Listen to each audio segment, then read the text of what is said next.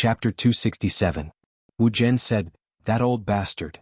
Hua Sengzan said, "Sure, keep it down. What's there to be afraid of? Let's go over." A bamboo building sat in the shade of the bamboo forest. Outside stood two strange-looking stone people holding lanterns. It was filled with an exotic atmosphere. A small stream flowed into the side of the bamboo basket. Li Qingshan followed Hua Sengzan into the building. He saw over a dozen young men and women drinking to the tune of a flowing stream. Every single one of them were Qi practitioners, and none of them were below the 6th layer. Seeing Hua Sengzan enter, a young man with a pale face and a slight beard grabbed Hua Sengzan's sleeve. "Senior brother, you ran away after drinking half a cup. What's that supposed to do?" "You need to drink 3 cups as punishment." Everyone jeered. 3 cups as punishment? Someone else asked, "Who are those two?" Hua Sengzan said, All right. Stop messing around. Let me introduce 2 friends to you. This is Li Qingshan and this is Chen Rongji. Both of them want to join our school of legalism. These are all prodigies of the school of legalism of our Clear River Prefecture. They might seem a little pathetic, but they really are. I won't introduce them one by one, but let's get along in the future. Before he had even finished speaking, everyone had already begun laughing and cursing him. "You're the pathetic one." Before this, Li Qingshan had already learnt a little about the school of legalism from the Book of All. The current leader of the school of legalism was the Scarlet Hawk commander, Wang Pushi. The 100 schools of thought were not schools completely cut off from the outside world. Instead, they maintained an extremely close connection with the entire Great Xia Empire. The disciples were extremely free. As long as they paid the tuition fees, they could do whatever they wanted. Of course, the tuition fees came in the form of large amounts of spiritual stones. This kind of freedom was exactly what Li Qingshan liked. It was not as strict and restrictive as a sect, and it was relatively convenient for him to go out and do whatever he wanted. Some disciples of the school of legalism. They studied in the academy as well as taking up positions in the Hawkwolf Guard. All they had to do was hunt down a few figures on the blacklist from time to time. The current head disciple of the school of legalism was Hua Sengzan. Li Qingshan found it particularly hard to refuse. These people were most likely the elite disciples of the school of legalism, judging from their youthful arrogance. He couldn't hide it no matter what. Li Qingshan cupped his hands in greeting, but no one paid him any mind. Chen Rongji walked out from the back and gracefully bowed, causing many men's eyes to light up. "Well done, Wu General. I told him that he wouldn't come out to play with us for a few days. You said you're a friend from afar, but it turns out you're hiding a mistress." "Stop bullshitting." Wu Zhen refused to admit it, but his face was filled with joy. When everyone saw little Anne, they exclaimed in admiration again. For a moment the scene was extremely lively. Hua Sengzan dragged Li Qingshan to the same table. He poured a cup of wine for him and said with a smile, "Wait a moment.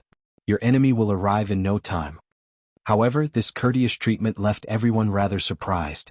Although Hua Sengzan treated everyone courteously, his pride was probably no less than anyone else's. It was very rare for him to be so close to someone. Li Qingshan said, "Let's hope it's not a meeting between enemies and making you particularly jealous." Hua Sengzan patted his shoulder. "Don't worry." Li Qingshan smiled. Suddenly he felt a gust of wind from behind, and his body tensed up like a bowstring. Hua Sengzan patted his hand with a smile as if he was telling him to relax. A woman hooked her arms around Hua Sengzan and Li Qingshan's necks from behind. A pretty face appeared between the two of them and she said with a smile, "What enemy?" Li Qingshan felt a softness pressing against his back, and a sweet fragrance assaulted his nose.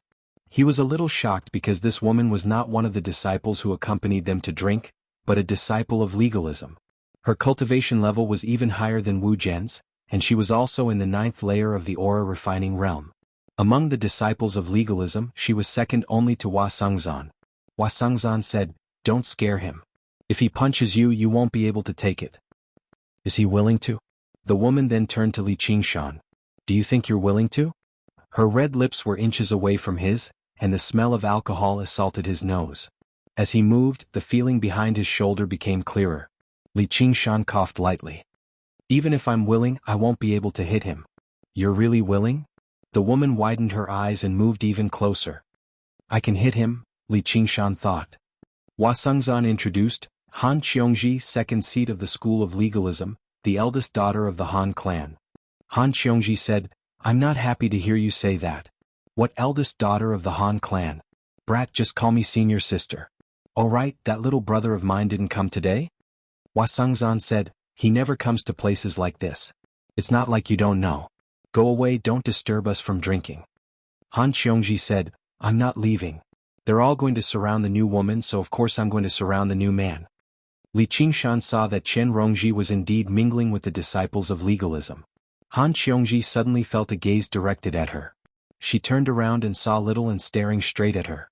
She raised her eyebrows and said unhappily, "Little girl, what are you looking at?" "She's not looking at anyone." Li Qingshan's voice was slightly cold.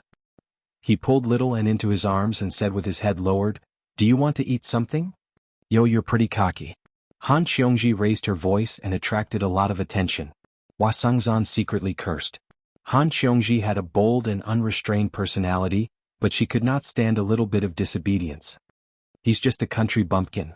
Before Han Qiongji could finish, Hua Sengzan shoved a glass of wine into her mouth. "Drink your wine." Han Qiongji said unhappily, "Why should I?" However, she saw that although Hua Sengzan still had a smile on his face, there was already a warning in his eyes. She immediately lost her temper and snatched the glass of wine. "I'll drink then." "Senior sister is being lectured by Brother Hua again," a female disciple of legalism teased from nearby. "I'll rip your mouth to shreds." Han Qiongji shot a glance at Li Qingshan before going off to mess with the girl. Hua Sengzan said, "That's just how she is. She doesn't have any ill intentions." Li Qingshan smiled. "That's fine. Among 9th layer Qi practitioners, her personality is pretty good.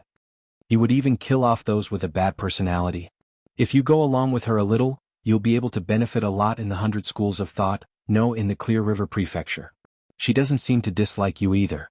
Perhaps you'll even have the opportunity to become the son-in-law of the Han family." Li Qingshan smiled. "You better take advantage of this opportunity yourself, Brother Hua." Hua Sengzan laughed aloud. A chuckle rang out from outside. He's already had far too many opportunities. He can't even take advantage of them all. The voice was slightly hoarse, but it was extremely magnetic. The laughter could even infect people's hearts, making them feel happy for some reason. Li Qingshan gazed outside and a woman stepped through the door. She held a round, peach-blossoming fan in her hand, covering half of her smile. At first glance, she seemed like a sweet girl around 15 or 16 years of age, but her charm and bearing made her seem like a mature, beautiful woman. She also possessed soul-stirring curves, and her perky breasts seemed like they were about to burst out of her clothes. However, her waist was curled tightly, and her round bottom pushed up her pink dress. As she looked around, she had already drawn over everyone's gazes. Although Li Qingshan had seen many great beauties in the past, he still sighed in admiration inside. Who else could possess such beauty other than the school head, Begonia?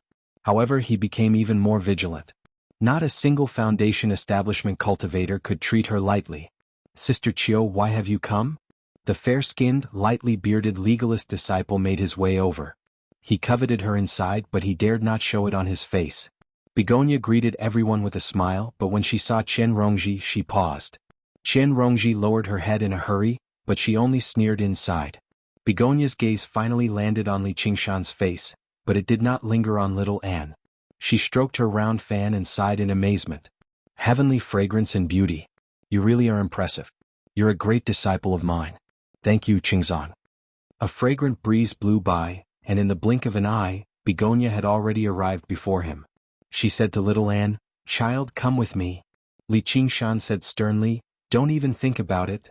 Begonia waved her round fan like she was swatting away a fly. "You must be Li Qingshan. For the sake of your brother Hua, I'll write off your grievances with my sect." Li Qingshan only saw the images on the fan begin to move. His head spun, and he used the spirit turtle's method of sea suppression in a hurry to compose himself. He was just about to take action. A slender, fair hand extended over from one side, flitting through the air like a butterfly and grabbing Begonia's hand. The round fan immediately stopped. "Haitang, how can you take someone as soon as you see them? You have to ask whether they're willing or not." Hua Sengzan frowned. He had no idea what the aspect of heavenly fragrance and beauty meant to the sect. He had not even had the time to say all the things he had prepared, and she had already come asking for him directly, even using a technique of charm. Begonia was slightly surprised, but it was not because of Hua Sengzan. She had been expecting Hua Sengzan to stop her in the first place, so she was not particularly surprised that Li Qingshan could maintain his composure. However, just now she had basically used all her techniques of charm on the child, yet the child was actually able to remain unfazed. It was rather unbelievable. However, she did not become dejected. For a moment her gaze rippled like water, producing many illusions. She asked gently, "Are you willing to go with me?" Little An said crisply, "I'm not." Begonia's expression changed slightly. Li Qingshan said, "You heard that. He had to make the sect give up on this first." Hua Sengzan said, "Haitang, looks like we're not destined to be master and disciple, so don't force it. I've brought Qingshan here to resolve the misunderstanding between him and the sect." Only then did everyone know that this was the reason why Hua Sengzan brought Li Qingshan here. "If that's the case, then let's settle the score. Li Qingshan, I suspect that you're closely related to the deaths of a few of my sect's disciples." Begonia's expression changed again. In Li Qingshan's eyes, the charming beauty suddenly turned into a fiendish and frightening demon. However, he only smiled coldly. If she wanted to use charm to seduce him, perhaps it would have some effect, but if she wanted to scare him, then it was a far cry from it. If he was even afraid of this, then when he transformed into a demon and looked at himself in the mirror, wouldn't he be frightened by himself? In reality, he was still very satisfied with his appearance as a demon. Li Qingshan said, "That's right. The Madam of Jiaping's Gate Tower was killed by me. However, she colluded with Zhuozhibwa to bully me first and abduct and sell innocent people. According to Great Xia's laws, this case was decided by the district magistrate. What do you have to say?" Everyone was shocked. They did not expect that Li Qingshan would kill people from the sect and even dare to talk back to a foundation-building cultivator. He was extremely daring. They were very familiar with Begonia and all called her Sister Chiu. When they looked at Li Qingshan again, their gazes became somewhat unfriendly. P.S. Too many things happened today, so this is the only chapter. Please forgive me. The sky is going to be dark soon. I wish everyone, raise your head to look at the bright moon and lower your head to see your hometown. Legends of the Great Sage welcome readers to log in. Chapter 268. Only Han Xiongji pursed her lips and thought, at least this guy has some backbone. He's not like regular men. How could he forget his mother's surname as soon as he sees this loose woman? Originally, I wanted to find an opportunity to teach him a lesson in the future, so I'll just forgive him this once. Let alone the men present, even the women struggled to resist Begonia's charm. Han Xiongji was an exception. The higher one's cultivation, the greater their resistance to charm arts. However, what played a decisive role was still the jealousy of women. Whether it be in terms of cultivation, background, appearance, or figure, Han Xiongji was first-rate. However, Begonia just happened to surpass her no matter where she went. Begonia looked at Hua Sengzan. Hua Sengzan said, "Since it's suspicion, then there's no evidence. Our Hawkwolf Guard will investigate this properly ourselves. It's best if you stop worrying about this, Sect Master Chiu." Sect Master Chiu?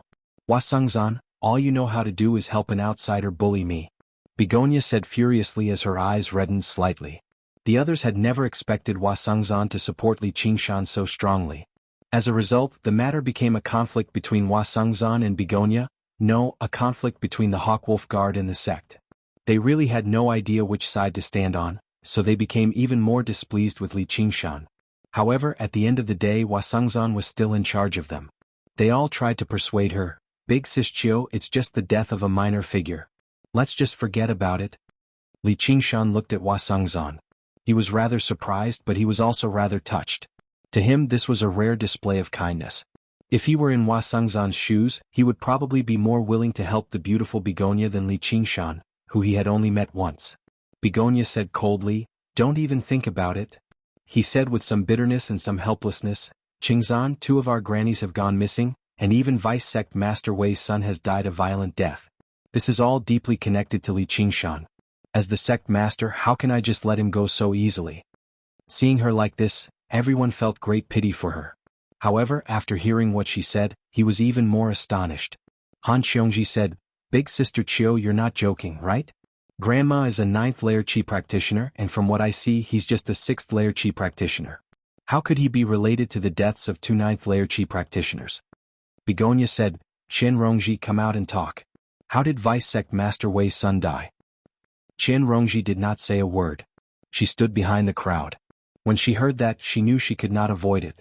She smiled at Wu Zhen beside her and walked out gracefully. Vice Sect Master Wei's son, Wei Yingjie, has gone to seek revenge against Li Qingshan. His whereabouts are unknown.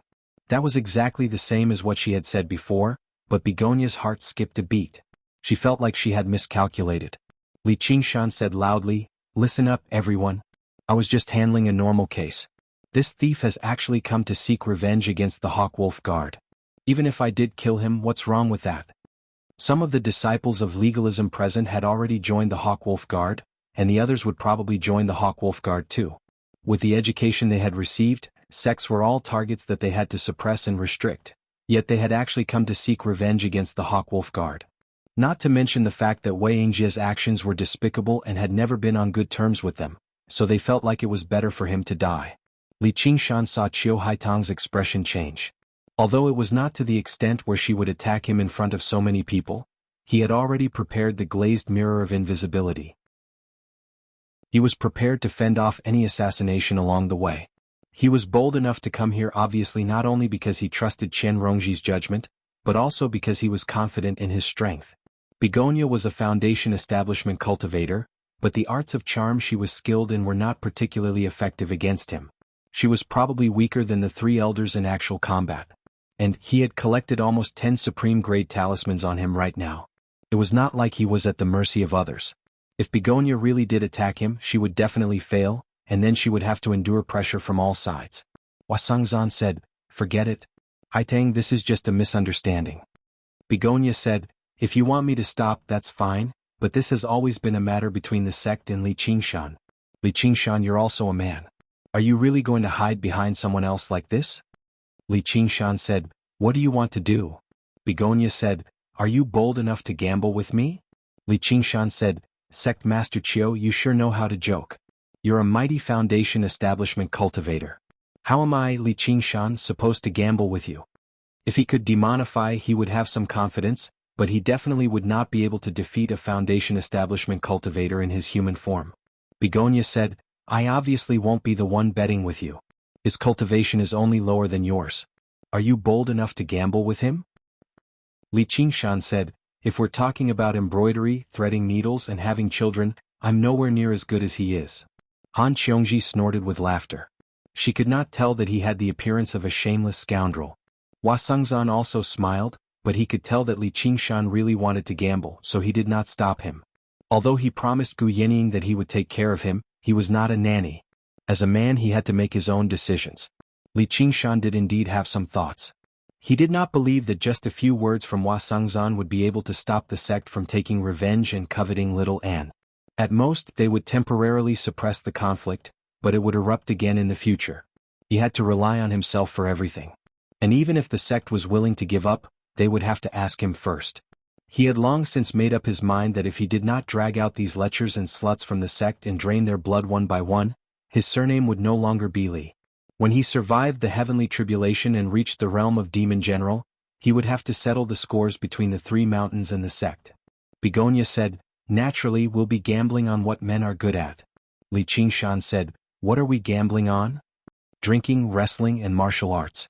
Begonia listed the three. Li Qingshan almost could not help but laugh out loud. These three were exactly what he was good at. He looked at Begonia and thought, "You're courting death this time." But his expression did not change. He asked, "What are the stakes?" Begonia pointed her slender finger at Li Qingshan. "You." Then her finger slid down to little Anne, and her. Li Qingshan said, "If I lose, you can have my head." He patted little Anne's head.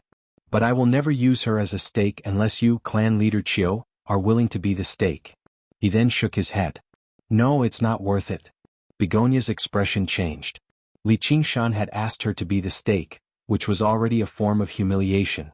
But he changed the topic and clearly told her that even if she was willing to be the stake, she was not qualified to be little Anne's equal. This was simply an undisguised humiliation. With her status as the clan leader and her cultivation as a foundation-building cultivator, she could not even compare to a little girl. The legalism disciples were also in an uproar.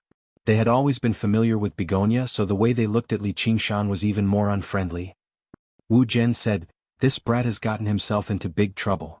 Han Qiongji praised him in her heart, "Good brat.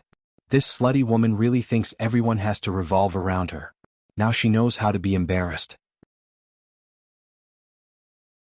Chapter 269.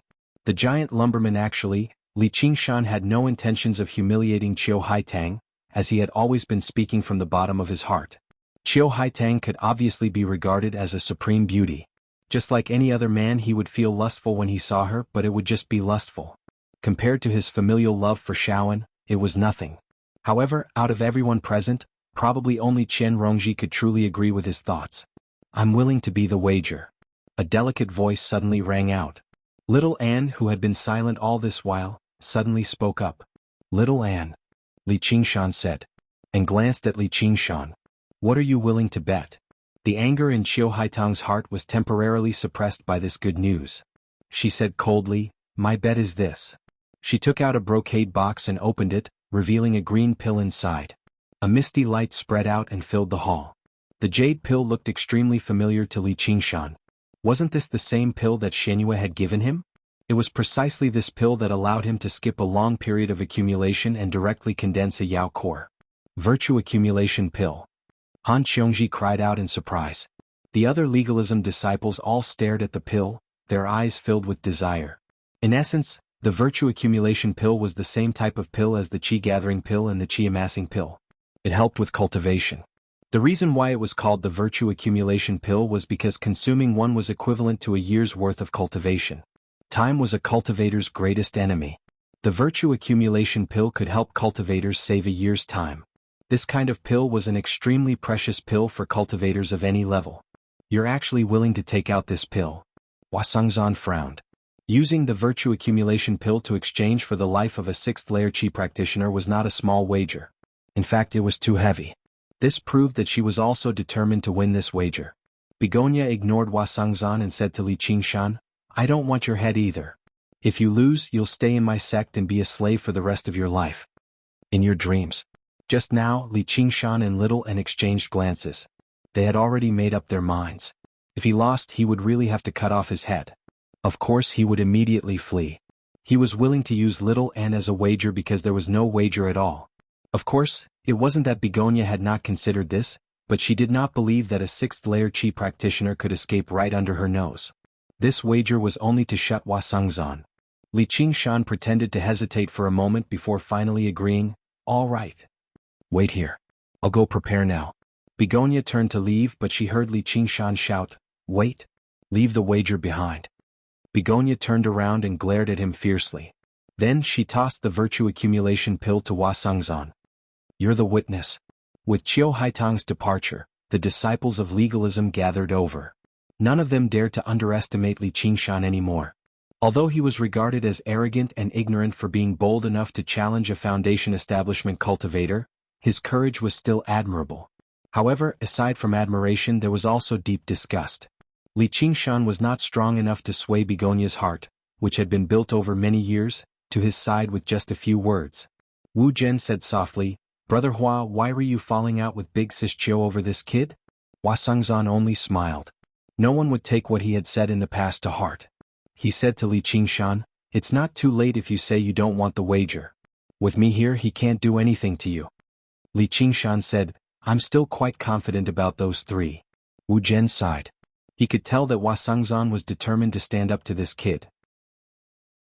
Han Qiongji slapped Li Qingshan's shoulder. "All right, kid, I think you can do it. Win back the virtue accumulation pill and make the Hawkwolf Guard proud again." An hour later, Begonia returned. "Come with me." She had already recovered her smile, without the slightest resentment or anger.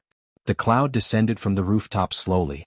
Li Qingshan only heard the rumble of machinery as huge pieces of wood moved out, connecting loudly in the air and separating the floors above the building. It made Li Qingshan think of what he had seen in the town of flowing clouds. Clearly, this building had been designed by the school of Moism as well. When the last two pieces of wood joined together, it formed a huge, empty space. There were at least several hundred qi practitioners watching from the several floors in the surroundings. It was almost time for the entrance examination of the 100 schools of thought. Most of the foreign qi practitioners would choose to visit the renowned building of the Clear River Prefecture. Begonia had even set up a wager. Not only could she profit from it, but everyone could bear witness to it as well. This place was like a huge arena. Li Qingshan landed on the ground and stepped on it. It felt extremely sturdy. Afterwards, he made Little Anne wait on one side as he made his way to the center alone. He said loudly, "Sect Master Chiu, where's the person who's betting with me?" Begonia clapped her hands gently, and Li Qingshan saw a door up ahead open loudly. A huge figure walked out slowly with heavy steps, accompanied by a series of rustles. Hua Sengzan said, "Oh no, it's another man." The huge figure had already emerged from the darkness and arrived in the light. The entire building cried out. Li Qingshan had always stood tall and straight, but when the figure arrived before him, all he could do was raise his head. Only then was he able to see his vicious face. His messy beard and hair covered most of his face. The bridge of his nose was high, and his two eye sockets were deeply sunken. His bloodshot eyes shone with a vicious light. Although he looked like a human, he was more than 10 feet tall, almost as tall as 3 people. His muscles were white with a hint of yellow, like wood that had just been chopped. However, his hands, feet, and neck were all shackled with iron chains. Apart from regular humans, there were many other men in the world. They seemed similar to humans, but they possessed many special characteristics such as long legs for arms and so on. It was said that these other men had once been scattered across the 9 provinces, establishing various tribes and countries. However, as the human race prospered, not only did they purge demons, but these other men were also expelled as other men, gradually vanishing from the sight of regular people. They could only be found in remote, desolate places. This giant was one of the many other men known as the giant lumbermen. They lived deep in the mountains, and it was said that they could absorb nutrients from the earth like trees. They could also grow bigger and bigger like trees, so their bodies were extremely tall, and they were known as the giant lumbermen. Hua Sengzan didn't expect that Begonia would be able to find a giant lumberman to bet with Li Qingshan. Li Qingshan's odds were against him this time. Just based on his huge body, he had already lost the drinking and wrestling contest. "Hai Tang, you're using another man as a bet. Isn't that a bit shameless?" Begonia smiled indifferently. "Another man is still a human, and his chi cultivation is definitely not at the 6th layer. Is there something wrong with that? If you want to forfeit, do it now. There's no need to say anything." Although he hadn't reached the 6th layer, the amount of vital chi stored in his huge body was much more than that of a 6th layer chi practitioner. Although Han Xiongji was a bit indignant, she had to admit that this Begonia was indeed cunning. She was worthy of being the head of a school and a foundation-building cultivator. When she looked at Li Qingshan's back, which seemed to be petrified with fear, she felt a bit pitiful. Daring to bet with a foundation-building cultivator, he had quite the guts, but his brain was a bit lacking. The little bit of admiration the other legalism disciples had for Li Qingshan disappeared completely, and all of it turned into mockery and ridicule, as if they were looking at an idiot who was trying to break a rock with an egg. Wu Zhen said to Chen Rongji, "It's not his fault. After all, he's from a small place, so he doesn't know how powerful a foundation-building cultivator is." But Chen Rongji said, "That's not necessarily true." Someone upstairs shouted, "Sect Master Chiu, are you joking? What's so interesting about this kind of bet?" Begonia said, "Everyone feel free to place your bets. The spirit stones you win will be a gift to all of you." "Can I place a bet?" Li Qingshan suddenly asked. Hua Sengzan was slightly taken aback. Li Qingshan's voice did not sound discouraged at all.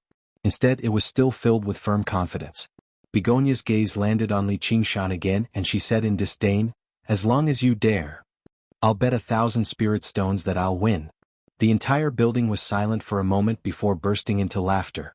On the 3rd floor, a young man in white was snuggled up to 2 beautiful young girls. One of the young girls said, "Brother Tian, is this person crazy? There have always been a lot of madmen in the world, but if these madmen were gone, wouldn't there be a lot less joy?" The young man's gaze wandered around, sweeping past Chen Rongji and Han Xiongji before landing on Chiu Haitang in the end. One of the young girls said unwillingly, "Brother Tian, you're lusting again. Isn't it enough to have the 2 of us?" The young man in white smiled and said, "It's a waste of youth if you don't flirt. I know that Brother Tian is not someone that people in this world can compare to, and you can't be restricted by worldly thinking. We don't care how many women you have as long as you have us in your heart." The young man in white said affectionately, "You'll always be my treasures." Chen Rongji felt the gaze from above, but she did not mind it. She heard Wu Zhen beside her say with a smile, "He's still so good at joking. Anyway, if he loses, he'll be a slave for life. His things don't belong to him anymore, so there's no loss in betting."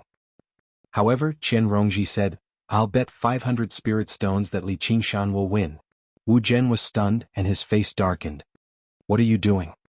He really suspected that Chen Rongji and Li Qingshan had some relationship. Chen Rongji smiled and said, I think I can win. Wasungzan suddenly said, then I'll also bet 1,000 spirit stones, I also think I can win. Begonia said, since you're giving me spirit stones I can't refuse. After a while the bets were made. Most of the bets were on the giant lumberman, and the young man in white casually bet 1,000 spirit stones. Only a few people wanted to win against the dark horse, and the odds were shockingly different. Begonia waved her hand, and the chains on the giant lumberman fell off and flew into the air. However, the giant lumberman suddenly turned around and stared at Begonia. Its body leaned forward as if it was ready to pounce at any time. Chapter 270. Begonia ignored the giant lumberman's hostility. If you lose, do you know what will happen to you? The giant lumberman growled and turned around helplessly, facing Li Qingshan. At this moment, hundreds of jars of wine were brought up and placed aside. Not far away, a long stick of sandalwood incense was placed in an incense burner. We'll use the incense as the time. Whoever drinks the most within 2 hours wins. Begonia clapped her hands lightly. The giant lumberman almost pounced over and grabbed a jar of wine. He gulped it down as if he was venting. The huge jar of wine was more like a big cup to him. In an instant, the jar of wine was emptied and he threw it to the side. Based on this momentum alone, those who originally had faith in Li Qingshan felt that Li Qingshan would definitely lose. Li Qingshan walked over unhurriedly and opened the jar. He opened his mouth and sucked. Like a whale sucking in water, a sparkling stream of wine entered his mouth. In an instant, the jar of wine was emptied. He praised, good wine. The aroma of the wine was rich and strong. Although it was not as good as spiritual wine, it was still a rare fine wine. As it entered the throat, there was a burning pleasure. The giant lumberman glanced at him and gulped down the third jar of wine. Li Qingshan's interest in drinking was aroused. From the moment Oxen taught him to drink, he fell in love with the taste. However, after coming to Jiaoping City, he was troubled by many things and could not drink to his heart's content. He felt rather regretful. Tonight, he could finally drink to his heart's content. Li Qingshan sat down as if there was no one else around. With one hand on the jar of wine, he said to Begonia, there's wine without meat. It's lacking some flavor. Han Xiongji was surprised. At this time, other people would complain that their stomachs were not big enough, but he still wanted to eat. Begonia said, be a hypocrite and give it to him. A moment later, a long table was carried in front of Li Qingshan. In the middle was a roasted lamb and a roasted pig. Around it were roasted chicken, duck, and crystal pork knuckles. All kinds of meat that a normal person could think of. Everything was available. Li Qingshan didn't pick up the chopsticks. Instead, he grabbed the crystal pork knuckle and took a bite. It was fragrant but not greasy and melted in his mouth. He praised, good taste. Wu Zhen said that all the famous chefs in Qinghe were gathered in the restaurant. It was indeed true. Only then did Li Qingshan start to drink. The giant lumberman had already drunk the 7th jar of wine. Li Qingshan did not even glance in that direction. He continued to eat and drink by himself. Unlike the giant lumberman who kept his head down the alcohol, everyone could tell that he was enjoying this process. He finished the jar of alcohol. I'll just take another jar. I won't deliberately increase my speed. Yet he drank very quickly. After a while, several jars of wine were drunk, and the roasted suckling pig was already in his stomach. Those who weren't hungry couldn't help but smack their lips and salivate when they saw him like this. Han Xiongji asked Wasungzan, can he win? She was provoked by Wasungzan, so she gritted her teeth and bet 500 spiritual stones on Li Qingshan. Afterwards she felt a little heartache. 500 spiritual stones was enough to buy a slightly inferior top-grade spiritual weapon. Wasungzan said, it won't be easy. He has opened his sea of Reiki so his cultivation level is slightly higher. But he drank so fast that he might not be able to refine the alcohol in time. He's not as tall as the giant lumberman, so he'll be at a disadvantage. Han Xiongji said, then why did you bet 1,000 spiritual stones? I thought you were confident. It's not that I'm confident, it's him. Do you think he's not worth the trust of 1,000 spiritual stones? Han Xiongji looked at Li Qingshan again. He lifted his lapel, revealing his bronze-colored chest. There was a hint of a smile on his chiseled face. Although he wasn't handsome, he exuded the heroic spirit of a man. She felt a little moved when she saw him, so she gritted her teeth and said, it's worth it. No matter what, this man was worth it. However, she saw that little Anne's expression hadn't changed since the beginning. He just looked at her silently. There was no doubt in his eyes, and he trusted her unreservedly. She vaguely understood why Li Qingshan was so protective of her, and even dared to fight back against the foundation-building cultivator. The ashes fell and the incense was only half burned. Around Li Qingshan and the giant lumberman were empty jars of wine. They had already drunk half of the 100 jars of wine. The fragrance of the wine permeated the air. Even on the third floor they could smell it clearly. The upper and lower floors had already quieted down. Qi practitioners relied on their vital qi to protect their bodies. There was no lack of people who drank to their heart's content, but even they couldn't drink like this. "Brother Tian, they're amazing. They're just too good for nothings," the young man in white said. He was a little worried about his 1,000 spiritual stones, but he soon relaxed. Among the empty jars, the giant lumberman had drunk 33, while Li Qingshan had only drunk 21. There was still a gap of more than 10 jars of wine. However, Huasangzan noticed that the giant lumberman's face had started to turn red. He seemed a little drunk and the speed at which he drank had slowed down. The giant lumberman's vital qi was operating at full speed to dispel the drunkenness. At this point it was not just a competition of wine but also cultivation. Li Qingshan looked even more drunk, but he ate and drank at the same time, and the speed at which he drank was getting faster. He didn't purposely use his vital qi or demonic qi to dispel the wine, because there was no need for that. Although he looked much smaller than the giant lumberman, his actual size was already more than 50 feet tall. He was a real behemoth. During this period of seclusion in Jiaoping City, he had been consuming large amounts of pills every day. Whether it was qi-gathering pills or qi-amassing pills, he had refined them all into demonic qi. His demonic form had also rapidly grown in height. If he were to revert to his original form, the pair of horns on his head might even be able to touch the sky. To the giant lumberman these wine jars were like large cups that needed to be filled. To Li Qingshan they were like small wine cups. Not only did he not have to rush, but he also had to savor the taste of the wine, allowing it to completely dissolve in his body. If he were to use demonic qi to refine it while drinking, then what was the point of drinking? 2/3 of the incense had burned down, and the giant lumberman had drunk another 10 jars. Li Qingshan had drunk 14 jars, so there were only 8 jars between them. The giant lumberman's pale yellow skin had already turned red, and it began to sway. It had no choice but to sit down like Li Qingshan. Li Qingshan, on the other hand, sat there steadily. His bronze face did not change color, but it was clear that he was getting more drunk. However, he drank faster and faster, which was how people who were in the mood to drink began to drink. Everyone could see who was winning. Han Qiongji grabbed Huasangzan's shoulder and said excitedly, "Maybe we can win." Huasangzan smiled. This kid really had a way. He had almost forgotten that Huasangzan had trained his body to begin with. Although eating and drinking at the same time occupied his stomach, he did not get drunk easily. Moreover, he strictly controlled his speed and used his vital qi to slowly dispel the wine.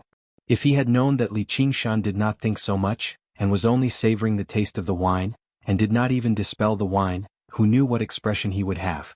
No matter how smart he was, he would never have thought that the person in front of him was a big monster. Huasangzan's eyes met Begonia's. Huasangzan bowed slightly as if to express his apology. Begonia showed some hidden bitterness. "Can't I move your heart in the end?" The giant lumberman saw that Li Qingshan was gradually catching up, and became anxious. He grabbed the wine and gulped it down. This made him even more drunk, and he did not have enough time to dispel the wine. There was only a little of the incense left, and with a loud bang, the giant lumberman fell to the ground. The wine jar in his hand fell to the ground, and half a jar of wine spilled all over the ground. Li Qingshan stood up and burped. He gulped down the last jar of wine and looked around. Is there no more? It seemed that he had not had enough. The incense turned to ashes. There was silence. "We won." Han Qiongji waved her fist and broke the silence. There was a commotion upstairs and downstairs, and it was noisy. No one expected that the giant lumberman would lose to an ordinary person in drinking. Many people shouted, "Cheating!" Not only did they bet on the outcome of the whole round, but there were also people who bet on the outcome of a single round. Many people who wanted to earn some spirit stones easily lost their hard-earned spirit stones instead. Li Qingshan laughed loudly, and his loud laughter suppressed all the criticism. He said to Begonia, "Clan Master Chiu, do I win this round?" The wine helped his desire, and his eyes unscrupulously sized her up. Begonia said, "I'll let you have a taste of the sweetness first." Li Qingshan glanced at the drunken giant lumberman on the ground. "I'm afraid there's no way to compete with the next round." Chiu Haitang said coldly, "Get up." The giant lumberman trembled and got up from the ground shakily. With the help of his vital energy he sobered up very quickly. Begonia took out a small cauldron from her 100 treasures pouch and tossed it into the field. With a bang, the small cauldron grew 10 times bigger in the air, and turned into a large bronze cauldron. Li Qingshan felt a tremor under his feet. The cauldron weighed more than 1,000 pounds. Begonia said, "The ancient strongmen are said to have the power to resist cauldrons. The second round is to lift this cauldron." Li Qingshan said, "You're the owner of the cauldron. If you help me secretly, won't I lose without knowing why?" Begonia frowned. "What do you want?" She didn't have such intentions. She didn't believe that Li Qingshan could be stronger than the giant lumberman. The giant lumberman was born with a physique that was far stronger than ordinary people. After she bought him, she taught him the art of physique tempering. In order to escape, he trained day and night, and his strength was astonishing.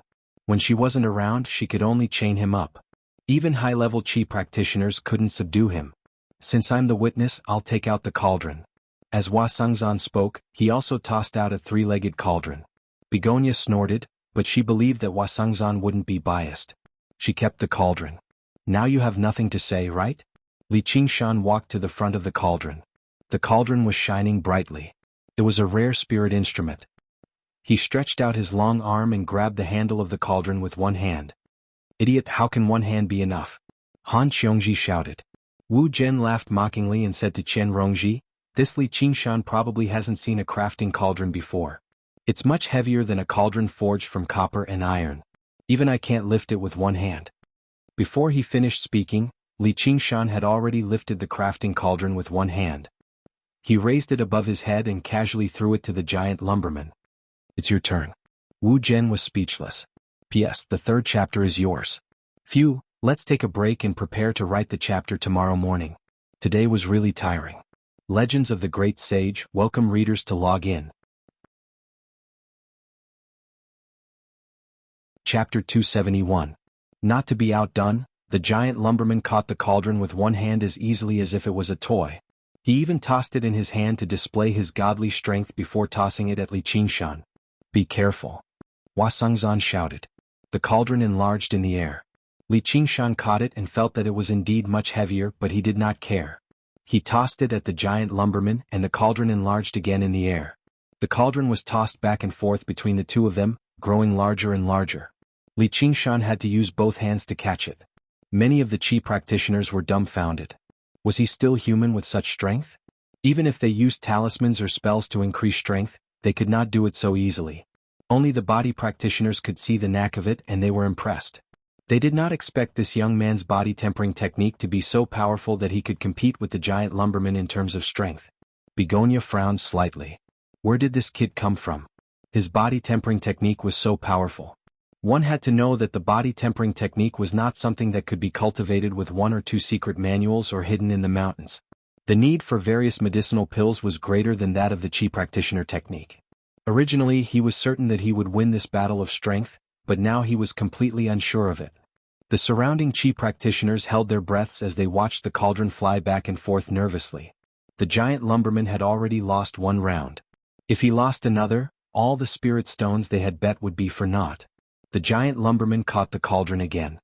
His face was flushed and his eyes were about to pop out of their sockets. His body was drenched in sweat and he was completely sober. The cauldron had grown to 3 times its original size and weighed heavily on his shoulder. He panted heavily and even he began to feel the strain. On the other hand, Li Qingshan had also taken off his clothes, revealing his bronze body. His bronze-colored body did not have a trace of excess fat, unlike the giant lumberman. His muscles were bulging. Instead, they were perfectly streamlined as if they were made of metal. If the strength that the ox demon gave him was a piece of iron, then the tiger demon forged the iron into a steel blade. He did not sweat at all and did not seem to be losing. In terms of strength alone, he might not be stronger than the giant lumberman, but he had endurance and tenacity. It was not something that any body cultivator could compare to. At this point, the outcome of the battle was already not far from being decided. The giant lumberman made up his mind and roared. He gathered all his strength. He threw the cauldron out. The huge cauldron whistled towards Li Qingshan with the force of wind and thunder. "Quick dodge!" Han Xiongji exclaimed. Hua Sengzan's expression changed slightly, but he still increased the size of the cauldron. If he didn't do this, it would be unfair. He could only make Li Qingshan forfeit this match. If the cauldron falls to the ground, it's considered a loss. Fellow Taoist Li, you should catch it. Begonia smiled charmingly. It could be seen that the two of them were already at their limits. If Li Qingshan didn't receive it, he would lose. If he received it head-on, it would be even better.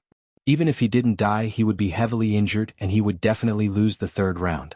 Li Qingshan turned a deaf ear to these voices. He focused his gaze, sank his chi into his dantian, and reached out towards the huge cauldron that was whistling towards him. The huge cauldron crashed into Li Qingshan, and there were gasps all around. Li Qingshan felt a huge force coming from the huge cauldron. If he could transform into his demon form, this force would not be much, but with his human form it was a bit difficult. He gritted his teeth, and his dantian sea of chi started to spin. Streams of true chi rushed out and flowed towards his limbs and bones, turning into waves of soft, water-like force, which dissolved the impact of the huge cauldron. Li Qingshan was pushed back more than 10 steps by the huge cauldron. His feet dragged 2 deep tracks on the ground. He pushed with his right foot and suddenly stopped his body. With a crack, the sole of his foot sank into the ground. Li Qingshan held the huge cauldron firmly. He grinned and shouted, "Here you go." He suddenly took a step forward, gathered all the strength in his body, swung his arms and threw the huge cauldron. The huge cauldron flew out with an even more ferocious force than when it came. The giant lumberman's eyes were filled with fear. He looked at Begonia, roared and reached out with both hands ready to die. The moment his hands touched the huge cauldron, he knew that this force was not something he could withstand. His internal organs were about to be crushed, and he could only close his eyes and wait for death. A strong wind blew in his face, but there was no impact. He opened his eyes, and the huge cauldron suddenly stopped in front of him, only a few feet away. The giant lumberman blinked as if wondering what was going on.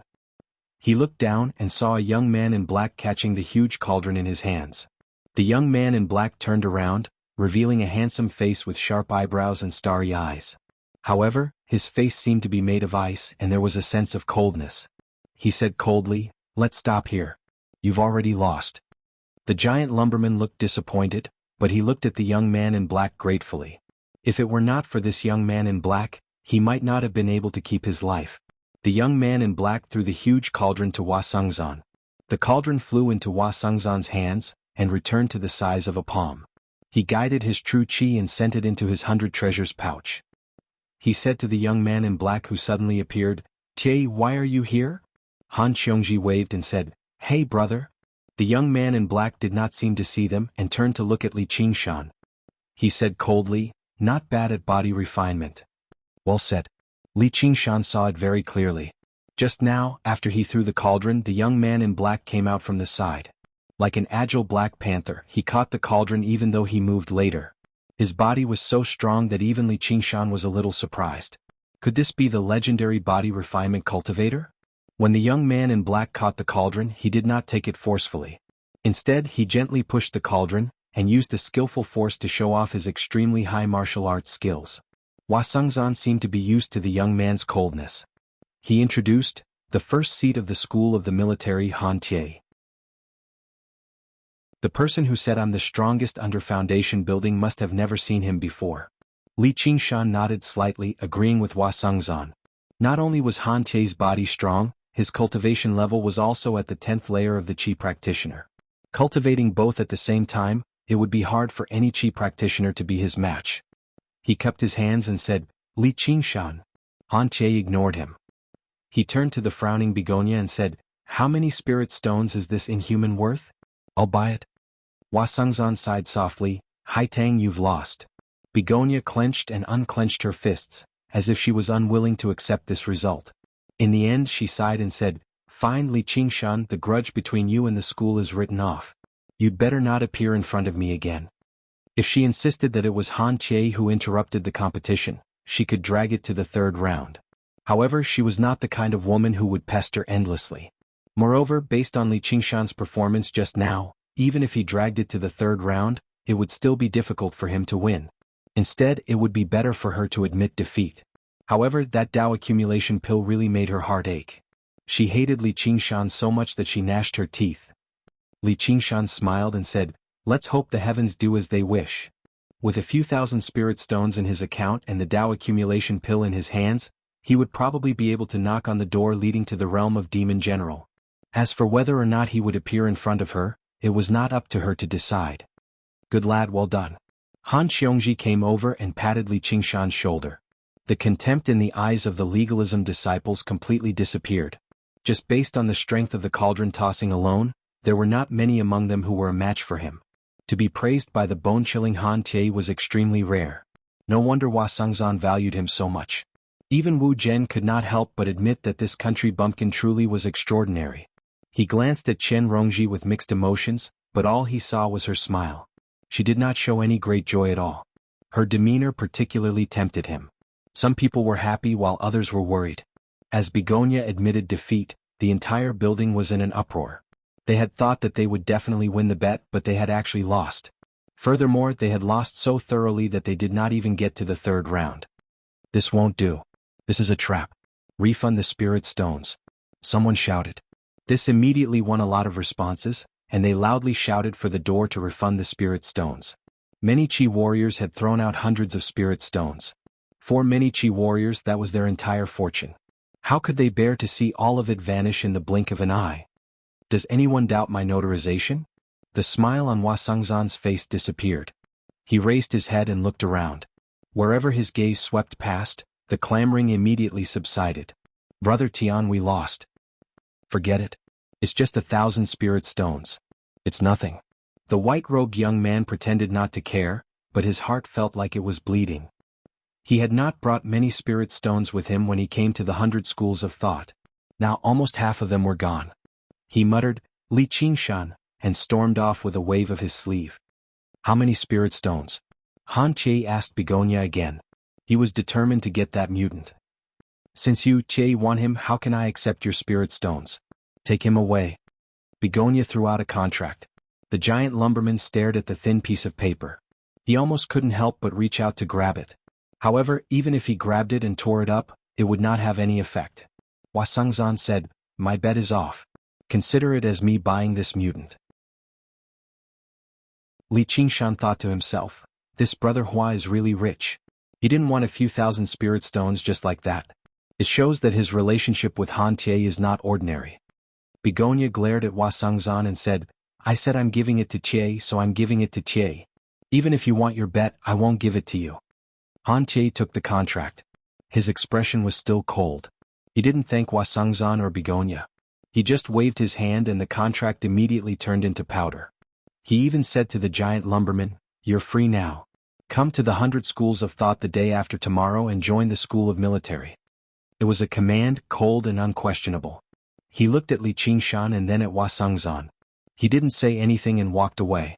Hua Sengzan touched his nose and smiled bitterly, at least he gave me some face. He didn't steal my disciple. That was giving him face? Li Qingshan realized that it was not that Han Tie didn't give him face. Just now he was born with a dead face and didn't give a damn about anyone. He also noticed that Han Tie's stride length and frequency were always the same. There was no difference at all. It was as precise and monotonous as a clock.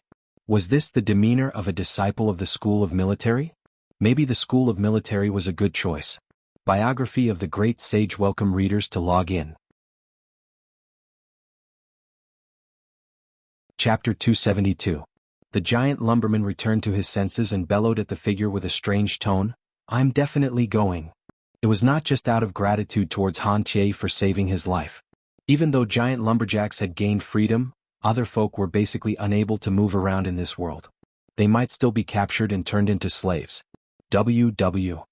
And Han Tie's footsteps did not change at all, as if he did not hear it at all, or perhaps he had already anticipated it. He vanished in the blink of an eye. Han Xiongji muttered, what a weird temper. Li Qingshan secretly admired him. Han Tie seemed cold and aloof, but he possessed the bearing of a great general. To be able to stand out among the hundreds of millions of people in the Clear River Prefecture and become the primary disciple of the school of the military, he truly was anything but ordinary. That's just how he is. Don't take offense. Hua Sengzan passed the embroidered box with the virtue accumulation pill to Li Qingshan, which made the disciples of legalism green with envy. Many of them had heard of this before, but they had never eaten it before. Li Qingshan gazed at the pills Xianyue had given him in the past and sighed slightly inside. Even Foundation establishment cultivators treated these virtue accumulation pills as treasures, yet Xianyue had taken them out by the handfuls, just like how he took out qi-gathering pills. A while later, Begonia also ordered someone to deliver the several thousand spiritual stones Li Qingshan had won. The eyes of the onlookers grew redder and redder. Several thousand spirit stones was a huge sum of money to any qi practitioner. Han Xiongji had won quite a lot too, so her gaze towards Li Qingshan became more and more amiable. Her previous displeasure had already been tossed to the back of her mind. She remained unfazed as she looked at Li Qingshan. I couldn't tell, but you sure are rich. If he were a regular qi practitioner, he would definitely be overjoyed after receiving a virtue accumulation pill and several thousand spiritual stones. He would never be able to remain so composed. He had even wagered 1,000 spiritual stones without batting an eye. Even the young masters of clans would struggle to be so generous. Furthermore, his body seemed to be shrouded in a layer of mysterious aura. He was praising the demeanor of others. The others were also praising him. Be it Han Xiongji or Hua Sangzan. Even Begonia didn't view him as an ordinary 6th-layer qi warrior anymore. Senior Sister Han, don't tell me you've fallen for Qingshan. Wu Zhen said somewhat enviously. In their circle, Han Xiongji was like a big sister. She had extraordinary talent, a forthright personality, and was beautiful. As they bumped into each other, many people began to have thoughts, and Wu Zhen was one of them. But she was also extremely arrogant. I don't care about ordinary men. I'm only close to Hua Sangzan. However, when he confessed his love to her, he was silenced by the words, surpass me in terms of cultivation. Gradually he gave up on the idea and only treated her as an elder sister. However, when he saw her express her love to another man, he could not help but feel rather displeased. The other legalist disciples joined in. Qingshan is so strong, so he must be very impressive in that aspect. No wonder Senior Sister Han likes him. Han Xiongji, however, could not be provoked. She wrapped her arm around Li Qingshan's shoulder. I think he's much stronger than you cowards. She was not short, but there was still a gap between her and Li Qingshan. With her arm around Li Qingshan, she seemed like she was leaning on him. They really did seem like a couple. She even countered, Rongji, aren't you? You're right, Senior Sister Han. Qian Rongji smiled. She had already seen it clearly. In this circle, the person she could not afford to offend the most was not Hua Sangzan, but Han Xiongji. Although Hua Sangzan was shrewd, he still had his pride as a man after all. He would not do anything to a woman like her. When Han Xiongji became reckless, she really would deal with her regardless of the consequences.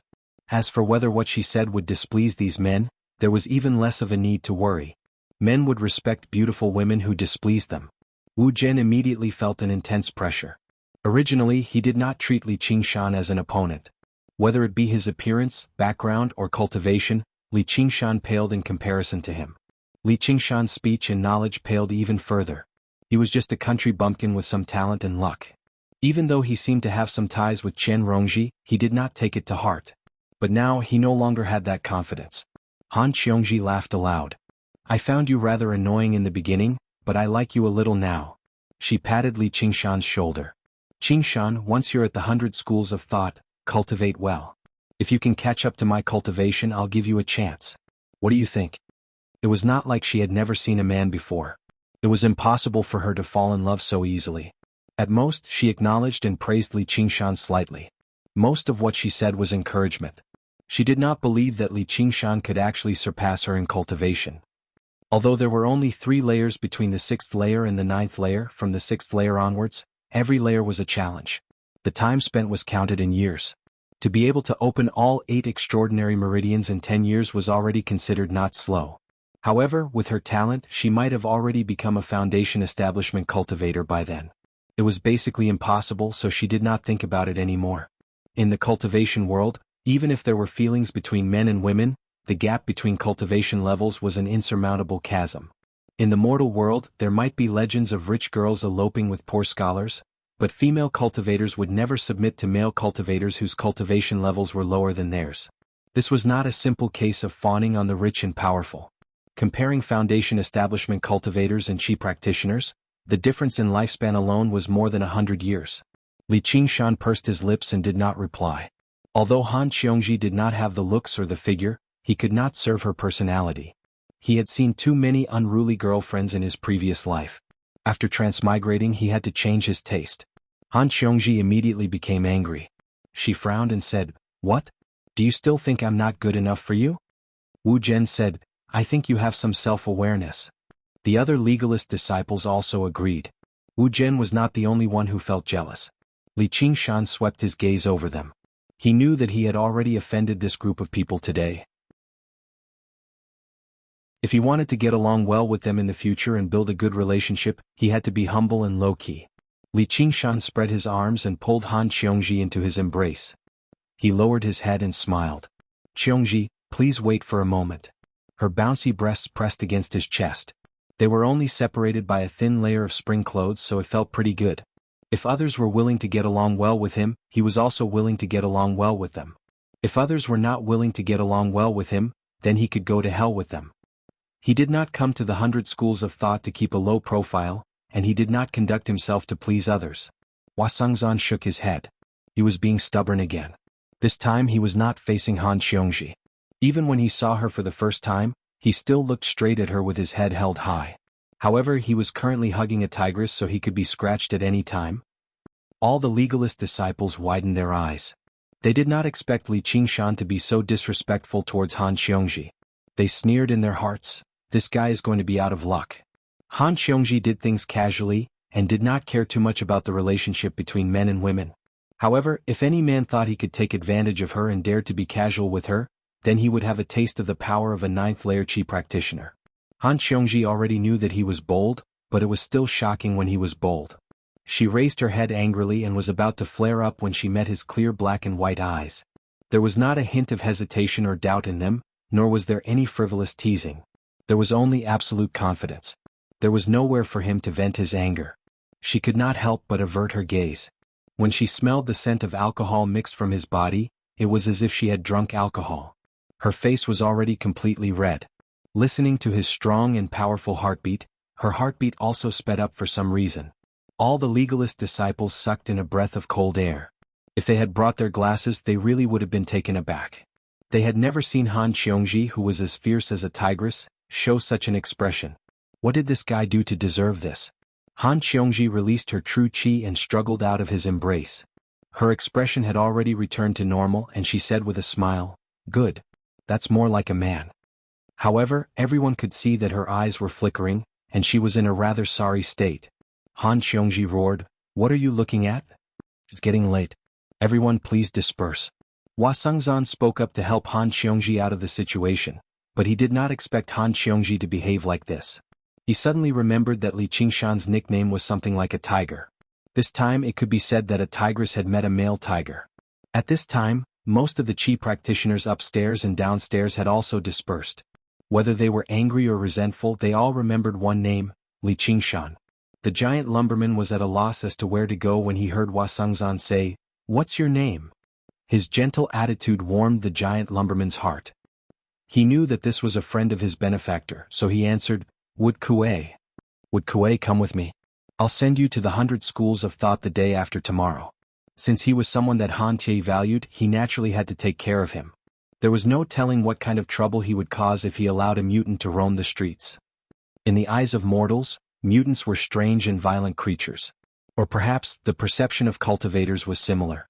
Compared to demons of all shapes and sizes, many people were more afraid and disgusted of these monsters, that looked like humans but were not. Wood Kuei nodded and trailed far behind the crowd, especially keeping a safe distance from Li Qingshan. The cauldron that Li Qingshan had tossed out had almost cost him his life. Wu Zhen glanced backwards in some disgust. "Brother Hua, are we really going to bring him along? I really don't know what Brother Han is thinking. No matter how talented a mutant is, he's still a mutant. He has a feud with us. Who knows when he'll stab us in the back?" Hua Sengzan was non-committal. He has his own thoughts. Giant lumberfolk are amiable and don't like fighting and killing. When we fought against the mutants in the past, we mainly fought against mutants like the fire-devouring folk and the winged folk. The giant lumberfolk are also divided into many clans. He casually introduced the habits and lifestyle of the giant lumberfolk like he was familiar with them. He displayed his vast knowledge, which made the disciples of legalism sigh in amazement. As would Kuei listened to Hua Sengzan talk about his hometown in the distant mountains in the south, he became dejected. He was almost on the verge of tears. Suddenly he felt a figure approach him. Looking up he saw that it was Li Qingshan. He could not help but be alarmed and raise his guard, but all he saw was an extremely resplendent smile. Chapter 273. Ever since Li Qingshan carried Han Qiongji, he knew he could not get along with these elite legalist disciples, so he did not join them either. He purposefully lagged behind them. He had always been very interested in the giant lumberman, but he could not afford to be distracted during the battle. The battle was already over. As he listened to Hua Sengzan's introduction, he found it even more difficult to hold back. There were actually such strange humans in the world? And they were not the only ones. There were also fire devourers and winged folk. Who knew what they were like? Traveling across the 9 provinces and seeing all the beautiful sights and wonders of the world was also his vow. Are all of you giant lumbermen surnamed Mu? Would Kuei nodded stiffly. Where's your homeland? Would Kuei tightened his jaw. He was extremely cautious. Was he planning to target his own clansmen? Alright, let's change the question. Are there other folk in your homeland? Would Kuei did not answer. Li Qingshan suddenly extended his hand. Would Kuei almost instinctively wanted to retaliate, but Li Qingshan only tapped his wood-like skin. You really aren't a wooden person. Of course. Would Kuei replied in a strange tone. He did not know whether to laugh or cry. Just now, this man who was as fierce as a tiger was like a curious child, but he did not have any ill intentions or discrimination. Li Qingshan said, one day I'll definitely visit your homeland whether you agree or not. Just the thought of a large group of tall lumbermen was extremely interesting. Would Kuei said, if you don't have any ill intentions I can take you there. However, his homeland was so far away. At this moment, Begonia suddenly appeared, blocking in front of Li Qingshan. Li Qingshan and Would Kuei were both surprised. They were almost tempted to strike immediately. Against the same enemy the shackles from before. Naturally dispelled. Hua Sengzan said, Hai Tang. Li Qingshan said, looks like the heavens don't follow one's wishes. I don't want to see you again but we do.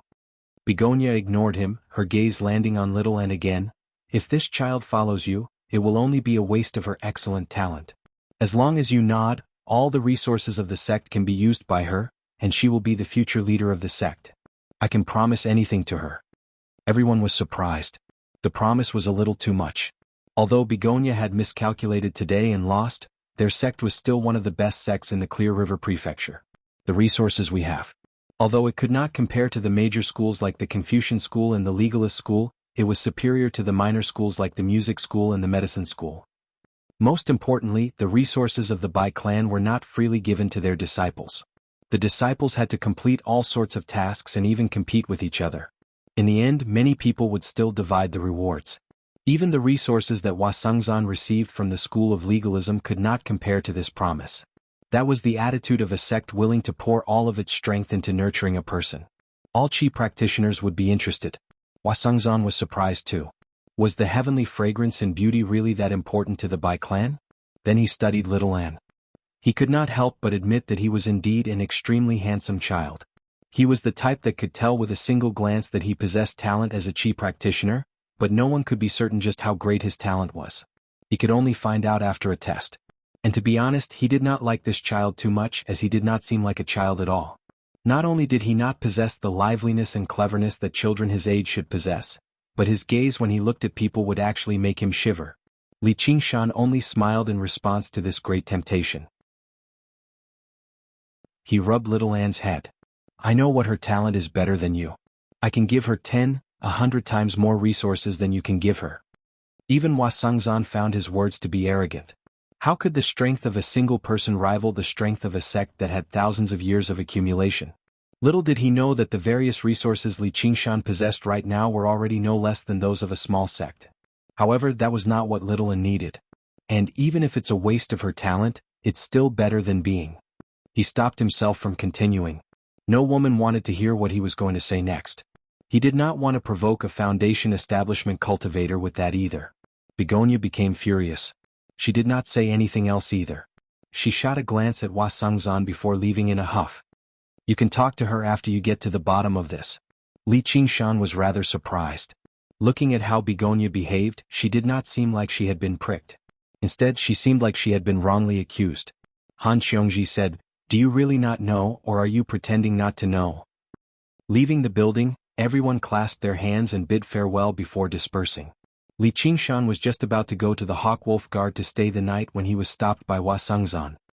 "It's quite inconvenient to stay there. Come to the estate with me. I have some things to tell you." "All right." Li Qingshan immediately agreed. He was a person who kept clear tabs on his debts of kindness and grievances. It was all thanks to Hua Sengzan that he was able to put up such a tough front before Begonia today, even winning a virtue accumulation pill and several thousand spiritual stones. He had even obtained a promise that he would not cause any more trouble. He left the brightly lit building behind and stepped into the dark streets. The huge buildings of various shapes and sizes on the two sides were like colossal beasts. The few remaining specks of light were like the opened eyes of the colossal beasts. Wu Zhen and Chen Rongji traveled together. When they parted outside the building, he seemed extremely confident under the mischievous gazes of his senior and junior brothers. He had always been a very confident person, whether it was in terms of cultivation or women. He had the right to be confident. With his talent and identity, he could be described as having seen countless women at his age. Originally, he thought she would be a piece of cake for him. However, when there were only the two of them around, his confidence suddenly vanished. That contemplative profile made him feel even more uncontrollable. There were countless questions in his mind. What was her relationship with Li Qingshan? How did Begonia know her? However, when the question was on the tip of his tongue, he did not dare to ask. His thoughts were like returning to the time when he had his first awakening of love. Chen Rongji suddenly stopped and smiled at him, causing his heart to sway. However, he heard her say, "I still have something to do. Senior brother Wu, you go back first." Then, without waiting for his reply, she turned around and left. If any other woman had dared to treat him like this, he would have cursed out loud. However, at this moment he stood there in shock, unable to speak. He watched as she disappeared into the darkness. Chen Rongji raised her head. The brilliantly lit building was reflected in her eyes. She was determined. She had a 90% chance of winning this gamble. "You still dare to come back?" Begonia's voice suddenly rang in her ears. Chen Rongji smiled faintly. 100%. Under the guidance of that voice, she walked along the winding road. Along the way she did not meet anyone. Finally, she came to the front of a vermilion house and gently knocked on the door. "Come in." Qiu Haitang's voice came from the door, and the door automatically opened to two sides. Layers of gauze hung in the room, fluttering with the night wind, faintly discernible and enchanting. Behind the heavy curtain, an enchanting figure could be vaguely seen lying on the couch. The door closed with a loud bang. Chen Rongji glanced behind her and walked towards the layers of silk curtains. Suddenly, the silk curtains seemed to come to life. Like a snake, they wrapped around her. She did not resist. Finally, she could see the figure behind the curtain clearly. However, all she saw was a pair of hallucinatory eyes. She immediately became dizzy. Begonia looked at the dazed Chen Rongji and said, "Now, I will ask one question and you will answer one." "Yes." Chen Rongji said woodenly. "Where did you get this secret art that you cultivate?" "Weiyingjie." "Just as I expected. If it weren't for the vitality devouring technique, how could you cultivate so quickly with your talent?" Qiu Haitang snorted gently. She had sensed the changes in Chen Rongji right from the beginning. But at that time, her thoughts were all on little Anne, who had the aspect of heavenly fragrance and beauty. Even when she dealt with Li Qingshan, it was for this purpose. As a result, he did not lose his temper immediately. Dealing with a measly Chen Rongji was a piece of cake anyway. And that was the truth. "Who killed Weiyingjie?" "It was me." Begonia's face darkened. "No one knows you're here." "No one." "Then die." Her slender fingers grabbed at the top of Chen Rongji's head. "Vice sect leader Wei, you're back." In the building, a female disciple bowed carefully. She had rarely seen Vice sect leader Wei's expression so ugly. Fortunately, Wei Zhongyuan completely ignored her, passing by like the wind. She let out a sigh of relief, but in the blink of an eye, Wei Zhongyuan returned before her. He grabbed her by the shoulder and asked, "Where's Sect Master Qiu?" After receiving her answer, Wei Zhongyuan tossed her aside and went off in search of Begonia. Wei Zhongyuan lost track of Li Qingshan in Jiaoping City. Just as he was about to fly into a rage, a trusted disciple contacted him with a high-level communication talisman. "Li Qingshan has come." He rushed back to the Clear River City overnight. As soon as he returned to the building, He learnt everything that had happened from his disciple. Not only had Li Qingshan appeared in the building, but he had even won a virtue accumulation pill and several thousand spiritual stones in such an arrogant manner. How could he endure this? He was immediately filled with fury. The sect had never been bullied like this before, and he, Wei Zhongyuan, had never been toyed with like this before. He basically barged into where Begonia cultivated. Only when he faced Begonia's displeased gaze did he suddenly remember his identity. He bowed. "Greetings, sect master. If I've been rude, please forgive me, sect master." Although the title of sect master and vice sect master only differed by a single word, it was worlds apart. Although foundation establishment and the 10th layer were only separated by a single layer, it was like a chasm. "So late. What's the matter?" Begonia said coldly. Wei Zhongyuan said furiously, "Li Qingshan is so arrogant, and he's deeply connected to Yingjie's death. He's a mortal enemy of our sect. Are you really going to spare him for that Hua guy, sect master?" Begonia said, "That Hua guy is the Scarlet Wolf commander. Last time, I let you do whatever you want, which has already infuriated him. I admit defeat, so there's no need for you to say anything more. I'm tired." Wei Zhongyuan's thoughts immediately turned cold. He gritted his teeth. "If that's the case, I'll be taking my leave for now." In the end, he studied Begonia viciously. Lust and greed filled his eyes. "Once I reach foundation establishment, I'll show you." He would never spare Li Qingshan. Chapter 274. Begonia's lily-white hand paused. Her long fingernails had already touched Qian Rongji's skin. Just a moment more and her brain would have burst open. Qian Rongji's eyes were still blank, as if she couldn't feel the tightened veil around her. Begonia laughed at herself. She had miscalculated twice today, which actually made her doubt her own art of enchantment. How could a mere 6th-layer aura-refining cultivator resist her enchantment? She then asked, "Then how did the two grannies Shimen and Shimen die?" Qian Rongji answered. A moment later, Begonia had a general understanding of the matter. She looked straight into Qian Rongji's eyes. "From today onwards, I will accept you as my direct disciple. You must be absolutely loyal to me and you can't deceive me." Her eyes flashed, turning these words into an unshakable seed in her heart, deeply planting it into Qian Rongji's heart. Then she let out a light sigh, revealing a bit of exhaustion. The veil dispersed and Qian Rongji fell to the ground. As if she had just woken up from a great dream, she roused from her daze. She shook her head and saw Qiu Haitang. She blurted out, "Master." Then she covered her mouth, her face full of surprise. Not to mention that she had already been expelled from the sect. Even in the sect, she was only fit to call her sect master. Art of enchantment, for people like Li Qingshan and Little and who cultivated special cultivation methods and divine abilities, it might not be considered much, but its true use, once it was unleashed, it was terrifyingly strong. The school of Moism could only control puppets, and the corpse refiners could only control corpses, but they could control living people. As a spell that had an extremely high requirement for talent, it could still be passed down to this day without being lost, which showed how amazing it was.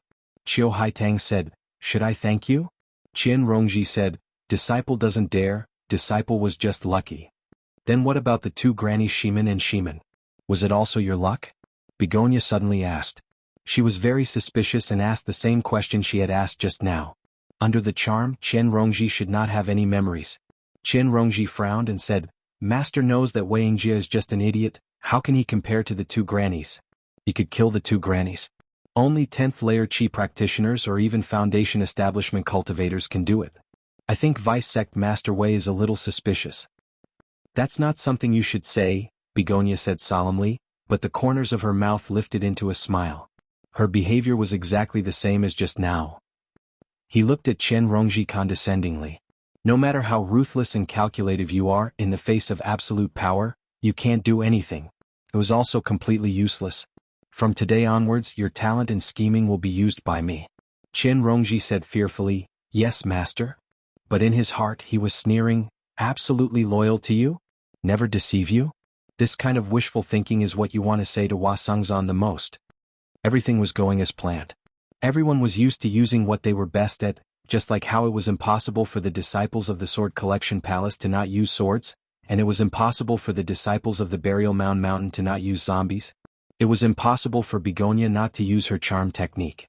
Compared to scheming, As expected, Clan Master Chiu was still more used to directly controlling his opponent's mind. When Begonia revolved her mana and used her charm technique, Chen Rongji felt her consciousness being destroyed and receding like the tide. The shallow enchantment that she had cultivated did not help her, and the calming pill that she had taken earlier did not have any effect either. In front of the power of a foundation establishment cultivator, she prepared and defended. It was not worth mentioning. However, these were just smokescreens. What she was truly relying on was the deep understanding of enchantment that she had gained through her cultivation during this period of time. Therefore she was fearless. It was impossible for her to be controlled by Begonia. Not even she herself could do it. In the past, she had grown up with hatred that was as deep as the ocean, but for the sake of revenge she was forced to wear layers upon layers of masks. Suppressing herself and hiding her hatred was not as easy as she imagined it to be. Apart from absolute rationality, nothing could suppress the flames of hatred. However, as time went by, everything developed in a way that completely exceeded her expectations. At some point in time, revenge was no longer the most important thing to her. If Chen Yannian was willing to hand over the position of leader of the Chen family to her, she could even continue holding it in for the sake of becoming stronger. The flames of hatred that had burned her for almost a decade began to dim and powerless. Rationality overwhelmed her hatred, and her methods overpowered her goals. As a result, when she got what she wanted and succeeded in her revenge, she was finally able to peel off her layers of masks, but she discovered that there was only emptiness beneath. As a result, she wept bitterly, but she did not achieve enlightenment and cleanse herself, nor did she cast aside her cleaver and become a Buddha. She only wiped away her tears and continued down her path through rationality. Human instincts and emotions were still providing meager motivation, growing and entangling like vines naturally, even if the vines did not know the meaning behind it. That dazed state was not feigned. However, absolute rationality was still driving this body. It was ridiculous that Begonia still wanted to use such a low-level method to test her. The last seed of thought that Begonia had planted was insignificant compared to the seed of hatred that she had planted for herself. However, even hatred could not control her. How can Master's pure and clean body be tainted by this old man? I think that apart from Commander Hua, no one else is worthy of Master. If you really think so, then I'm relieved. Begonia's expression softened a little. She thought to herself, you can't possibly have any other thoughts other than this. Sure enough, Chen Rongji said, as a disciple, even if I have to go through fire and water, I will help Master to get what she wants. As for that Li Qingshan, I will not let him go. Although disciple's cultivation is shallow, even if I have to perish together with him, I will take revenge for Master. The gamble had been won and it was time to collect the money. Begonia took out a jade scroll from her 100 treasures pouch. It is inconvenient for others to know about our relationship, and Master cannot teach you every day. This jade scroll records the cultivation experience of the incantation, as well as the more profound art of charm. You can go back and slowly comprehend it. Revenge is not in a hurry. Then she took out a few bottles of medicinal pills and handed them to Chen Rongji. They were all medicinal pills that Chen Rongji urgently needed to cultivate the incantation and the art of charm. This kind of preferential treatment was rare even in the sect. Not only did the disciple need to have enough talent, but they also needed to go through many years of loyalty tests. There was naturally no problem with Chen Rongji's loyalty. Giving her some benefits would also help the seed of thought grow. Begonia was not worried that Chen Rongji's strength would be strong enough to erase the seed of thought she planted. Qi practitioners who had the seed of thought planted in them would have their temperament and willpower distorted, making it very difficult for them to cultivate. Even if their aura refining realm could still grow, it was absolutely impossible for them to break through to the foundation building realm. Chen Rongji was overjoyed and said, "Thank you, Master." Qiu Haitang said, "Go." Chen Rongji bowed extremely respectfully. Disciple will take her leave. Then she turned around and walked out the door. Suddenly she heard Begonia say, "Do you like that Li Qingshan?" Chen Rongji turned around, her face blushing. She bit her lips and mumbled as if she was too embarrassed to say it. However, under the influence of the seed of thought, she had no choice but to say, I like Master." She knelt down in fear. "Please forgive me, Master." Begonia smiled slightly. "You're very honest. Why would I blame you? Absolute loyalty would give rise to feelings similar to love. It would be strange if this was not the case." Unknowingly, Chen Rongji had also planted a seed in Begonia's heart. "This woman is absolutely loyal to me. She won't betray me. She's not a threat to me. Qian Rongji safely stepped out of the building. What a foolish woman. If you want to control others, the art of charm is only a support. If you want to be Little Anne's master, you're still not qualified. Hua Sengzan, Li Qingshan, Little Anne and Wu Kuei were walking slowly. Each of them had their own thoughts, so they didn't speak much. Hua Sengzan suddenly said, "There are some things that you should know, Qingshan." Li Qingshan said, "About the gate?" "Yes." The disciples of the gate, regardless of gender, mostly rely on the way of plucking to cultivate. However, this is only the method for those with poor aptitudes. Those with truly exceptional aptitudes will be specially selected to cultivate alone. Compared to the former's licentious ways, the latter is almost strict. They must ensure that their primordial yin won't be lost until they reach the foundation-building realm. Afterwards, they'll find another foundation-building cultivator and begin dual cultivation of yin and yang. Moreover, once they've chosen a partner for dual cultivation, they can't be changed at will. It lasts for centuries or even millennia. It's even more stable than the marriage of mortals. It's the most orthodox way of dual cultivation of yin and yang in the school of Taoism. It can be regarded as a shortcut. Only then did Li Qingshan understand. When he saw Little Anne's slight worry, he picked her up and slung her over his shoulder. "Don't worry. We're not going anywhere. Just come with me. Don't you trust me?" Little Anne bit her lip and smiled in embarrassment. Only now did Hua Sengzan feel that she was an innocent and pure child. Even Li Qingshan seemed to be infected by some of her childishness. He really had no idea how they ended up together. For some reason, the words "relying on each other" appeared in his mind. He was rather eager to see Hua Qinglu. Li Qingshan asked, "Brother Hua, are you very familiar with Begonia?" Hua Sengzan said, "If you don't mind, you can just call me Qingzan. I got to know her when I was young. The previous sect master brought her to my clan as a guest. Because we were both in the Clear River Prefecture, we talked a little more often." Hua Sengzan made it sound simple, but Li Qingshan could tell from the nostalgia on his face that the two of them were not just familiar with each other. They were basically childhood sweethearts. They were both cultivation geniuses and they were around the same age. It would only be strange if some sparks did not fly between them. Li Qingshan smiled. "Then I hope you reach foundation establishment soon, Brother Hua, and you can win the heart of a beauty. I think that Sect Master Chiu is very interested in you." As long as he was not blind, he could tell what Begonia was thinking. However, this playboy just happened to be slightly unwilling. The reason for this left him perplexed. If Begonia was willing to undergo some form of dual cultivation with him, he would agree to it 100%. Although he was still thinking about Gu Yanning, he still had to eat and drink for his long-term goal. Thinking up to there, he suddenly seemed to understand something. The legends of the great sage. Welcome to the readers.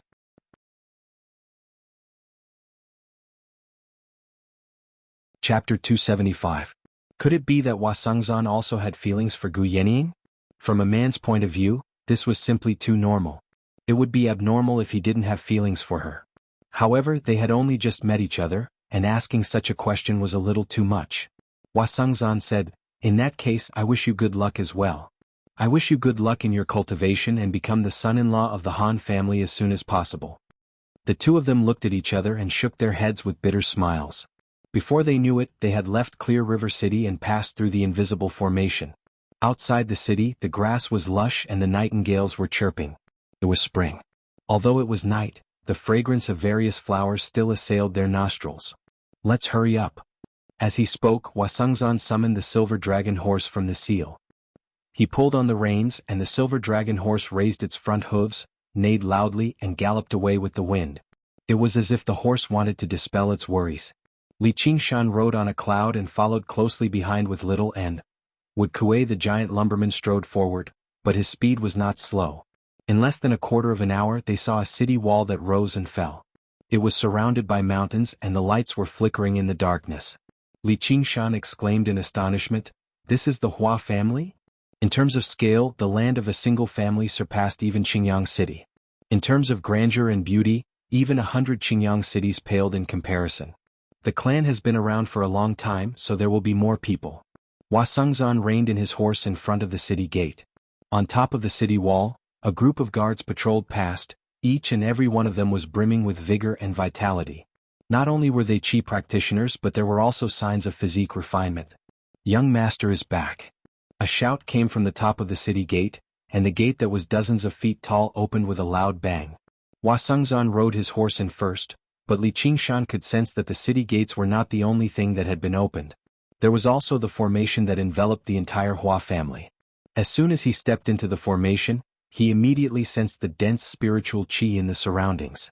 It was even denser than the secluded cultivation cavern of the Hawkwolf Guard in Jiaping City. Net. The location chosen by the Hua family was an excellent spiritual land. Not only did this formation have the function of defense, it was also a gigantic spiritual energy gathering formation. One could imagine how great of an advantage it was to cultivate here compared to ordinary rogue cultivators. Even if ordinary people lived here, their bodies would be stronger than those outside and they would not get sick. After entering the city gate, there was a broad road that led directly to a tower-like building in the center of the city. Apart from this building, there were no other particularly tall buildings. The arched eaves were hidden in the shade of the trees. The entire city was like a large garden, and the buildings were just decorations. Lush greenery, winding corridors, rockeries and ponds, every step one took was a different scenery, too much for the eye to take in. However, the overall layout seemed to coincide with the Tao of the five elements, resonating with the formation. Jewels were embedded everywhere in the city, emitting a faint glow in the darkness, illuminating the roads. After crossing the small bridge, Hua Sengzan brought them to the front of a pavilion. A small river flowed in front of the pavilion, and behind the pavilion was a forest. Hua Sengzan said, "My residence is not far from here, it's just in that direction. The places that are surrounded by the stream are all my territories. You can walk around as you please, but it's best not to wander around outside. It's getting late, you should take a rest first." Hua Sengzan briefed them, then he took his leave in a courteous manner. Li Qingshan and Little and entered the pavilion to rest. Wood Kuei went to the back of the pavilion and stood together with the trees. He put his bare feet on the ground, stood up straight and closed his eyes. The next morning, Li Qingshan sat cross-legged in front of the small stream. The small stream was sparkling and translucent. Under the illumination of the sun, the surrounding scenery became more and more pleasing to the eye. Looking around, it was as if he was in a painting. The pavilion hidden by the trees did not seem out of place at all. Instead, it added a lot of liveliness to it, taking the phrase "being one with nature" to the extreme. Li Qingshan's mind became calmer too. He took out an item from his 100 treasures pouch. It was a small jade-green sword. The sword was only a foot long and it only had a blade. It did not have a hilt. The blade was as thin as a strand of hair, vaguely transparent and covered in fine ripples. With a gentle flick, it trembled like water. After reaching the 6th layer, he could control artifacts. Ever since Li Qingshan emerged from seclusion, he had directly come to the Clear River Prefecture. He had not had the time to refine a flying sword of his own. He had carefully chosen this small sword from thousands of spiritual artifacts. Not only was it a high-grade spiritual artifact, but it was also of the water element. The sword itself did not possess any special techniques, except that it was extremely light, extremely fast, and extremely sharp. Li Qingshan held the small sword in his hand. The extremely pure Gui water true qi in his body permeated over and filled the sword. The sword flickered with light, brightening and dimming as if it was breathing rhythmically. Hua Sengzan walked over from the small bridge with Hua Qinglu and Yu Zijian behind him. Hua Qinglu was currently grumbling, "Seriously, there's so much going on, yet you didn't call us over." She knew what she had missed out on last night, so she was filled with regret. Hua Sengzan shushed her gently and pointed at Li Qingshan who sat by the stream nearby. "Li Qingshan.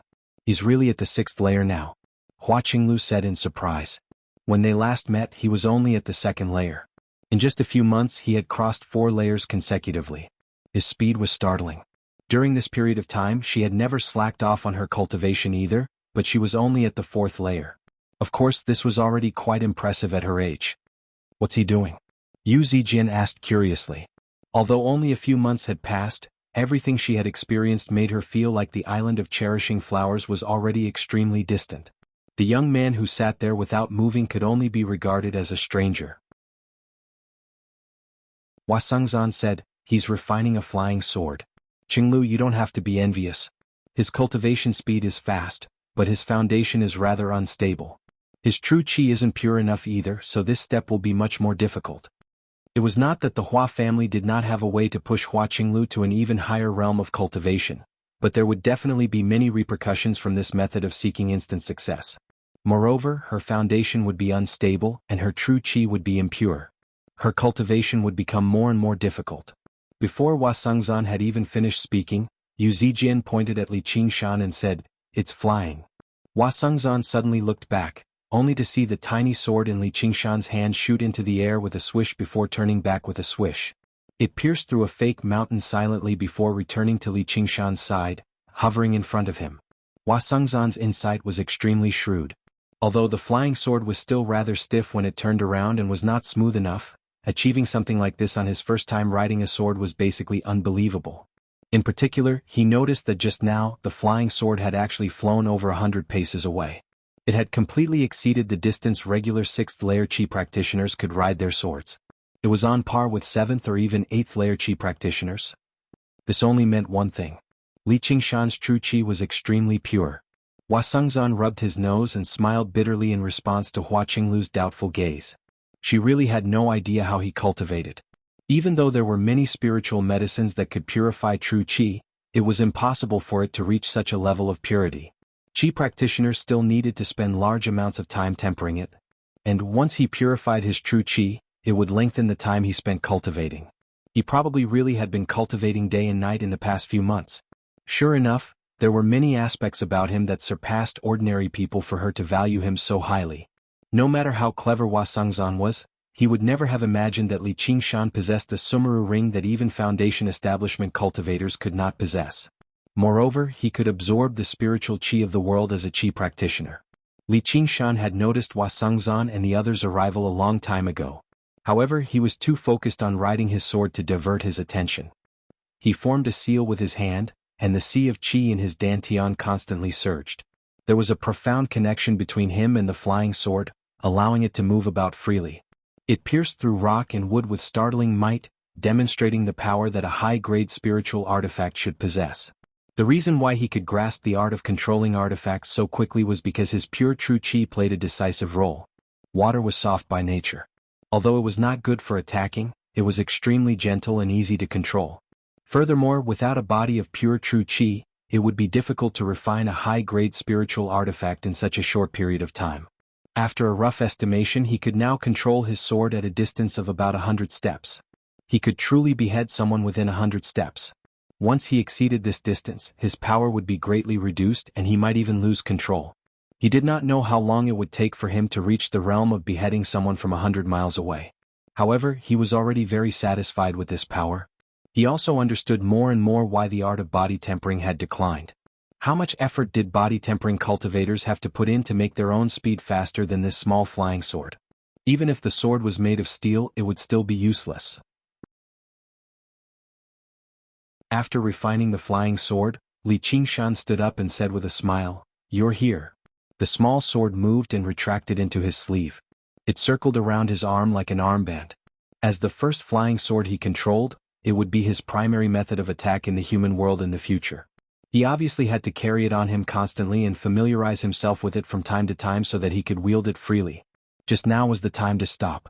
Hua Sengzan and the other two made their way over just now. Li Qingshan greeted Hua Qinglu gently. "Young Miss Hua, long time no see. I will never forget the help you provided me with back then.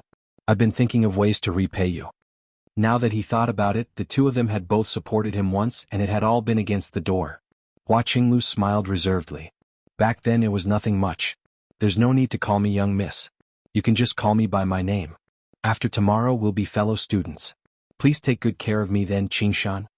Li Qingshan said, "Your sister's bearing is even greater than yours, Qingzan." Hua Sengzan smiled. "Exactly. That's what everyone else says. I can't help but sigh at my own inferiority." Hua Qinglu had always been quick-witted, so how could she not tell that the two of them were teasing her? She immediately refused. There was nothing Hua Sengzan could do about his younger sister. Yu Zijian pursed her lips into a smile. Only then did she display her usual naivety. "And miss you, long time no see." Li Qingshan saw that Yu Zijian was still dressed in violet, but her bearing had become much calmer. A sword hung by her waist, making her seem valiant and heroic. She asked in concern, Big brother Li, I heard that the sect wants to deal with you. Are you fine?" "I'm fine." Li Qingshan sighed inside. Back underground he called her Nyo Juxia, but now he called her Big Brother Li.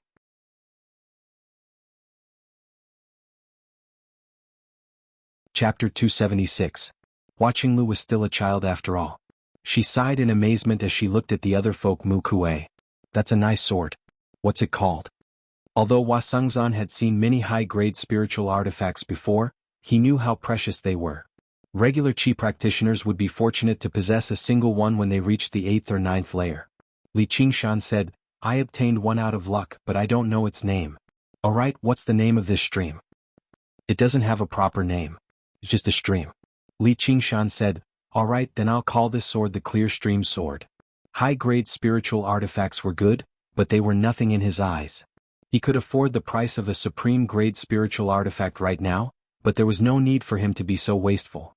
Using the Clear Stream Sword as a starting point was already very impressive. It was a stream right now, but it would definitely become a great river in the future. Hua Sengzan said, Where's little An? Li Qingshan said, He's still sleeping.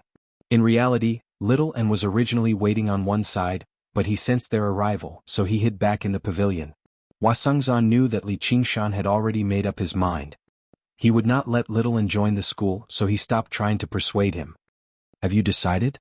Do you want to join the school of He? Didn't you want me to join the school of legalism? If you're willing to join, I'll obviously be happy. If you're unwilling, I won't force you either. We'll talk about tomorrow's matters tomorrow. Tomorrow arrived very soon. A spring rain that was as thin as a cow's hair fell from the sky. The air was moist and cool, and the surrounding scenery seemed particularly fresh too. Perhaps because he practiced Gui water true Qi, he liked this weather very much. The climate of the Clear River Prefecture was rather similar to the Jiangnan of his past life. Looking down from the cloud, the ground was crisscrossed with a web of water. Many farmers were currently transplanting rice seedlings in the paddy fields. It was a scene of a water village. Seeing such a small cloud fly low in the sky, the farmers didn't show any expressions of surprise. The existence of a cultivator. It was not a secret in this world.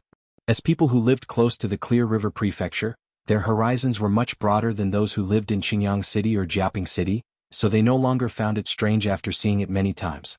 Compared to that, transplanting seedlings was a little more important. That would determine a year's harvest. Only the children raised their heads and pointed at the cloud. They even ran with it for a while. There was a glimmer of hope in his eyes. Today was the entrance examination for the 100 schools of thought. Li Qingshan did not travel with Hua Qinglu. Apart from Hua Qinglu and Yu Zijian, there were other descendants of the Hua family who would also be entering the 100 schools of thought this year, so there was no point in staying together. They only agreed to meet in front of the 100 schools of thought. The 100 schools of thought was around 50 kilometers away from Clear River City. It was not particularly close, nor was it particularly far. If he rode the clouds, he could arrive in under 2 hours. Li Qingshan was not in a hurry. He leisurely traveled half the distance. Suddenly he felt a sharp killing intent coming from the ground. The ground was a series of small, undulating hills. There were barely any traces of people within several dozen kilometers, so it was a perfect place for an ambush. On one of the hills stood a gray-haired man in luxurious violet clothes. His cultivation was a startling 10th layer Qi practitioner. He happened to be the vice sect master of the school, Wei Zhongyuan. He was displeased with Begonia's decision. He had to avenge his son's death. It did not take him much effort. He found out that Li Qingshan was in the Hua family and was about to enroll in the 100 schools of thought. He was afraid of barging into the Hua family to demand for him, but once Li Qingshan entered the 100 schools of thought, there was nothing he could do to him anymore. As a result, he made up his mind and stood guard along the way. Even if he could not capture Li Qingshan alive and interrogate him about everything, he still had to kill him to vent his hatred. The only thing he worried about was Li Qingshan traveling with the Hua family. However, when he saw Li Qingshan appear alone, he was overjoyed. Killing intent erupted from him. At that moment, his eyes were filled with fury. His violet clothes ruffled despite the absence of wind. He was awe-inspiring like a mountain. Li Qingshan could tell with a single glance that he was a 10th layer Qi practitioner. Although he did not know Wei Zhongyuan's identity, he could guess who he was. He stopped in the clouds and asked loudly, Are you the vice sect master of the school, Wei Zhongyuan? Get down here. Wei Zhongyuan raised his hand, and white true Qi condensed in his palm. A streak of white light rushed into the air. That streak of white light instantly reminded Li Qingshan of Hao Pingyang's Yellow Dragon's cannon of devouring light. That streak of white light was shockingly fast. Even if it was on the ground, it would not be easy to dodge it, let alone in the sky. However, although he was shocked, he did not panic. He carried little and leaped into the air. He was secretly shocked when he saw the streak of white light piercing through the clouds. His body fell to the ground. The fog treading technique required time to condense, and Wei Zhongyuan obviously would not give him the time. Wei Zhongyuan waved his sleeves backward. The mountain rocks under his feet shattered and rocks flew everywhere.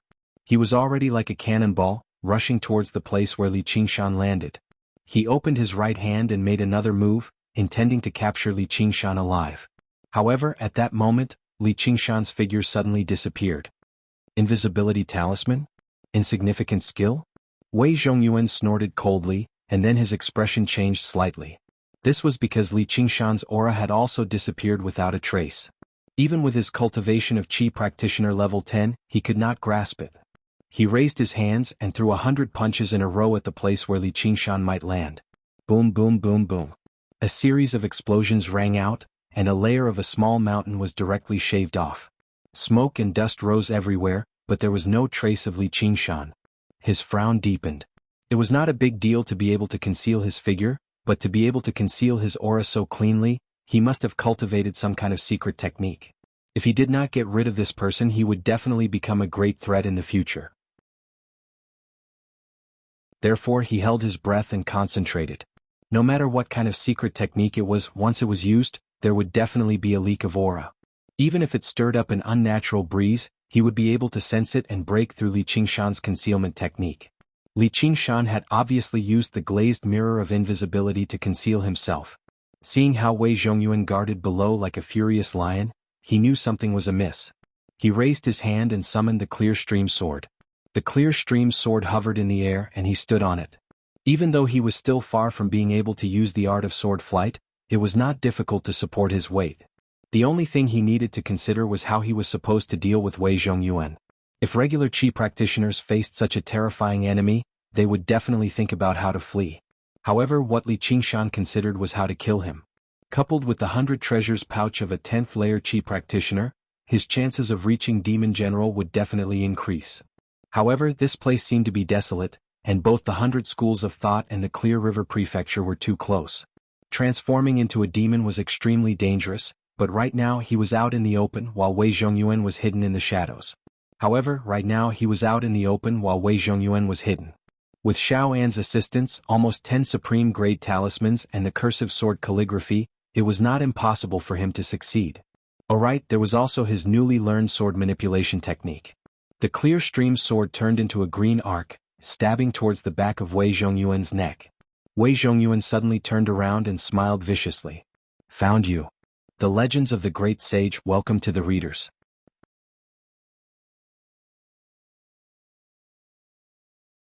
Chapter 277. A flying sword wielded by a mere 6th layer Qi practitioner was nothing in Wei Zhongyuan's eyes. It couldn't even pierce through his protective Qi.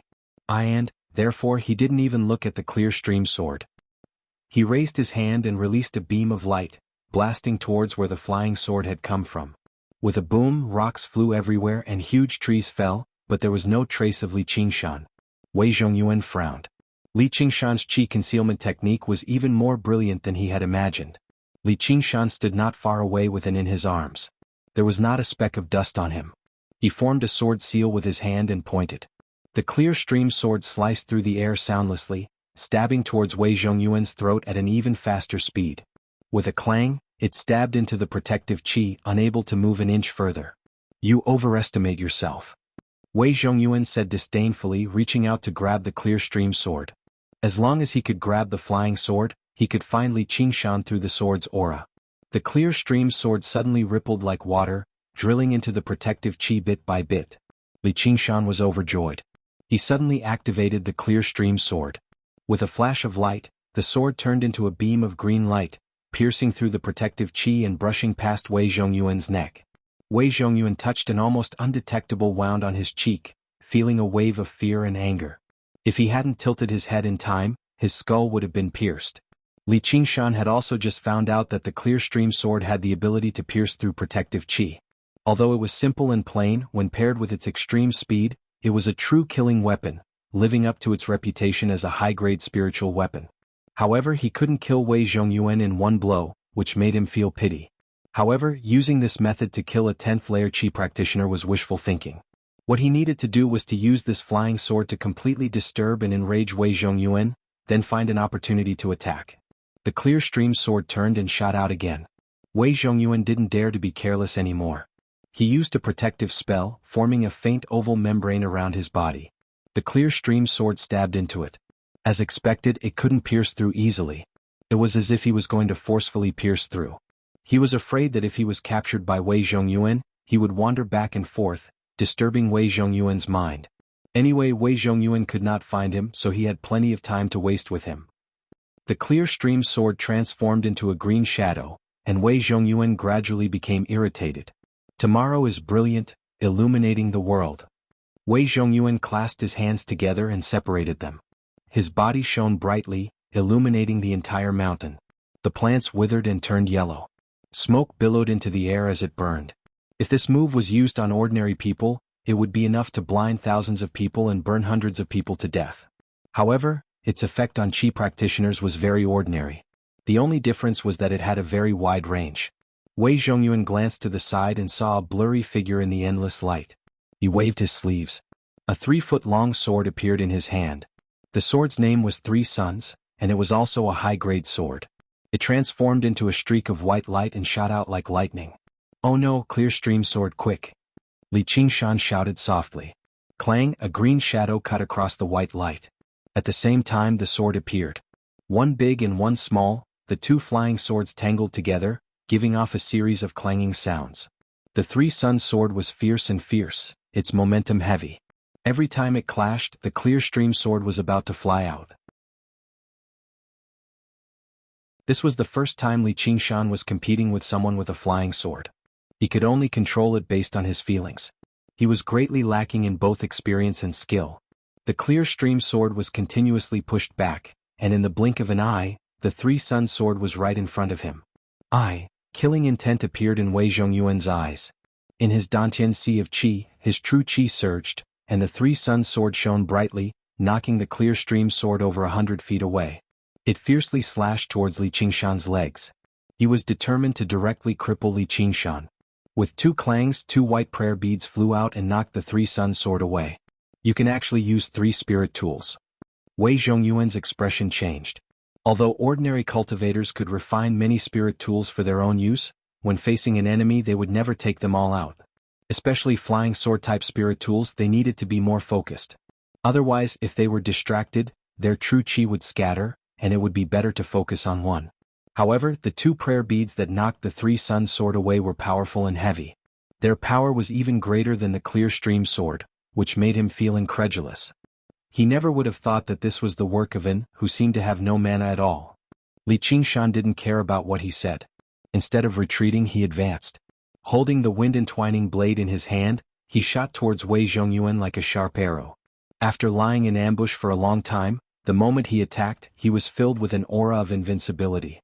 Wei Zhongyuan wasn't shocked, but happy. He actually dared to get close. Did he really think that he could make up for the difference between the 6th and 10th layers of Qi refining with his body refining technique? But he didn't dare to be negligent. His body was as firm as a mountain, and his hands spread out in front of him. White true Qi quickly gathered behind Li Qingshan, and hid himself without moving. One hand held a white bone sword, and the other held a supreme-grade spirit talisman. The distance of 50 steps was covered in an instant. The difference between life and death was also in this instant. "Stop!" A loud shout came from the sky. An iron shield descended from the sky and stuck itself between Wei Zhongyuan and Li Qingshan, turning into an iron wall. Li Qingshan thought it was a pity. He stepped lightly on the iron wall and leaped into the air. The clear stream sword flew under his feet. Standing on the sword, he cupped his hands and said, "Senior Sister Han, why are you here?" The person who came was Han Xiongji. She was driving a flying shuttle, and behind her were a few familiar faces. Han Xiongji said, "I'm the vice captain of the law enforcement team of the 100 Schools of Thought. I'm in charge of maintaining the security of the entrance examination. You guys made such a big scene, how could I not come and take a look?" The entrance examination was when Qi practitioners from all over gathered. There were plenty of incidents where enemies would become particularly enraged when they ran into each other, or they would kill for the sake of wealth, or even start fighting over the slightest disagreement. As a result, the 100 schools of thought arranged for disciples of legalism to form law enforcement teams to maintain discipline. The captain was obviously Hua Sengzan. Just now there was a flash of light in the distance. Ordinary people would not have noticed it in broad daylight, and even if Qi practitioners noticed it they would not care. However, he immediately sensed that something was amiss. He thought he had miscalculated, so he called for Han Qiongji in a hurry to assist him. Han Qiongji turned around and faced Wei Zhongyuan. She immediately became slightly stern. Wei Zhongyuan, are you trying to kill a Hawkwolf guard? She obviously knew Wei Zhongyuan, but she had never liked him. He was only a 10th layer Qi practitioner despite his age, so she did not take him seriously at all. She spoke to him without any respect at all. Wei Zhongyuan stowed the 3-yang sword away reluctantly. He raised his head and said, "This is our personal grievance. It has nothing to do with the Hawkwolf guard. Your esteemed sect Master Chiu has already agreed to resolve his grievances with Li Qingshan. If you insist on sticking to this matter, even if the Hawkwolf guard spares you, sect Master Chiu won't spare you." Han Qiongji was annoyed by Wei Zhongyuan, but the sect was one of the more powerful sects in the Clear River Prefecture. Only Wang Puxi had the right to order them to deal with their sect master. And unless Wei Zhongyuan actually killed Li Qingshan right before their eyes, Wang Puxi probably would not be willing to fall out with the sect over a Black Wolf guard. In the end, to forge iron one had to be tough. The banner of the Hawkwolf guard was rather useful, but it was not an all-powerful talisman. Wei Zhongyuan snorted coldly. He stowed the 3-yang sword away and rode off in the wind. Before he left, he said to Li Qingshan, "Consider yourself lucky today. I won't let this go. You better wash your neck and prepare to die." Li Qingshan said impatiently, "Piss off." He still had no idea who was the lucky one. All he knew was to spout threats. Wei Zhongyuan's face reddened as he glanced at Han Qiongji. He left resentfully. Han Qiongji shook her head. If it were not for the fact that she had learned from Hua Sengzan that he came from a mountain village, she would have believed he had some powerful background. However, at least that was better than being a coward. She smiled. "Get on. The entrance examination is about to begin. Let's go." Li Qingshan boarded the flying shuttle with an as he lowered his head in thought. After every battle he needed to reflect on himself. He needed to reflect on himself, especially since Wei Zhongyuan was an enemy he would definitely face again in the future. He needed to think about it properly. After traveling for over 5 kilometers, the flying shuttle suddenly stopped. Han Qiongji said with a sunken face, "Get off." Li Qingshan asked in confusion, "What's wrong?" Han Qiongji said, "Don't you feel like you've forgotten something?" "Forgotten what?" Han Qiongji gritted her teeth. "Thank you. If it weren't for me you would have lost your life there already." She had rushed over to save him, yet she did not even say a word of thanks. Most people would probably just grumble inside. However, her personality was one that could not hold back. Li Qingshan smiled in realization. "All right then. Thank you. Though if you hadn't come, I would have had some confidence in making him stay here forever." The legalist disciples all sneered. That was a 10th layer Qi practitioner on par with Hua Sengzan, yet he dared to boast that he had a chance at victory. He was truly overestimating himself. Just now, although Li Qingshan's attitude towards Wei Zhongyuan was filled with heroism, it was more like a moth flying into a flame, overestimating himself. Han Qiongji said, "I don't believe you." "Then thank you too." Li Qingshan shrugged, jumped off the flying shuttle and continued flying on the cloud. He would remember the help others gave him, even if it was just the slightest bit of kindness. However, it was not up to him to decide whether others believed him or not. He also did not care. Was he supposed to take out a few supreme-grade talismans or the cursive sword calligraphy to explain? Han Qiongji was startled. She had been waiting for Li Qingshan to thank her and say a few soft words, and she would forgive his rudeness. She did not expect him to be so straightforward. She gritted her teeth and said, "Well done, Li Qingshan." The flying shuttle flew past the cloud. Han Qiongji's expression was cold, and she forced herself not to look at Li Qingshan, and said softly, "What a strange person." It was rare for Anne to comment on others. Li Qingshan smiled and pinched her cheek. "Let's not lower ourselves to her level." At this moment, a vast expanse of mist appeared at the end of their vision. Under the illumination of the sunlight, the reflection of the waves was clear and crystalline. Li Qingshan smiled. They had finally arrived. Yes, the 100 schools of thought were in this great lake. The lake's name, Dragon Snake, was taken from the Confucian scriptures. Deep in the mountains and great lakes, dragons and snakes are born. It also implied that those who entered this lake might be able to shed their mortal body, transform from a snake into a dragon, and step onto the boundless Tao. This was the beginning. On the shore of the lake, on a spacious plain, stood 1,000 people. They stood in groups of 3 to 5, either whispering to one another or talking loudly. It was extremely lively. Qi practitioners constantly rushed over from all directions. Li Qingshan descended on a cloud, but he did not attract much attention. Legalist disciples in black maintained order in the surroundings. Hua Sengzan stood on a high hill, chatting with a few high-level Qi practitioners who had sent their disciples over. When he saw Li Qingshan's arrival, he relaxed and nodded slightly, indicating that he could not get away. He pointed at a corner of the lake. Li Qingshan looked in the direction Hua Sengzan was pointing at and saw several hundred children standing there, separated from the Qi practitioners. The disciples the 100 schools of thought accepted were divided into 2 types. One was regular Qi practitioners. They might come from certain clans or they might be independent cultivators. As long as they were not too old and were willing to pay the tuition fees, basically all of them could enter the academies to study. They could be described as all-encompassing and all-inclusive. The other type were like regular sects, selected from everywhere, children with talent but no foundation. These children would not directly enter the academy, nor would they have to pay the tuition fees. However, they would have to practice the innate method of practicing Qi for a while first. If they could condense Qi successfully and establish a foundation, they could choose the academy. If they failed, they would be sent back to their villages. Li Qingshan pulled him by the hand and walked over. "Qingshan, you're finally here," a fatty called out and lunged over. Li Qingshan took a look and discovered it was Yi Dachuan. It was impossible for the children to walk over by themselves, and Zhou Wenbin would not personally lead them either. However, Yi Dachuan would not let this great opportunity to return to the Clear River Prefecture slip by. "Sir Yi, long time no see. Was the person riding the cloud earlier you? Oh my, even I can't believe it. You've really succeeded." Yi Dachuan went up and wanted to pat Li Qingshan's shoulder, but he was afraid. He studied Li Qingshan and clicked his tongue in wonder. Who would have thought that the farmer from Qingyang City would actually be able to ride the clouds and fly around? "I've heard plenty of stories about you in the past few months. You're far too ungrateful. You've become rich and you've forgotten about your old friends." Li Qingshan smiled. "How could I forget about Sir Ye's promotion? Do I need to sign up?" "There's no need. I've already recorded the name. She's called in, right? A ship will come to pick her up in a while. Alright, those 2 are here too. Wait here. I'll go call them over." "Those 2. Before he could ask, Yi Dachuan had already entered the crowd. A while later he brought over a group of people. The person in the lead was an awe-inspiring middle-aged man with a lion's face and a wide mouth. He clasped his hands at Li Qingshan. "You must be young hero Li. It's an honor to meet you."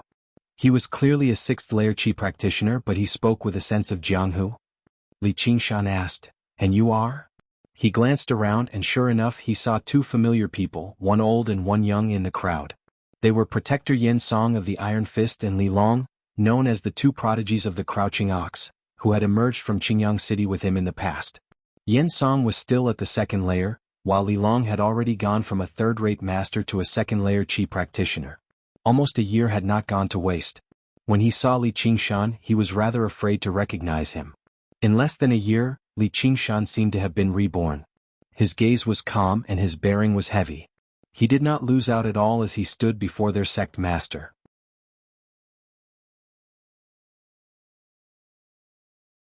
Chapter 278. Li Qingshan said, "I've only reached the 6th layer recently too." Meeting an old friend in a foreign land was supposed to be an extremely joyous matter. Li Long opened his mouth, but he had no idea how to refer to Li Qingshan. The cowherd teenager who looked down on everyone in the past could already stand up to their sect master. Their statuses were worlds apart, so directly referring to him by his name would be disrespectful. This is the main sect master of our Iron Fist, Taijian." He even carried a local accent that Li Qingshan was familiar with when he spoke. Li Qingshan's mind returned to the past as well. The destitution of the Crouching Ox village, the danger of Qingyang City, and the main sect master of the Iron Fist, one of the 4 great organizations of Qingyang City, was standing right before him right now. However, a 6th-layer Qi practitioner was nothing in his eyes anymore. He had no intention of befriending him, nor did he want to offend him, so he treated him casually.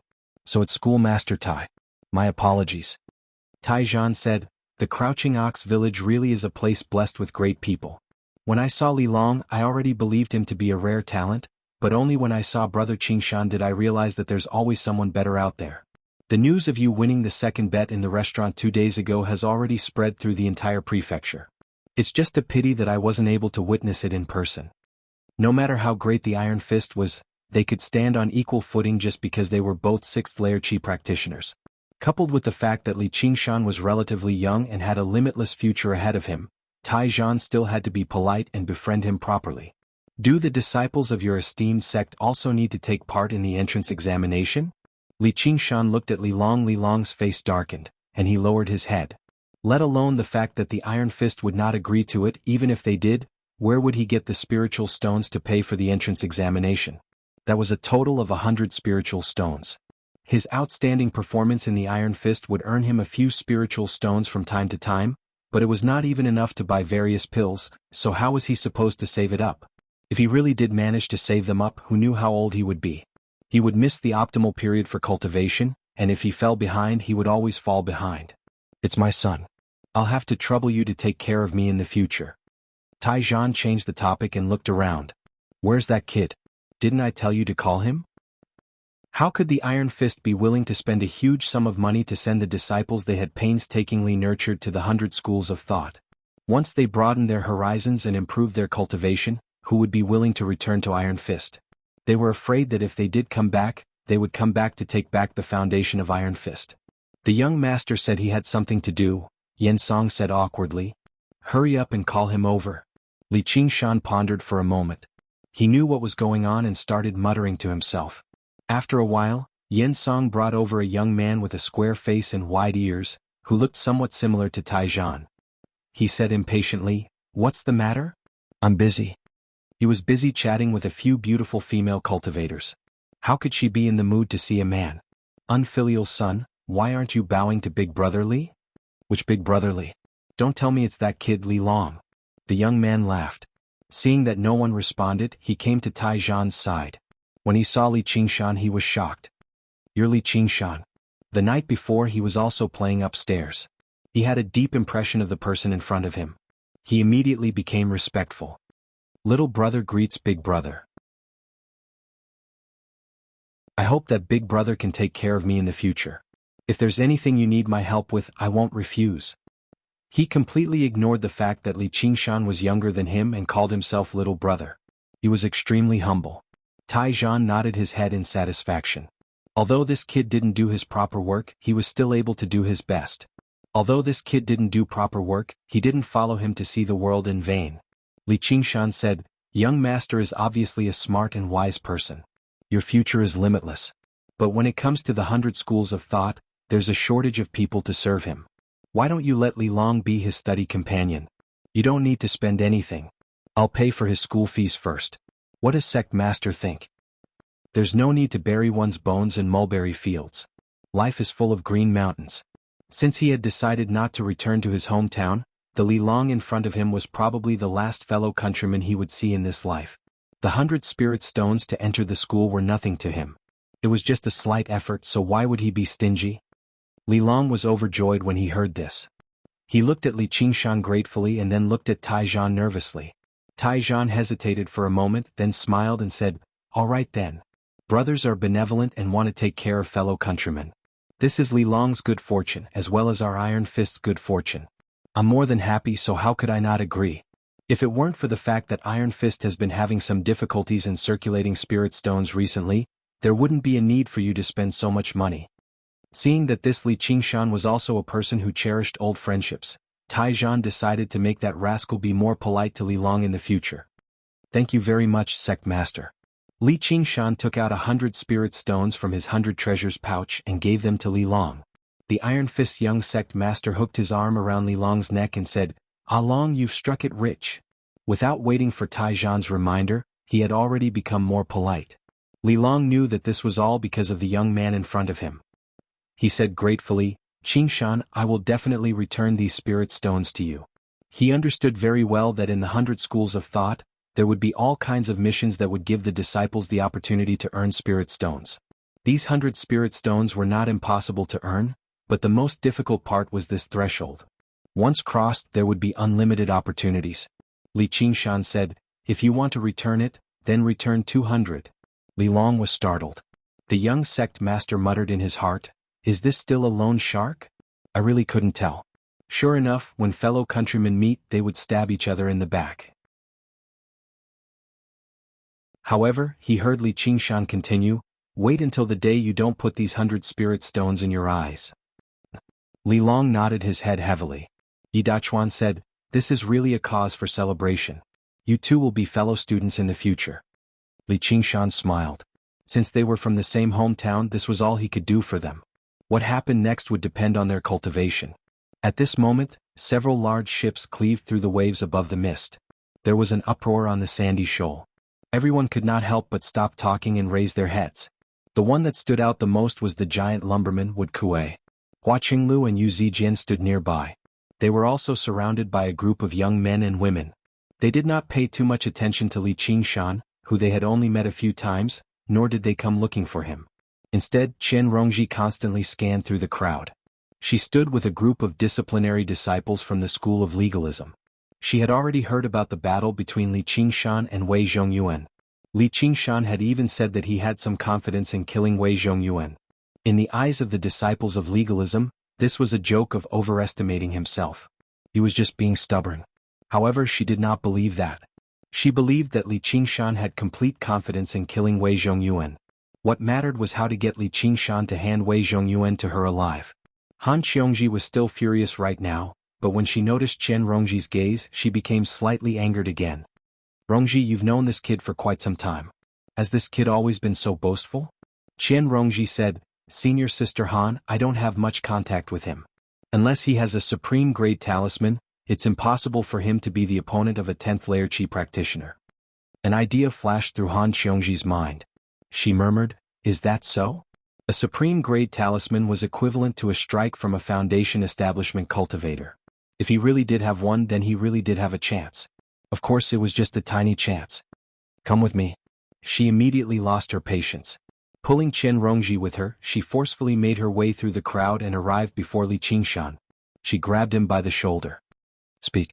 Do you have a supreme-grade talisman?" "Mayam Han." Taijian was surprised. First, young Miss Han was extremely renowned in the Clear River Prefecture. Her fiery personality had caused many people to suffer in the past. He never thought Li Qingshan would actually be familiar with her.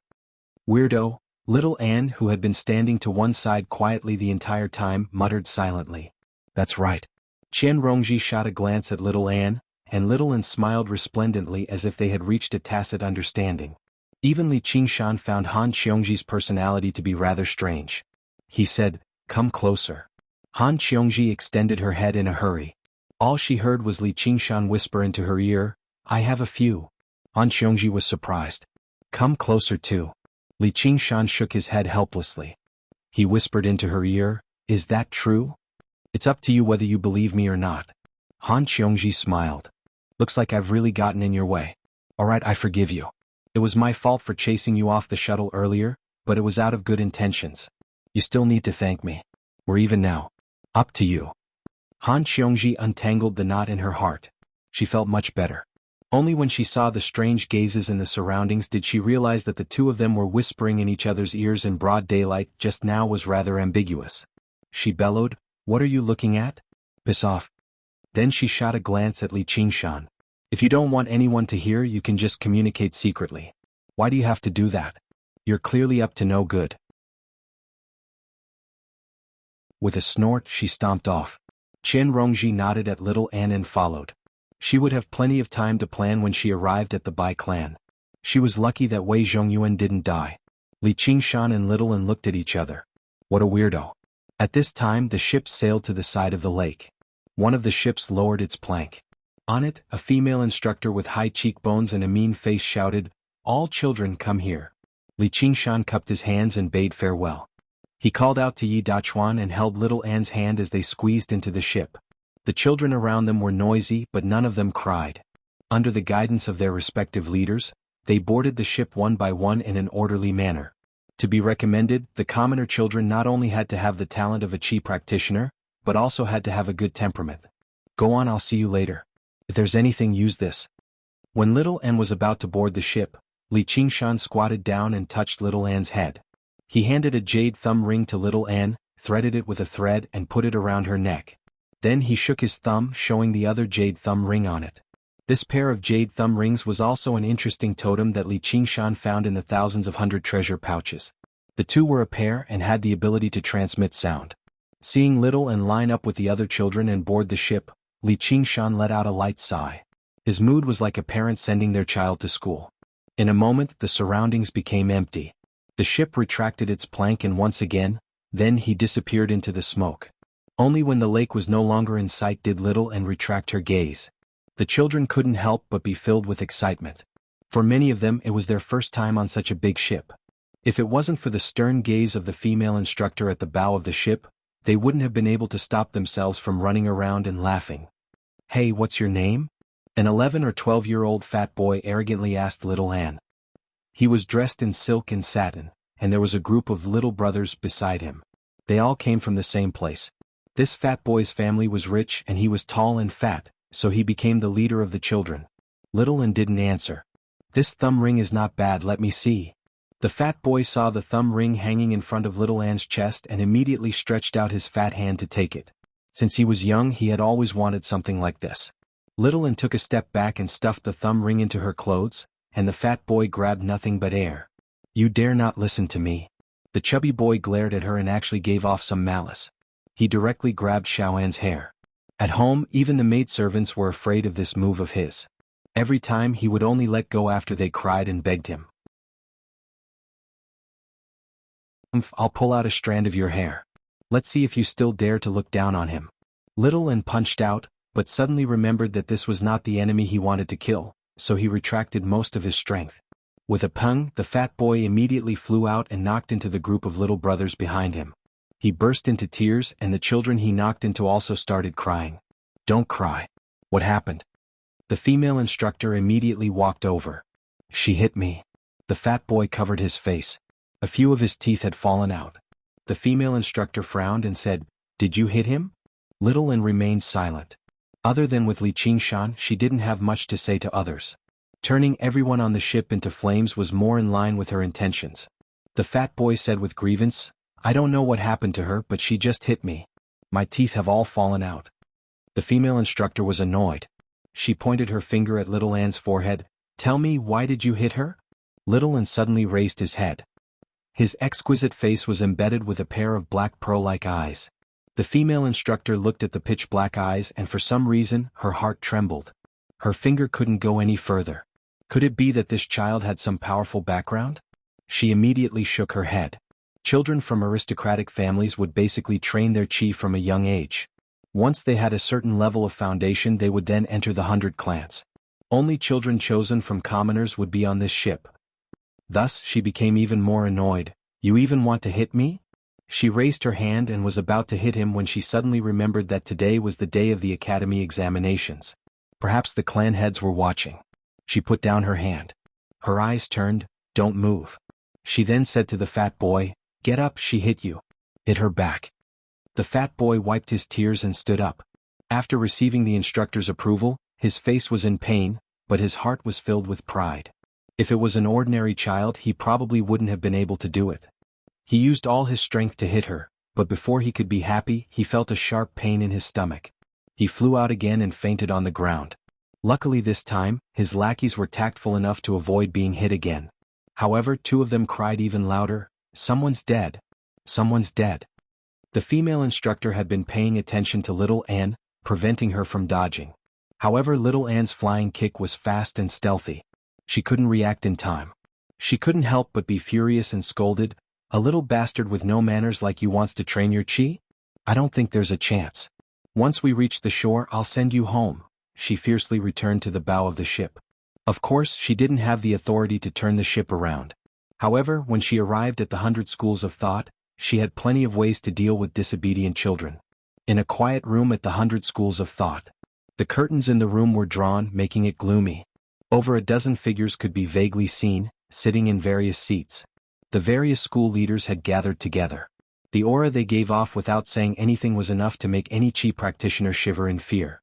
Their wills determined everything within the 1500 kilometers of the Clear River Prefecture. In the center of the room was a large jade disc. The disc was engraved with exquisite inscriptions. The name of the disc was the Water Mirror Disc. It was a wondrous treasure that could perceive a range of 50 kilometers. The true test had already begun a long time ago. Everyone's performance was witnessed by the various school leaders. At this moment, the water in the Water Mirror Disc rippled, and a clear image appeared. What it reflected right now was the ship. No matter how the female instructor cursed and threatened him, Little and remained calm and emotionless the entire time. He treated the threatening female instructor like air. This is the child that Qiu Haitang wants? It's indeed different. A man in scholarly attire with a square scarf on his head said. His appearance was delicate and he only seemed to be in his 30s, but he was actually already 80 years old. He was Yi Dachuan's brother-in-law, the prefect of the Clear River Prefecture and the leader of the school of Confucianism, Lu Changqing. What happened in the building the night before could naturally not be hidden from his eyes and ears. This little girl is unperturbed by love and humiliation. This kind of temperament is rare. A bald monk holding prayer beads nodded and said, Changqing, who picked this guide? His temperament is harsh and impatient, and he doesn't distinguish between right and wrong. Once these children enter the 100 clans, they will have a bad impression of him, said a thin old man who wore a high official hat and was dressed in hemp garments. If her temperament is too gentle, how can she control such a hairy child? Moreover, she can only blame herself for not explaining herself. Otherwise, the instructor wouldn't have misunderstood that it was her fault. Who can she blame for suffering a bit? As for that little fatty, he'll be expelled from the academy immediately. He already knows how to take advantage of others and distort the truth at such a young age. What if he practices Qi? The Scarlet Hawk commander, the leader of the School of Legalism, Wang Pushi, said in a hurry. Lu Changqing said, if that's the case then let's go with that. Outside the curtains, figures immediately stood up and left.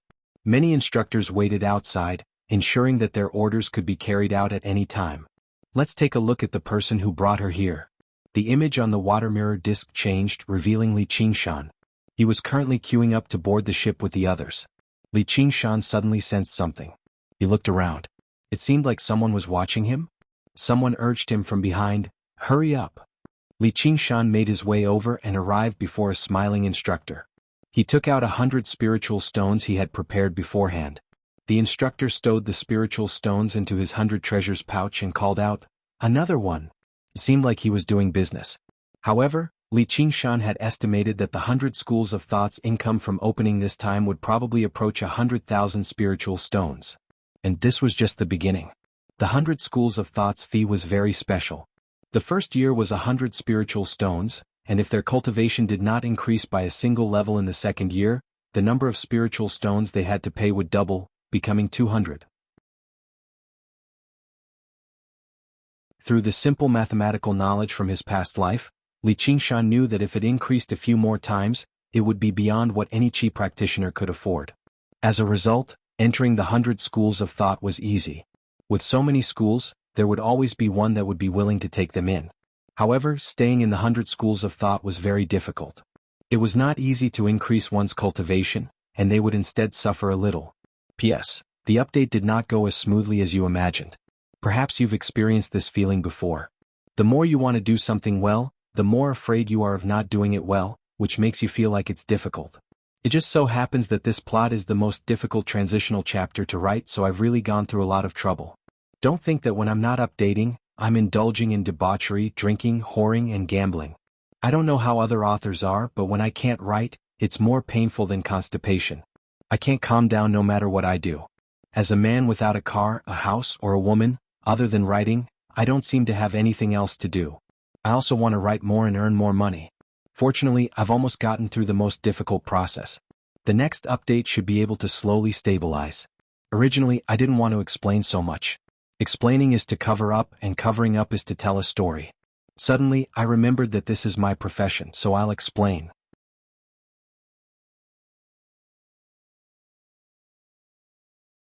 Chapter 279. At the same time, the Academy would provide various rewards to outstanding disciples. following the simple principle of survival of the fittest.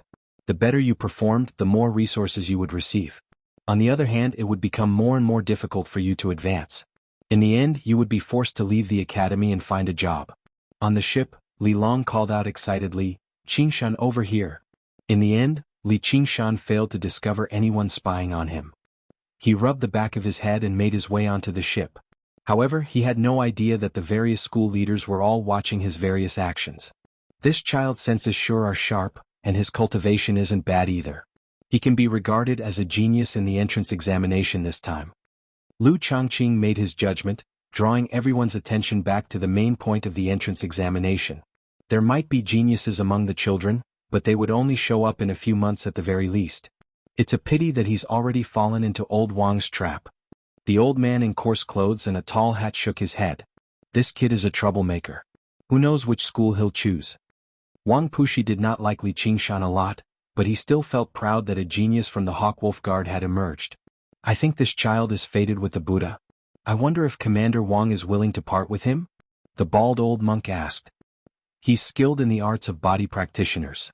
He's even more suitable than the school of legalism and the school of the military. Before Wang Pushi could answer, the middle-aged man who had been silent the entire time suddenly spoke up.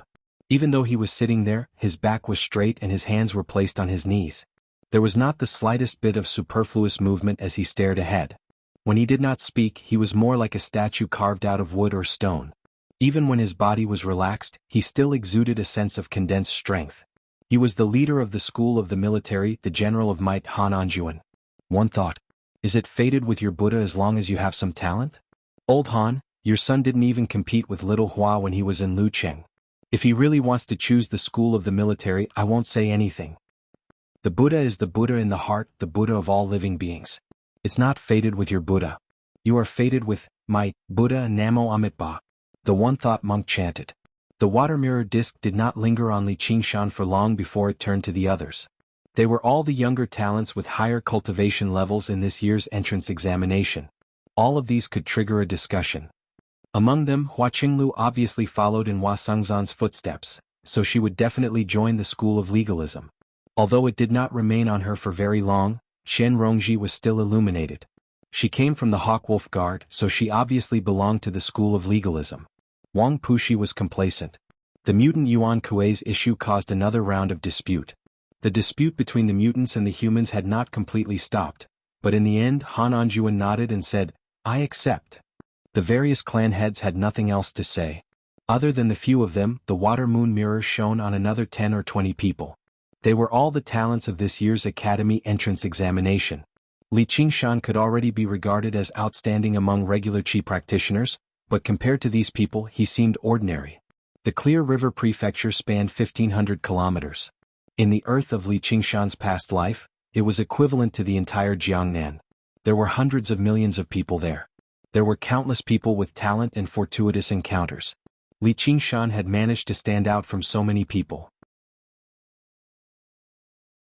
Being reflected in the water moon mirror and being discussed by the various family heads was already extremely rare. If one really wanted to, one would be able to shock everyone. However, he was nowhere close to being able to sit here. Which one of them was not a genius in the past? On the ship, Li Qingshan and Li Long leaned against the railing and discussed what had happened after they parted, as the matters that Li Qingshan had gone through were far too mysterious and surprising. There were far too many secrets in there too. As a result, most of the time it was Li Long talking while Li Qingshan listened. As it turned out, Li Long was a talent among the Iron Fist. In less than a year he had gone from a third-rate master of the Jianghu to a second-layer Qi practitioner. This was already a very startling leap. The Iron Fist was already prepared to promote him to a protector. A tall wall of mist suddenly appeared on the horizon. It seemed extremely strange in such weather, but Li Qingshan did not sense any spiritual energy within it. However, when the ship sailed into the mist, Li Qingshan felt dizzy, as if the surroundings had been turned upside down. He immediately understood that the wall of mist was a part of a formation, but it had sucked in all the spiritual energy. When he looked at Li Long again, he did not seem to sense anything. He only looked around in confusion. Suddenly, a huge black shadow appeared in the mist, and it was still growing. In the blink of an eye, it was in front of them. It was a hideous strange fish, 10 times bigger than the ship. Looking at it from a close distance, it looked like a mountain. Its mouth was filled with sharp teeth that looked like swords and spears, and it swallowed the ship in one bite. Screams rang out on the ship, and many talismans and spells flew out. Li Qingshan shook his head. There was no murderous aura, no demonic aura, and no vitality. It was just a fake. The strange fish passed through the ship, and as expected, it was just an illusion. Those talismans and spells naturally missed, but this illusion was too real. Many people's faces were pale and they were still in shock. The male instructor clapped his hands and smiled. Don't be afraid, everyone. It's just a joke. However, if you enter and leave this mist without permission, your joke might come true. Everyone's performance was naturally reflected in the water mirror, and it caused a burst of laughter. They had a rough judgment in their hearts. However, cowards did not necessarily mean that they would be looked down upon and not be accepted by the various families. Being cowardly did not mean that they could not create mechanisms, divination, or study medicine. Since they lacked the courage to fight, they would just obediently do what they were supposed to do. Of course, in the hearts of Han Anghua and Wang Pushi, those cultivators who had turned ashen from fear had already lost their qualifications. The core of the two families was to fight and kill, and there was no place for the cowardly.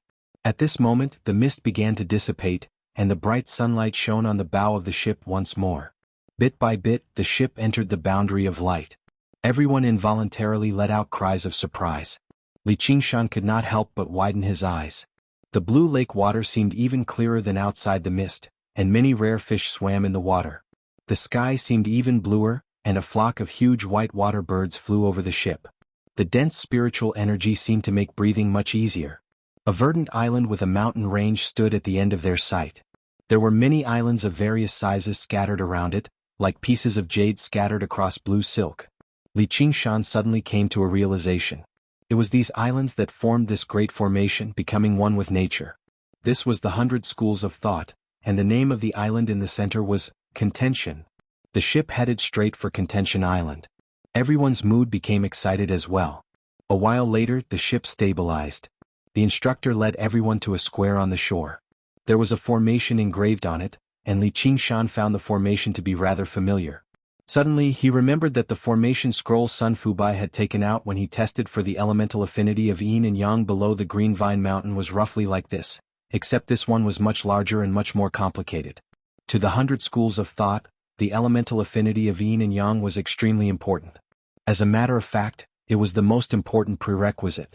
Li Qingshan had already learned about this from all.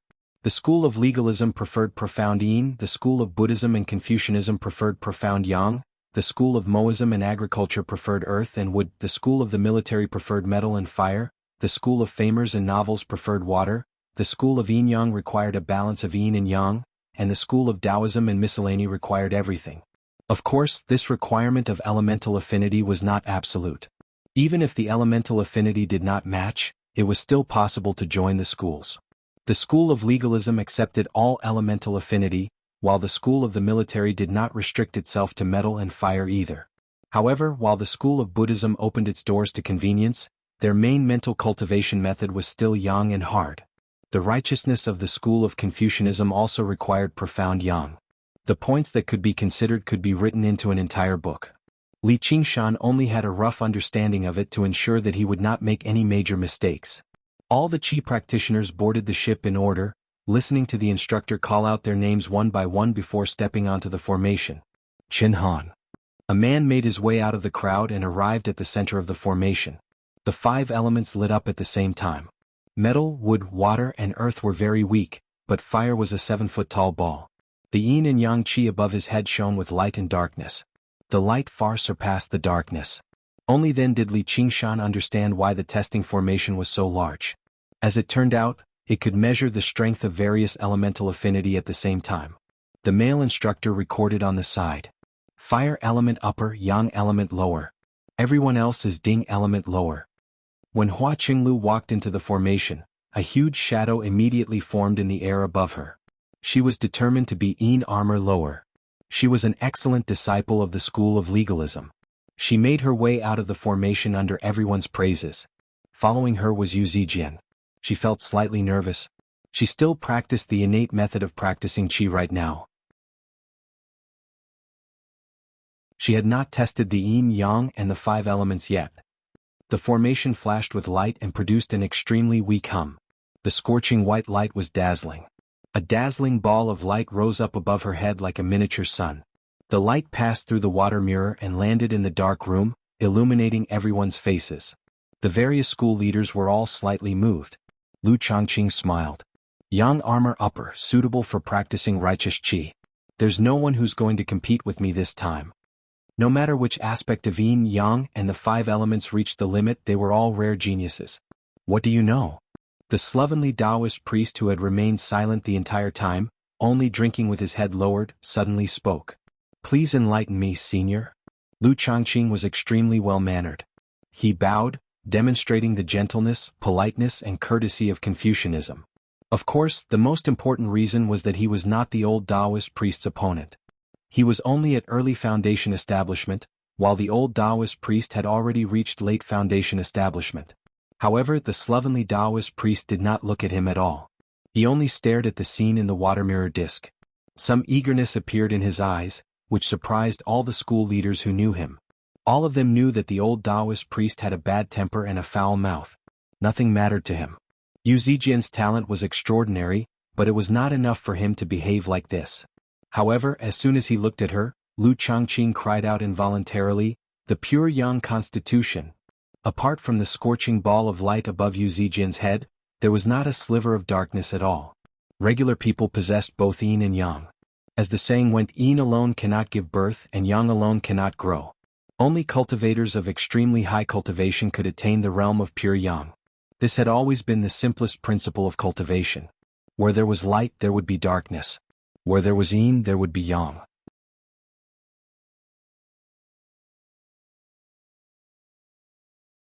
Chapter 280. At the same time, among Yu Zijian's 5 elements, a treasured sword with distinct markings directly condensed at the position of the metal element. It could also be rated as an A, but no one paid any attention to it anymore. Everyone's eyes lit up. The slovenly Taoist priest immediately began to regret his decision. Sure enough, Lu Changqing clapped his hands. He's a disciple of my school of Confucianism. The slovenly Taoist priest shook his head. Nonsense, nonsense. If a person with a pure yang body doesn't cultivate, it'll be a waste. Righteousness is only a minor path. Amitabha. Benefactors, please don't argue. This child is fated with the Buddha. He'll definitely be able to condense a Saraira in the future. Before Lu Changqing could even retort, the one-thought monk chanted aloud. The slovenly Taoist priest smiled. Why don't you ask the girl if she's willing to shave her head and become a thieving baldy with you? The one-thought monk was taken aback. Although it was referred to as a strand of worry, if it were not for the fact that her heart was already dead, would the young woman be willing to part with it? The school of Buddhism was a major school, but they did not have as many disciples as the slovenly Taoist priest, precisely because of these rules. He no longer argued back, only lowering his head and chanting. He made up his mind that he had to fight for it when the time came. The slovenly Taoist priest thought, bald donkeys are nothing to worry about. As for this Lu Changqing, he's a problem. Though, I'll tell the girl about the affairs of Prefect Lu when the time comes. He snickered. Lu Changqing shivered inside from his smile. He knew the slovenly Taoist priest was up to no good, but he only smiled elegantly, expressing his determination to obtain her. Since the 3 of them had spoken, the other school leaders simply stopped talking. It was not just because the 3 schools were indeed the best for the pure yang body. Among the 100 schools, the schools of Confucianism, Buddhism, and Taoism were the most powerful. How many resources could they afford to compete? The academy only provided a platform for cultivation. Even the relationship between master and disciple was not as strict as in sections. The various cultivation resources had to be earned by the disciples themselves. It was rather similar to the schools in Li Qingshan's past life. However, as long as they came across true geniuses, they would fight for them regardless of what they had to do. The 100 schools contended, forming their own factions. One more genius disciple meant one more power in the future. Originally, no one paid too much attention to the girl beside Hua Qinglu, but the light she displayed right now surprised everyone. Hua Sengzan watched from afar. All he saw was Yu Zijian making her way down from the formation in a hurry. He smiled. Pure yang, so that's how it is. Those few should have seen it. Of all these people, no, of all the 100 schools of thought, perhaps no one had a brighter future than her. At this moment, it was just the beginning of its brilliance. After a while, Wuxia also stepped onto the spirit design. He directly formed a towering tree at the position of the wood element. Being evaluated as wood upper grade showed the giant lumberman's extraordinary aptitude toward wood spirits. The sun rose bit by bit, and the cultivators also went up to take the test one by one. From time to time, a genius would appear, causing a burst of envy and admiration from the crowd. Chen Rongji was one of them. She also belonged to the Yin attribute. She was evaluated as lower grade, only slightly inferior to Hua Qinglu. Finally, it was Li Qingshan's turn. He walked into the formation slowly, and a vast expanse of water suddenly permeated the surroundings. Yu Zijin sighed in amazement, so powerful. Hua Qinglu also said, no wonder he can control that water element flying sword. So easy. At the same time, he condensed a weapon and a boulder for the metal and earth elements. Although it was much cruder than the treasured sword Yu Zijin had condensed, it was already quite impressive. Above him, there was also a ball of white light as well as a small shadow. Interesting. The male instructor smiled and recorded with his brush. Water upper grade, metal lower grade, earth middle grade, wood lower grade, fire lower grade. Yang upper grade, Yin lower grade. If he knew the results of Li Qingshan's test last time, he would not just find it interesting. Back then, the ripples were only half as large as this one. The metal and wood elements were much weaker too. Although it was not impossible to change one's innate affinity, it was extremely difficult. It either required extremely precious pills and immortal herbs, or it required a decade or even a century of painstaking cultivation. However, the ability that Oxen had taught him had directly turned Li Qingshan into something else, gradually allowing him to possess the talent and power that only otherworldlings possessed. Before the water mirror disc, a few more school leaders paid a little more attention to Li Qingshan. The crowd was filled with envious and jealous gazes. Brother Tian, isn't that the person in the building? His talent with the water element is so powerful. The young man in white said in disdain, that's all there is to it. I'll show you what true power is later. A while later, the instructor called out, Chu Tian. The young man in white smiled at the two girls beside him and stepped onto the formation gracefully. His eyes were filled with unparalleled confidence. By now, the test had already reached its end. The sun was about to rise to its highest point. Everyone felt slightly bored, no longer focusing on the test. Instead, they chatted among themselves. As the instructors conversed, they immediately prepared to pack up and take everyone to eat before preparing for the test in the afternoon. Suddenly, 5 streaks of light, gold, green, blue, red, and yellow, shot up into the air. On the 5 corners of the formation, there was a delicate sword, a towering tree, a surging lake, a roaring fire, and a lofty mountain. The 5 elements, metal, wood, water, fire, and earth, all appeared to have reached the pinnacle. The square immediately fell silent. It's above A. No, there's no way to measure this formation. Is there something wrong with the formation? The instructor who was recording down the formation cried out, breaking the silence. Cries of surprise and admiration rang out everywhere. Everyone could not help but look at the young man in white in the center of the formation, at the young man in white called Chu Tian. A genius, a true genius. Due to how rare the pure yang form that Yu Zijin had demonstrated was, even the various school leaders had almost misjudged it, let alone these chi practitioners. Yu Zijin stood there for a while before descending very quickly. Even if someone noticed that there was only light and no darkness, they would only treat it as a mistake. In the end, the instructor only rated her as above A. It was about the same as would Kuei and Li Qingshan. It was nowhere near as shocking as Chu Tian right now. Brother Tian is so powerful. The eyes of the 2 girls beside Chu Tian shone brightly. Chu Tian smiled at them as if he was saying, what do you think? The constitution of 5 elements. The various school leaders were shocked as well. The entrance examination this time was just too rare. First, it was the constitution of pure yang, and then it was the constitution of 5 elements. This was a rare talent that only appeared once every few decades. It would lead to another round of competition. Li Qingshan watched on silently as well. He sighed in amazement that the world really did not lack geniuses. Suddenly, he felt the young man called Chu Tian glance at him in a provocative manner, which left him rather confused. Chu Tian stood there for quite a while before slowly making his way down. He opened his fan and seemed extraordinarily elegant. If he were a little more handsome, he would be even more perfect. However, no one cared about this tiny flaw right now. The talent he had demonstrated was enough to make up for everything. Strength was a man's best outer garment. Not only did the school leaders pay no attention to the remaining tests, but even the Qi practitioners present no longer paid attention to them. The square was in a hubbub. Just now, the people who had demonstrated extraordinary talent were surrounded by quite a few people. Some of the more quick-witted Qi practitioners had already begun choosing people to socialize with. They were all from the same batch, so it was only right for them to get closer. Especially around Chu Tian, there were more than 10 people surrounding him. No one doubted that this youth would soon soar into the sky. Li Qingshan rubbed the jade thumb ring on his thumb. I wonder how Little N is doing? The ship that Little N was on had been sent to a small island on the outskirts. All the children were taught the innate method of condensing Qi and given a Qi gathering pill each. They began to meditate and practice Qi in a large hall, searching for that mysterious sense of Qi. Not far away, the female instructor held a pointer in her hand. Her face was dark, and she would occasionally glance at little Anne, looking more and more unkind. Although an instructor had come to tell her the whole story on Wang Pushi's orders, she was even more furious.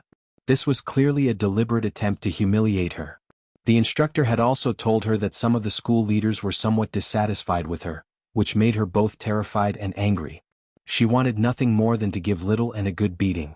But at the same time, the instructor had reminded her that this child was not a commoner's child, and that he might be valued by a few of the school leaders. She could not vent her anger, but that did not mean that she would swallow it. But she had already made up her mind that she would not let Little Anne have it easy. There were still a few months left, and she did not believe that she would not be able to deal with a child with her methods. Little Anne did not take this hostility to heart. Instead, he focused on cultivating Qi. She was no stranger to the innate method of condensing Qi. When Li Qingshan cultivated this technique, he would often ask her for guidance. The sense of Qi that caused the children to blush did not trouble her at all. In an instant, a sliver of true Qi was born and began to flow. After a while, it grew several times stronger. The Qi gathering pill had long since been completely used up, but it continued to grow at an unbelievable rate. To put it bluntly, the path of Qi refinement was to refine essence into Qi. It was mainly to absorb essence Qi from one's body and transform it into true Qi. Her small body was formed by refining the flesh and blood of countless people. The essence Qi contained in her body was many times stronger than that of an ordinary child. There was no limit to her comprehension ability, nor was there a limit to her resources. Soon she had cultivated the first 3 layers of the innate method of condensing Qi. Then the true Qi began to rush through the yang linking meridian.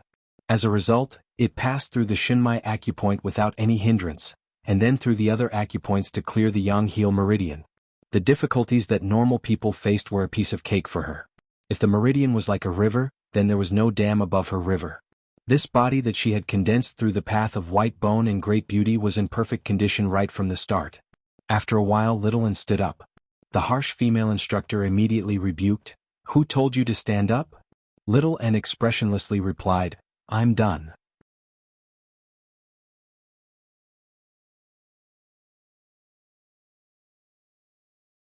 Chapter 281. The female instructor rubbed her eyes, wondering if she was dreaming. However, the handsome yet expressionless child in front of her was clearly in the 3rd layer of Qi training. The other instructors were also startled and looked over. When they saw Little Anne, it was as if they saw a monster, full of disbelief. According to the rules of the 100 schools of thought, if a child can't sense Qi for more than 3 months, they will be expelled. Even if they can sense Qi, they must stay for 3 months, learn some basic things and not have any contact with the outside world. Little Anne didn't want to reveal too much about herself, but when she thought about not being able to see him for 3 months, she felt anxious. It was a longing that was even more unbearable than being burned by fire. Thus, there was only one way, to master the innate method of condensing Qi and push her cultivation level to the 3rd layer of Qi training. To her, this wasn't a difficult task. The female instructor screamed, "This is impossible," she must have hidden her cultivation level.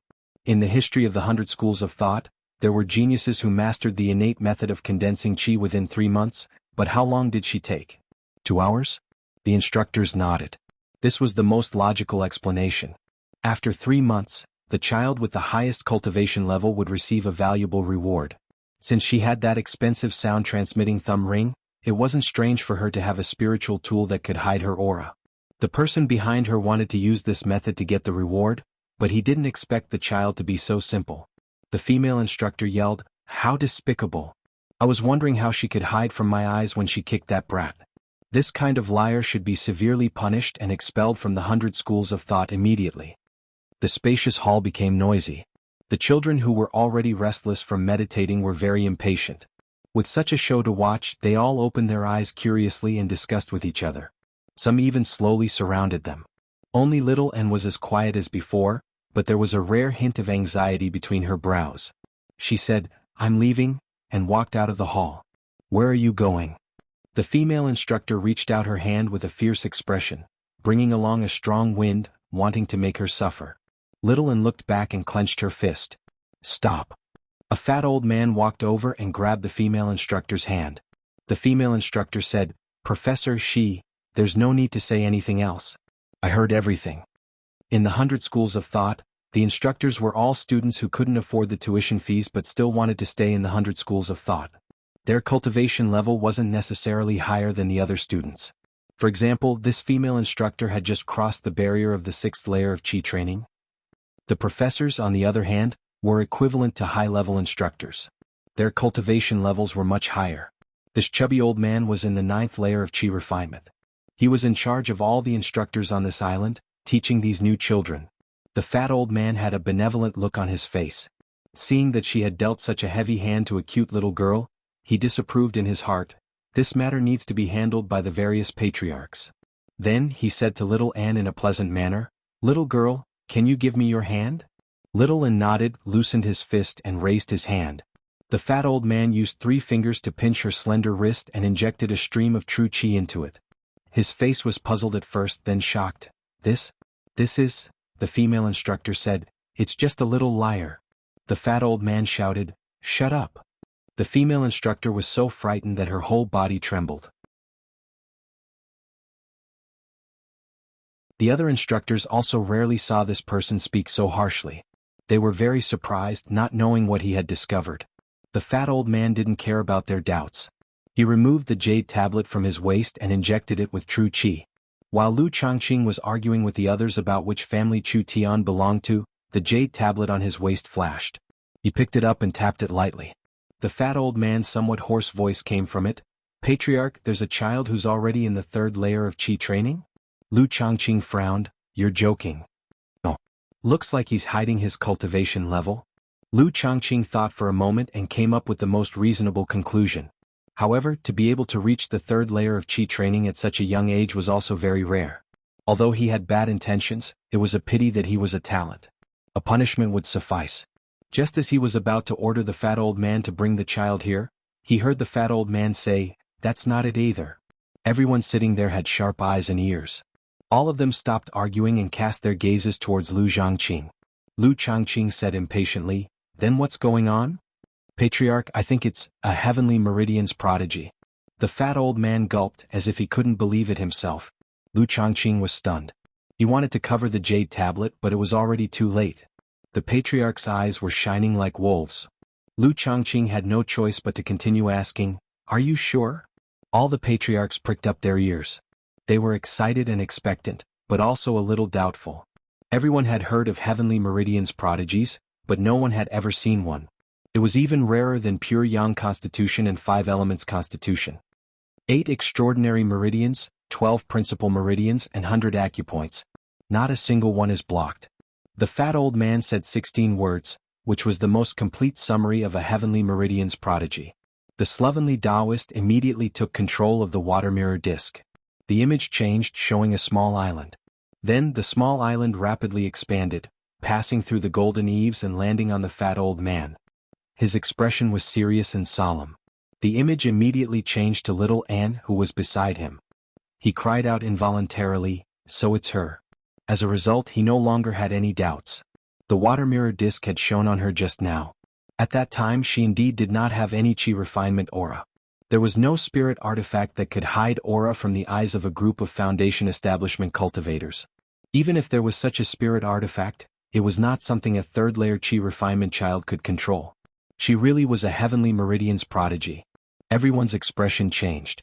Heavenly meridian's prodigies were born with unobstructed meridians. The circulation of their true Qi would not be hindered. Reaching the 10th layer of Qi refinement was as easy as flipping a hand. In other words, their constitution was like a 10th layer Qi refinement cultivator who had lost all of their true Qi. They only needed to inject true Qi into their bodies again. Most cultivators in the world were trapped in the Qi refinement realm their entire lives. Even those with pure Yang constitutions and 5 elements constitutions had to spend a lot of effort to break through bottlenecks and advance step by step. However, Heavenly Meridian's prodigies did not have such worries. The problem they faced from the very beginning was how to break through to the foundation establishment realm. If a pure Yang constitution was said to be more suitable for the Confucian, Buddhist, and Taoist schools, then a 5 elements constitution might be suitable for a wider range of people, but at least the school of Yin Yang was not interested. However, there was no school or clan that would not be interested in a Heavenly Meridian's prodigy. Even a clan leader who stood aloof from worldly affairs would have to roll up his sleeves and prepare to fight for it. If he managed to get his hands on her, he would at least be a foundation establishment cultivator. He finally understood why Begonia could make such a promise. She was worthy of any school or clan supporting her with all of their resources. Lu Changqing said, "Bring her to Contention Island immediately and have her Yin Yang and 5 elements tested." Understood. Also, that woman, what's her name again? She's not suitable to continue teaching children. Bring her back to Contention Island to reflect on her mistakes. This time, even Wang Pushi was in complete agreement. What filthy woman. How could you accuse a Heavenly Meridian's prodigy unjustly? Suddenly he thought of something and cursed Lu Changqing in his mind for being so cunning. He was purposely speaking in such a loud voice. He was clearly trying to curry favor with that child. No, I have to have Little Blossom talk to Li Qingshan about this. Whether or not I can be promoted to Scarlet Wolf will depend on my performance this time. Sir. The female instructor's cry of surprise came from the jade tablet. Looking through the water mirror disc, her face instantly paled after hearing Lu Changqing's words. However, Little N was still expressionless, which disappointed Lu Changqing a little. He suddenly raised his head and looked at Wang Pushi. Their gazes seemed to be clashing. The various clan leaders all looked at each other with unfriendly gazes. Clang, clang, clang. 3 crisp sounds rang out. In the corner of the room, an old man with a rustic air used his tobacco pipe to strike the floor 3 times, kicking out ash. The old man's wrinkled face was sallow like it had been smoked. He wore white robes as he squatted down on the table. He seemed like an old farmer who had spent his entire life farming. He seemed extremely out of place. Suddenly, his gaze shifted, and the light and wisdom that flashed through his eyes revealed his true identity, the leader of the School of Agriculture. He was the oldest here, so old that no one knew exactly how old he was. Everyone respected him, and even the slovenly Taoist was no exception. No one knew his real name since a long time ago. They only knew that his surname was Huang, and he called himself Earth Elder. Everyone calm down. It's just a Heavenly Meridian's prodigy. Look at how he startled you. You've lost the bearing of a clan leader, said Earth Elder Huang as he added more tobacco. The flames flickered and the fragrance permeated the air. Whether it was Yu Zijian or Chu Tian, he did not argue with them. The world had changed with the vicissitudes of life. He seemed indifferent to it already. Senior, have you seen him before? Lu Changqing asked politely. Over 2 centuries ago, I did see one. What about now? The various leaders all perked up their ears. Even the coldest Han Anjuan could not help but listen closely. Just how far had the Heavenly Meridian's prodigy of the past reached after 2 centuries? It was definitely not just foundation establishment, but if it was higher, then he would not be a nameless figure. However, he did not seem to have heard of this person before. Earth Elder Huang blew out a cloud of smoke. Right now I'm sitting here. He's already been buried for a century. He did not go into detail. A nameless dead person was not worth going into detail, no matter how much of a genius he was in the past. However, the leaders all came to a realization. Having talent did not mean you could go far. In particular, Wang Pushi sighed in amazement. There were so many Qi practitioners in the same year as him that they could not even count their talent on a single hand. However, he had reached this step in the end. They could not help but lament that the older the ginger, the wiser the ginger. The water mirror disc remained locked onto little Anne. They would still fight for it, but they had made up their minds. Finally, they finished examining the last Qi practitioner. The instructors yawned and prepared to take the Qi practitioners to eat. Suddenly, a flying shuttle flew over. The plump old man disembarked with little Anne, followed by a cold-faced female instructor. She was very reluctant and dissatisfied.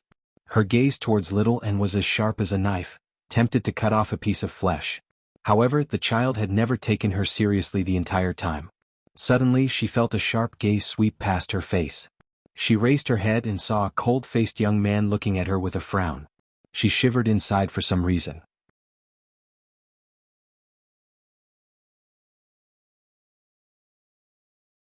Chapter 282. Li Qingshan was extremely sensitive to killing intent and hostility. How could he not notice her?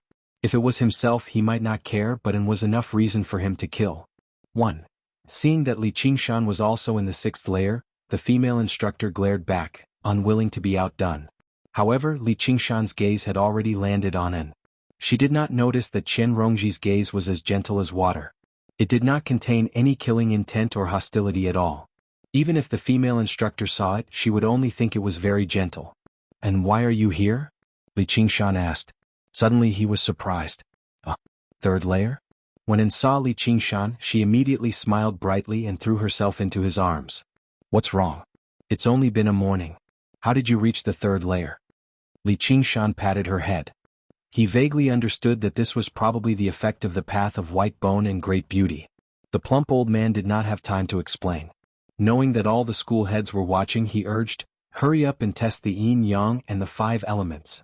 Li Qingshan smiled. "That's good too. We can cultivate together now. Go." Under the watchful eyes of the crowd, An walked towards the array formation. Most of the Qi practitioners were baffled. Why did a child come out in the end, led by the professor himself? Did she have some powerful background? However, reaching the 3rd layer at such a young age was indeed impressive. No one would have thought that she was just an ordinary person in the morning. At least she looked like one. Even if someone thought of it, they would immediately dispel the absurd idea. Isn't that the child beside Li Qingshan? Her name is, and didn't she go to the Mengtong test? Han Qiongji asked curiously. Hua Sengzan frowned. What was wrong with this child? 3rd layer? Was she hiding her strength? There was no better explanation. Suddenly a thought flashed through his mind. No way. Brother Tian, look at that child. She's so pretty. I think I've seen her somewhere. Chu Tian, who was being surrounded by everyone, also turned his head in confusion. There were still people to be tested. What a waste of time.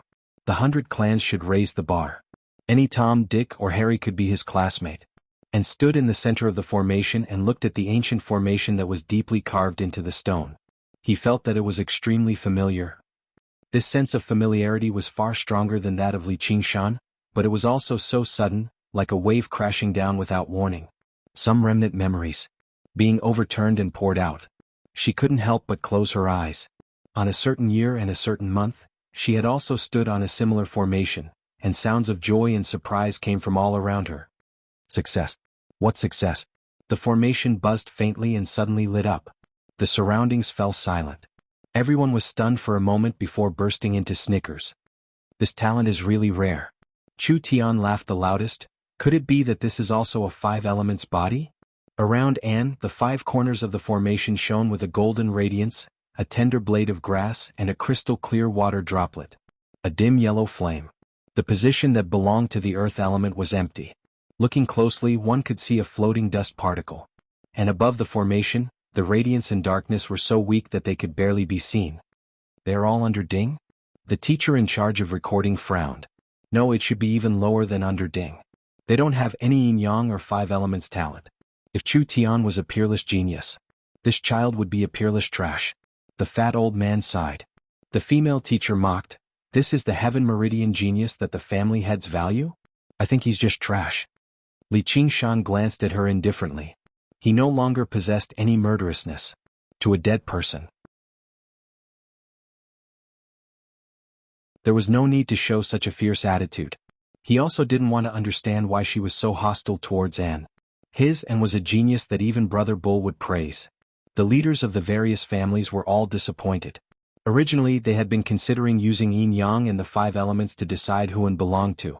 However, her talent for the 5 elements was so low, which meant that her connection with the spiritual qi of the world was so weak that it was almost non-existent. So, even if she had some talent in any of the 5 elements, it would be fine. No, it would be fine even if she was slightly lacking. However, she basically had no talent for cultivation at all. Qi practitioner was fine, but foundation establishment required her to communicate with the spiritual qi of the world. Lu Changqing shook his head and sighed gently. Is this what they mean by fortune and misfortune coming hand in hand? Behind the peerless talent there was a huge flaw. Talent for the 5 elements was not impossible to make up for, but the resources required were tremendous. Probably only large sects like the Sword Collection Palace, the Umbraline sect, or large clans like the provincial overseer's estate could afford it. However, if such resources were invested in a regular chi practitioner, they would be able to produce a genius. Why would they use it on her? The heavens had played a terrible joke on her. The leaders of the various families looked at Earth Elder Huang again. They were rather impressed by his foresight. Geniuses could not be seen once. The old man continued to smoke leisurely. He did not show any disappointment or surprise. Only the one-thought master brought his palms together and lowered his head, pretending to feel pity. His lips curled into an unfathomable smile. This was all the Buddha's arrangements. That shouldn't be the case. The man in coarse clothes frowned. As the leader of the school of Yin-Yang, Ma Bai's understanding of Yin-Yang and the 5 elements was incomparable to other school leaders. The world had always been created by the 5 elements. Even regular people should not have such weak talent. Child, you can come down now, the plump old man said gently. Anne's eyes remained firmly shut. She did not budge. A woman's cold voice rang out from the bottom of her heart. Do you understand how to use this formation? Let me see. She murmured with an almost undetectable voice, Yes, mother. What are you? The plump old man asked. However, Li Qingshan sensed that there was something off about him. He took a few steps forward, wanting to stop her. The formation suddenly began to operate, radiating with light. The crystalline droplet of water flew towards the tender grass, and the grass began to grow. In the blink of an eye, it had grown into a tree. As the tree sprouted and flourished, the spark landed on it and set it ablaze. The tree was reduced to ashes, scattering into thousands of specks of dust. The speck of dust absorbed it, turning it into a piece of black soil. Specks of golden light appeared in the black soil, merging with the golden light. Afterwards, the droplet of water appeared once more, turning into a gurgling stream that circled around the dead tree. The grass began to grow once more. The wildfire could not burn away the grass, and it grew again with the spring breeze. At the same time, the 2 specks of light and darkness merged together in the sky above the formation, constantly revolving. With each revolution they would grow slightly larger, reaching the size of a fist in the blink of an eye. The light and darkness were clearly separated, yet they merged together inseparably. No matter which angle one looked at it from, it seemed like a diagram of yin and yang. The instructor responsible for recording said in surprise, all of the attributes have become higher than D. No, they're C. The chi practitioners in the surroundings were all stunned. Wasn't this a testing formation? It could be used like this? The 5 elements engender each other and yin and yang complement each other. How is this possible? Ma Bai's eyes widened and he abruptly stood up. Lu Changqing frowned and asked, Fellow Ma, what's going on? Do you know what the full name of this formation is? Ma Bai's breathing had quickened. All the clan heads were stumped. With their knowledge and experience, if they were asked about some strange formation, they would definitely have some understanding. However, when they saw the name of the formation in front of them, they all felt a little lost. Wasn't this a formation for testing one's attributes? The slovenly Taoist asked, Is it the yin-yang 5 elements engendering and subduing formation? Ma Bai replied, That's right. Fellow Taoist is indeed knowledgeable. Then do you know what the true function of this formation is? Even the slovenly Taoist was feeling a little helpless. Apart from testing one's attributes, what else could it do? Ma Bai said, The cultivation techniques of ancient cultivators are all about cultivating yin and yang and the 5 elements. You should know this, right? What was known as transcendence energy in ancient times was a type of power that combined yin and yang and the 5 elements. It allowed one to freely use any technique, and its power was extraordinarily great, and it had endless variations. However, the difficulty of cultivation was high, and the requirement for the cultivator's innate talent was so high that it was unimaginable to the people of today. Only an extremely small number of people could master it. If the standards of ancient times were to be used to measure the current cultivators, it would be rare for there to be 100 or 10 out of the 100 schools of thought left. In order to fight against their enemies, ancient cultivators obtained inspiration from their enemies, mutants and demons, and continuously improved their path of cultivation. Only then did they come to this cultivation method that focused on cultivating one type of true qi. Although it lowered the quality of the cultivators, It increased the number of cultivators by 100 or even 1,000 times, and established the rule of humans. All the clan heads nodded. This could be considered the basic history of the cultivation path. Suddenly they seemed to have understood something and looked towards the water mirror disk. Within the formation, a shocking change was happening.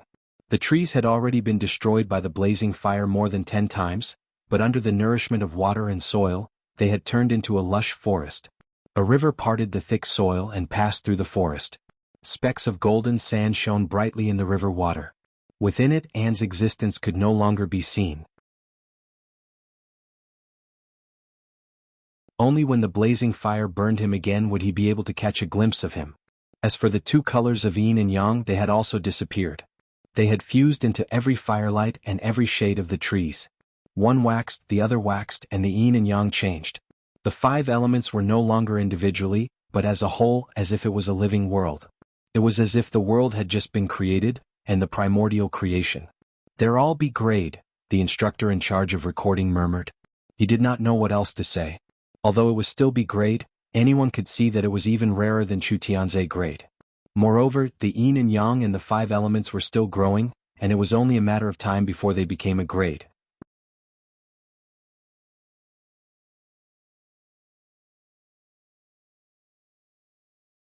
Chapter 283. Testing the attributes of yin, yang, and the 5 elements was only a secondary function of the formation, but to the cultivators of this era, this was the only function that was known. Book C Pavilion. Many of the formation diagrams had even simplified the original core parts of the formation, leaving only the parts that tested the attributes. The stone formation on Contention Island had a history of several thousand years, and was a complete formation passed down from ancient times. Its complexity and enormity were definitely not what Li Qingshan had thought at the beginning, that it could only test various attributes at the same time. Today Little N had activated its long-forgotten function. Everyone was dumbfounded. They had thought that they had already seen a peerless genius today, and that their minds would no longer be shocked. Now what was a genius? Looking at this scene that surpassed their imaginations and understanding, they couldn't even muster the slightest bit of jealousy. Lu Changqing asked again, "Then what's the test for her yin, yang, and the 5 elements?" Ma Bai glanced at him and couldn't be bothered to answer. He continued to look at the water mirror disk, a hint of fanaticism in his eyes. From the very beginning, that child hadn't been using the formation's low-level testing function, but had been deducing the changes of yin, yang, and the 5 elements bit by bit. Thus, she had to start from the smallest point, which was the little grass that had first appeared as a water droplet. As for her talent, it would depend on how far she could deduce it. Her talent definitely wouldn't be lower than the realm she had deduced. Normally, it would be much higher, which was why she was able to do it so easily. What she had displayed now was no longer talent, but ability, an incomparable ability. Ma Bai took off his tall hat and bowed to the ground. "Fellow Taoists, I, Ma Bai, only have one request today. Allow this child to join my school of yin yang. In the future, if you have any requests, I will do my best." Book C Pavilion, Net. All the patriarchs looked surprised. Among the various patriarchs, although Ma Bai wasn't as wild as the slovenly Taoist, he was also famous for his arrogance. He was like a reclusive cultivator from ancient times, arrogant and aloof from the world. However, no one offended him because of this, because he was proficient in the art of divination. Everyone had times when they needed his help, but when had they ever seen him beg someone so humbly? Everyone in the world knew that the school of yin yang was proficient in divination, but Ma Bai did not take pride in it. In ancient times, even a third-rate cultivator could divine good or bad fortune.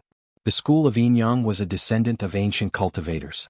Ancient cultivators were omnipotent, and divination was just one of them.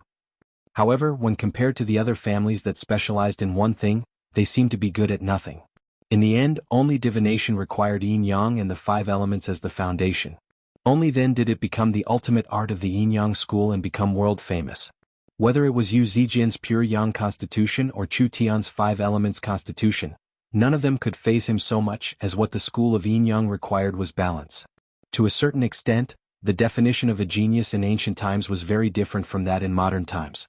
However, if it was this child, he would definitely be able to display the true brilliance of the yin-yang school's ancient cultivation technique. All the patriarchs were speechless. No one could easily give up on this child. When the trees turned into forests, the streams turned into rivers. A class, mid-A class, upper A class. The instructor constantly changed his judgment. When he said, "Upper A class," there was a rumble and the image on the formation exploded, erupting with 7 different colors. It returned to its most basic form of yin-yang, and the 5 elements once again. Only Little Anne remained standing in the formation. She was slightly lost. Just now, everything seemed like a dream. To her or to everyone else. Her derivation had already reached the limit that the formation could endure. It was like a Rubik's Cube. To an advanced player, it had lost its function as a test or a game. Li Qingshan rushed over in a hurry. "Are you all right?" The various patriarchs looked at one another. It was no longer as simple as hostility. Instead, it was a determination to obtain him, a determination to never compromise. Namo Amitabha. The one-thought master who had remained silent the entire time, suddenly chanted the Buddha's name loudly. His voice was like the morning bell or the evening drum, like the roar of a lion or the roar of thunder. It was loud and vigorous. "This child is fated with the Buddha. Please do not contend against this monk." Han Anjuan said frigidly, "Then the past was all a lie from monks? I think the kick she used to kick the fat kid just now is steady, accurate and vicious. It's rather similar to the style of our school of the military." The one-thought master said in a hurry, "We're really fated this time." Just now, when everyone was disappointed by Little Anne's talent in yin-yang and the 5 elements, only he secretly rejoiced. Finally, no one was contending against him anymore. What he saw from Little Anne was a clear Buddhist light that even the variations of yin-yang and the 5 elements were unable to obscure. Never had he seen such a clear root of wisdom and Buddhist nature in the eyes of a child. But this time, the Buddha's arrangements were rather unexpected. Women are supposed to sing to the wind and the moon, to be companions of poetry and books. How can they become nuns, living in the light of ancient Buddhas or serving as soldiers, sweating and bleeding? I don't think our school of Confucianism can tolerate such a great talent. Lu Changqing no longer behaved gently, politely and politely either. With a clang, the slovenly Taoist priest kicked over the long table in front of him. The alcohol jug and cups fell to the ground, clattering loudly. "Whoever dares to contend against me for Little Anne will have to test my abilities first." The one-thought master suddenly lifted his monk's robes, revealing his sturdy chest that did not match his appearance. He roared out, "Tisk, ox nose, I've been putting up with you for a very long time now. Do you really think our school of Buddhism doesn't have the ability to subdue dragons and tame tigers? Ha baldass, I've always found you to be a thorn in my side. Let's have a spar today." The two of them took up a fighting stance.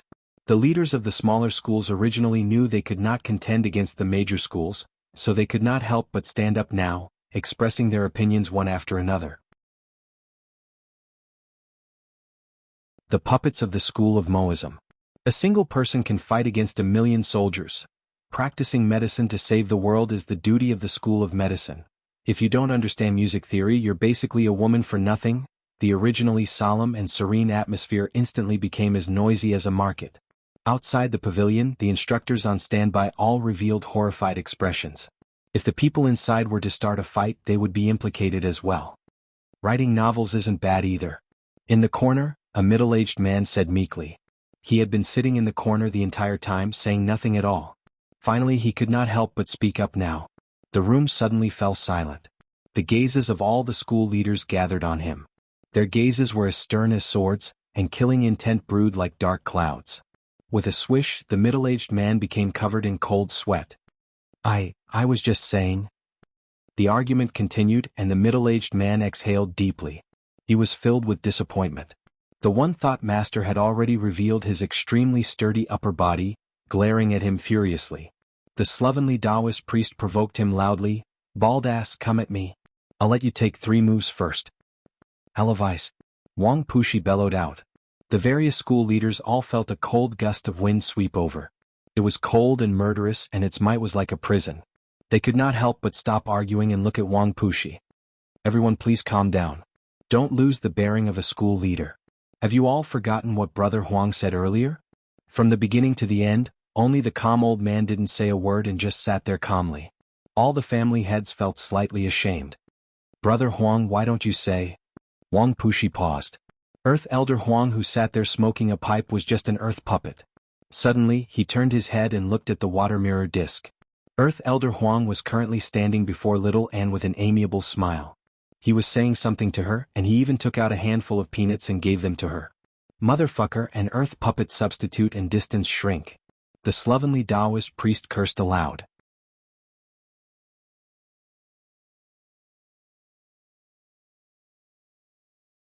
Chapter 284.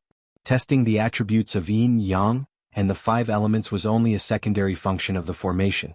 However, to the cultivators of this era, this was the only function that was known. Many of the formation diagrams had even simplified the original core of the formation, leaving only the part that tested the attributes. Meanwhile, the stone formation on Contention Island had thousands of years of history. It was a complete formation that had been passed down since ancient times.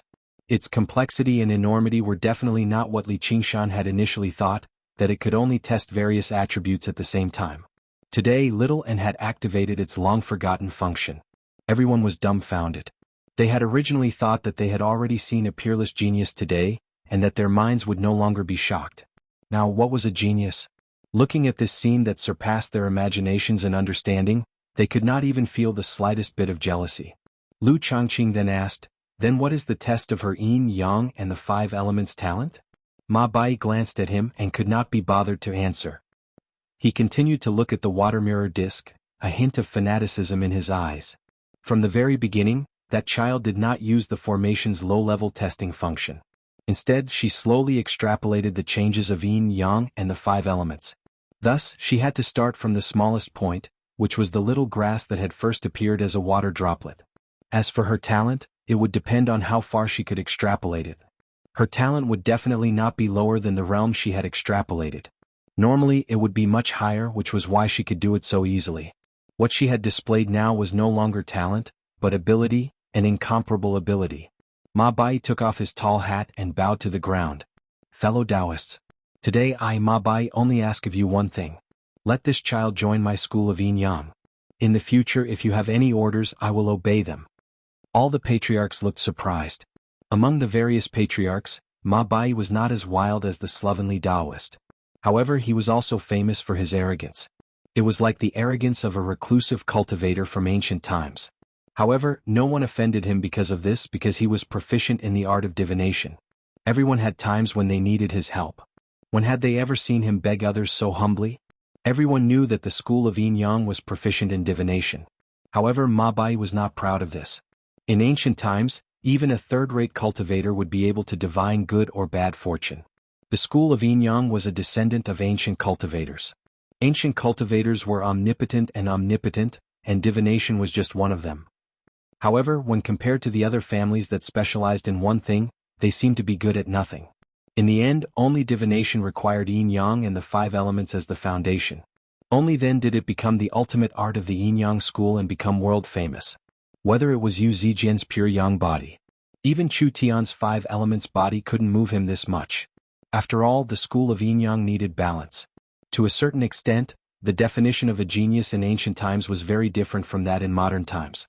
However, if it was this child, he would definitely be able to make the yin-yang school's ancient cultivation technique become even more powerful.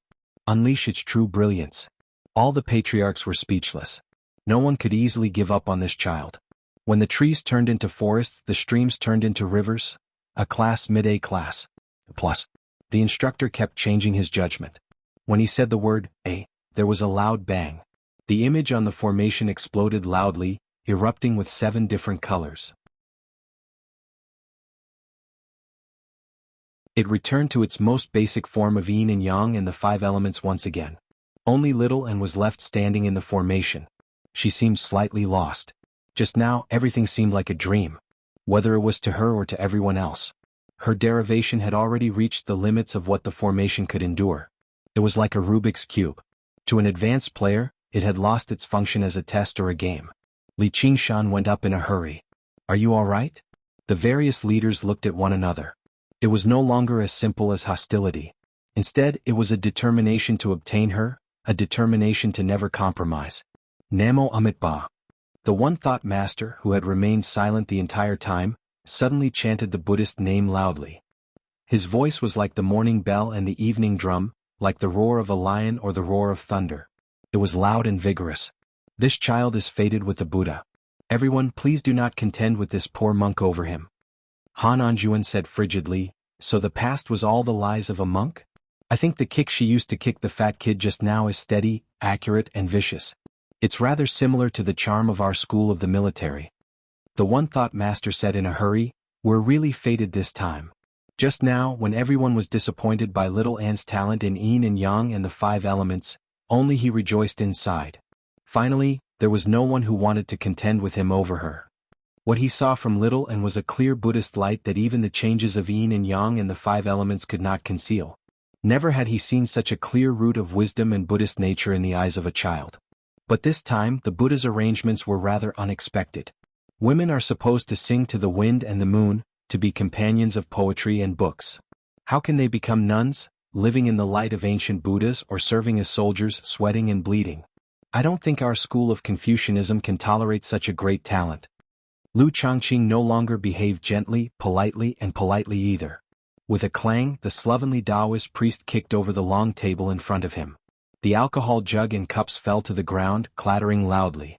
Whoever wants to contend with me over little and will have to test my abilities first.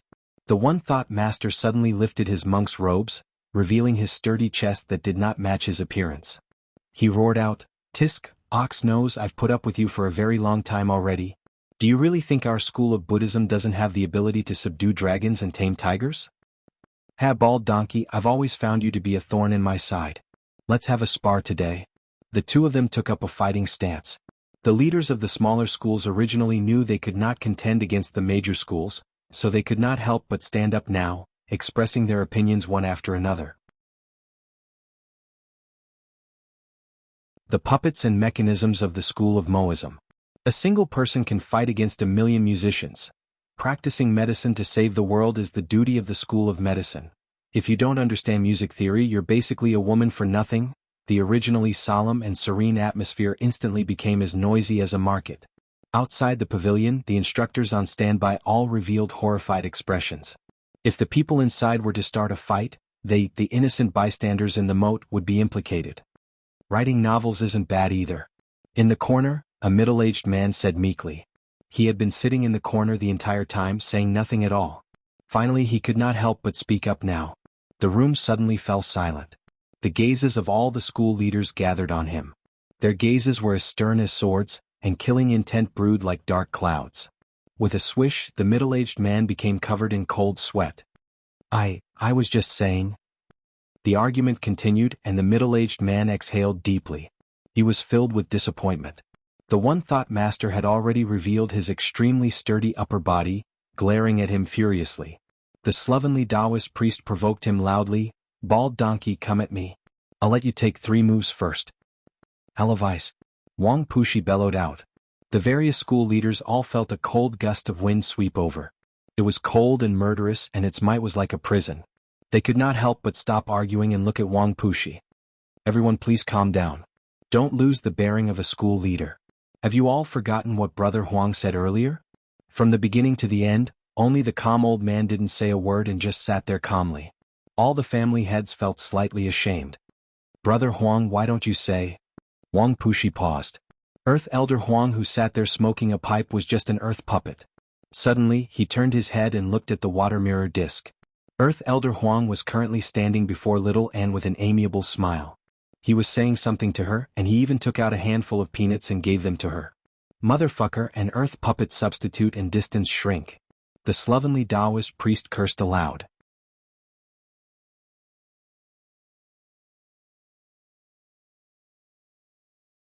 Chapter 285.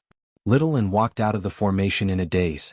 The scenery around her was hazy, and the sound seemed to come from far away, gradually becoming clearer.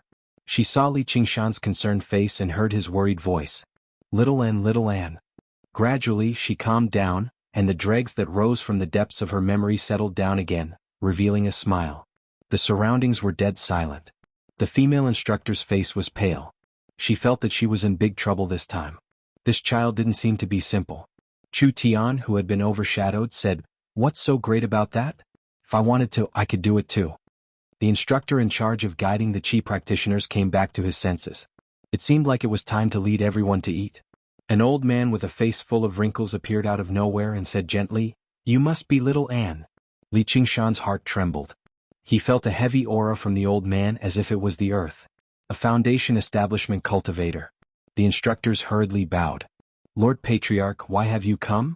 They had also seen many geniuses stand out during the Yin-Yang and Five Elements test, but that would only happen after the test was over, and the competition between the families would begin. No patriarch had ever appeared at this time, and it was Earth Elder Huang, who was the calmest among all the patriarchs. Earth Elder Huang didn't care about the others at all. His eyes only fell on little Anne. His face carried the kind smile of an elder to a junior. He was extremely cordial, and the more he looked, the more satisfied he was. Here I grew these myself. Have a taste? A large hand grabbed a handful of peanuts from his 100 treasures pouch and stuffed them into little Anne's hands. Han Xiongji was stunned. When had she ever seen this old man be so generous? He was actually willing to give away the spirit fruits that he had painstakingly cultivated for many years in his spiritual orchard for nothing. Little Anne looked up at Li Qingshan.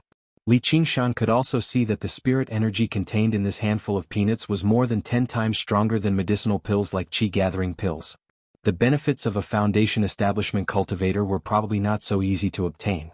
However, Wasungzan shook his head with a bitter smile. Earth Elder Huang was known to be calm and unmoving like the earth. Ever since he came to the 100 schools of thought, he had never seen such an urgent expression. However, it was clear that this child was worthy of Earth Elder Huang's efforts. Although he considered himself to be a genius at this moment, he could only sigh at his own inferiority. No wonder Haitang wanted her at all costs.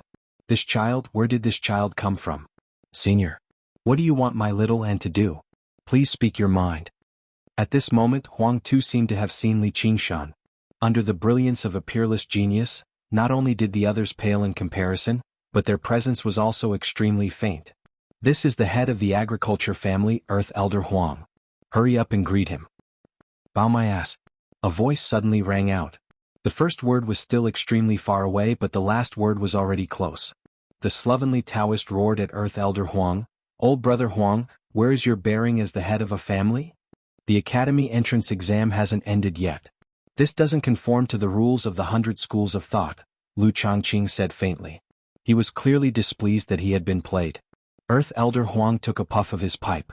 I'm about to die, so what's the point of my face? As for rules, they're set by people. He turned around and put on a kind expression. Child, as long as you enter the agriculture family, you can eat these fruits all you want in the future. What do you think? The agriculture family? Lu Changqing smiled and removed a Pisces jade pendant from his waist. Looking at the spiritual light on it, it was actually a supreme-grade spirit artifact. Although he didn't say anything, he was disdainful. He could see everything at a glance. Pauper, get lost. Scholars weren't easy to bully. Earth Elder Huang snorted in anger, smoke coming out of his nostrils. However, when he looked at little Anne, his gaze became even more kind and benevolent. The path of the school of the art of war. Attacks must be countered and battles must be won. Wind, forest, mountain, fire, all are invincible. Every step that Han Anjuan took caused a loud boom. The ground trembled, and his aura was like that of a magnificent army. The path you're going to walk is definitely an ancient path of cultivators. Listen to me carefully explain the reason. Ma Bai said with extreme sincerity. However, who would let him explain in detail? Namo Amitba. Child, you're fated with Buddha. It's true. A monk doesn't lie. The slovenly Taoist stomped his foot and said, all of this is bullshit. However, no matter how loudly he cursed, no one paid any attention to him. In the blink of an eye, the heads of the various families appeared one by one. Some were cold, some were kind, and some were violent. All sorts of powerful auras clashed fiercely in the square. There was only one target, and that was little Anne. The patriarchs of the various families continued to offer higher prices in the competition, portraying a more promising future. During that time, Li Qingshan had already seen quite a few supreme-grade spiritual artifacts. He had also heard quite a few of the great deeds of the seniors and masters of the various families. Unfortunately, this peaceful competition did not last for too long. It devolved into mutual sabotage very soon. Living alone for the rest of my life, master, are you trying to ruin my life? Lu Changqing's words were sharp. Child, this benefactor Lu has over a dozen concubines, and he often visits prostitutes. The one-thought master blurted out the words that the slovenly Taoist priest had thought of. The corner of Lu Changqing's eye twitched. The school of Confucianism is hypocritical. The school of Yin-Yang is useless. The school of agriculture is all bumpkins. The school of the military distorts human nature. All sorts of vile words that he had repressed erupted. A while later, the eyes of the various school leaders had all reddened. The one-thought master took off the monk's robes he had just donned, revealing his bulging muscles on his upper body. Li Qingshan stood beside little Anne. He was also surrounded. He felt his scalp tingle. Were these the leaders of the various schools? Sure enough, each one was stronger than the last. However, their appearances were far too hideous. They were basically like vicious dogs fighting over food. He just happened to be unable to defeat a single vicious dog. The group of Qi practitioners who were relatively closer were all forced back a few steps by the aura. Some of them even directly fell to the ground. Everyone was dumbfounded. Just what was going on? Wu Zhen asked, "Brother Hua, what should we do?" Hua Sengzan's responsibility was to maintain the order of the entrance examination, but all he could do was shake his head when he faced a group of people who were disrupting the order. "Let's do nothing." Then little An looked at Li Qingshan. "Li Qingshan, do you still remember me?" A sense of chilliness pressed down on him. Li Qingshan suddenly turned around. "Old Commander Wang." Wang Pushi stood with his arms crossed nearby. He did not take part in this battle. He strode over. In Li Qingshan's impression, this Scarlet Hawk commander did not seem to be particularly friendly with him. He understood the reason extremely well. Although he knew it was useless, he still raised his guard slightly.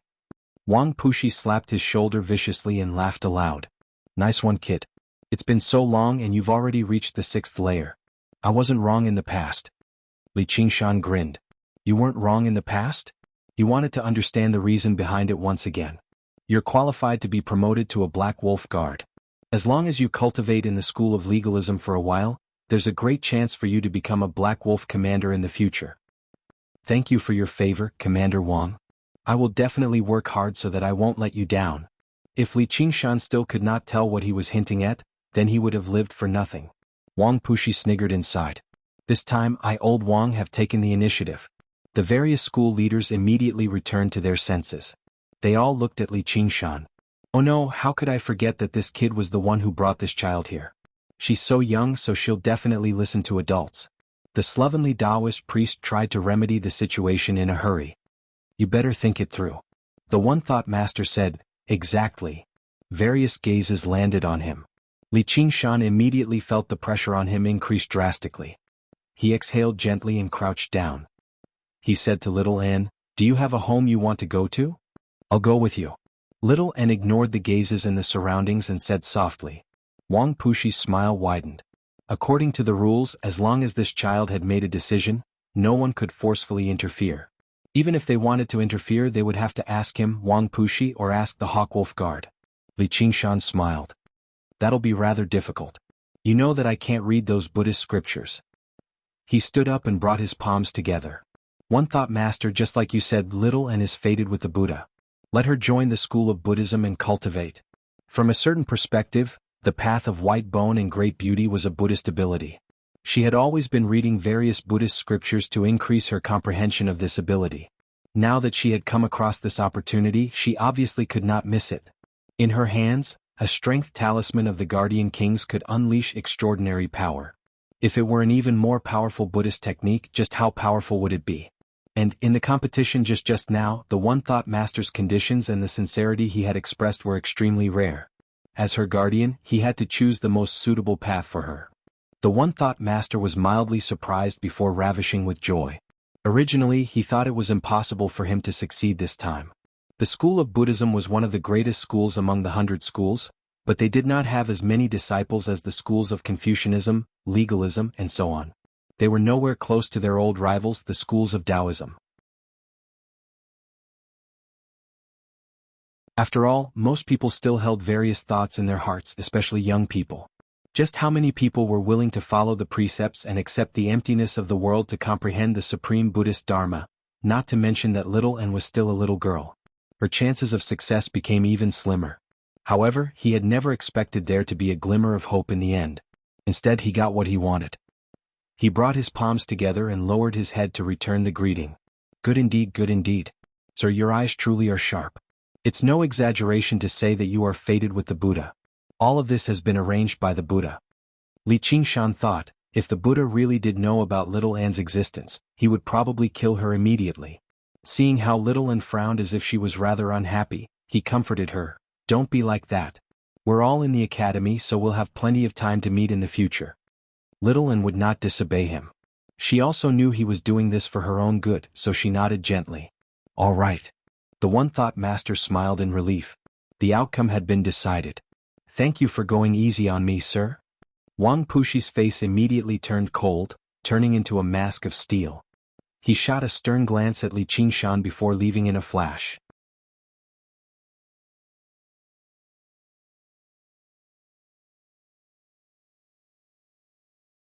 Chapter 286. The other school leaders were all disappointed. They either rode the clouds or took to the air. Just like how they had arrived, they all vanished in the blink of an eye. Update. In the end, only Ma Bai remained. He let out a long sigh and said to Little Anne, since you've already made up your mind, there's nothing I can say. However, the gates of the school of Yin Yang are always open to you. The 100 schools are not just about contending. They're also about communicating with one another. They're inclusive. I don't think the one-thought master will mind. Just like what you've said, the 100 schools all have their own specialties, and they're not like the sects in the mountains who treat themselves as treasures. Little Anne, if you're interested, you're welcome to listen to school leader Ma's teachings. You'll definitely benefit from it. The one-thought master recovered his usual self-restraint and bearing. Since Little Anne had joined the school of Buddhism, even if she learned something else, she would still be a learned disciple of the school of Buddhism. This status had already been set in stone. No one could change it. Ma Bai nodded. He glanced at Little Anne reluctantly before riding off with the wind. The one-thought master smiled. His smile gradually widened and suddenly he laughed aloud. He said to Little Anne, "Child, come with me." Li Qingshan said, "There's still a test in the afternoon." The one-thought master waved his hand. There's no need to waste this effort. An afternoon is enough for her to grasp the basics of the Guardian King's scripture of demon subdual. If other disciples of Buddhism were present, they would definitely develop jealousy, which would affect their cultivation. The Guardian King's scripture of demon subdual was a secret method of Buddhism that could not be passed on to outsiders easily. Not only did it require an extremely solid foundation in Buddhism, but it would also require many tests before it could be passed on to others. Practicing the Guardian King's scripture of demon subdual as soon as she joined the school of Buddhism was quite a high starting point. Monks never lie. You can treat this Guardian King's pearl as a greeting gift to you. It can summon a Guardian King to protect you. It complements the Guardian King's scripture of demon subdual, so it'll be extremely beneficial to your cultivation. The one-thought master took out a golden pearl from his 100 treasures pouch. Light flowed through it, vaguely revealing a furious Guardian King. From its glow, it was a true supreme-grade spiritual artifact. He casually erased his imprint and passed it to Little Anne. The crowd was in an uproar. The value of a supreme-grade spirit artifact. There was no one who did not know about this. Just now, when they heard the various school leaders exchange supreme-grade spiritual artifacts and compete with one another, they were already extremely shocked. Now that they saw the one-thought master actually take out a supreme-grade spiritual artifact, they had no idea how to react. He couldn't even feel jealous anymore. Most Qi practitioners wouldn't even be able to get their hands on a supreme-grade spiritual tool in their entire lives. Li Qingshan also sighed with emotion. Choosing to come to the 100 clans was indeed the right choice. He'd obtained a supreme-grade spirit artifact the moment he arrived. It should be known that the cursive sword calligraphy in his possession could barely be considered a supreme-grade spirit artifact. Although he could look forward to the development in the future, it was probably not as effective as the diamond bead now. Update: Little Anne accepted the Guardian King's orb. With a thought, the white bones he condensed from the path of white bone and great beauty under his floating body shuddered slightly. He developed a profound connection to this rare Buddhist spiritual artifact. A spiritual light flashed on the diamond pearl. A Guardian King that stood 18 meters tall immediately rose up from her body, whether it was the crown on her head or the vajra in her hand. Both of them were extremely intricate, and there was anger within the dignity on her face. It was lifelike, enough to stun anyone who saw it. Li Qingshan thought, the power of a supreme-grade spiritual artifact really is startling. The one-thought master was left stunned for quite a while again. Supreme-grade spiritual artifacts could only be used after they had been refined. How could he use it as soon as he obtained it? With little Anne's cultivation at the third layer, it was impossible for him to achieve that. And, although he had erased his imprint, it was not completely clean. There was still a vague connection.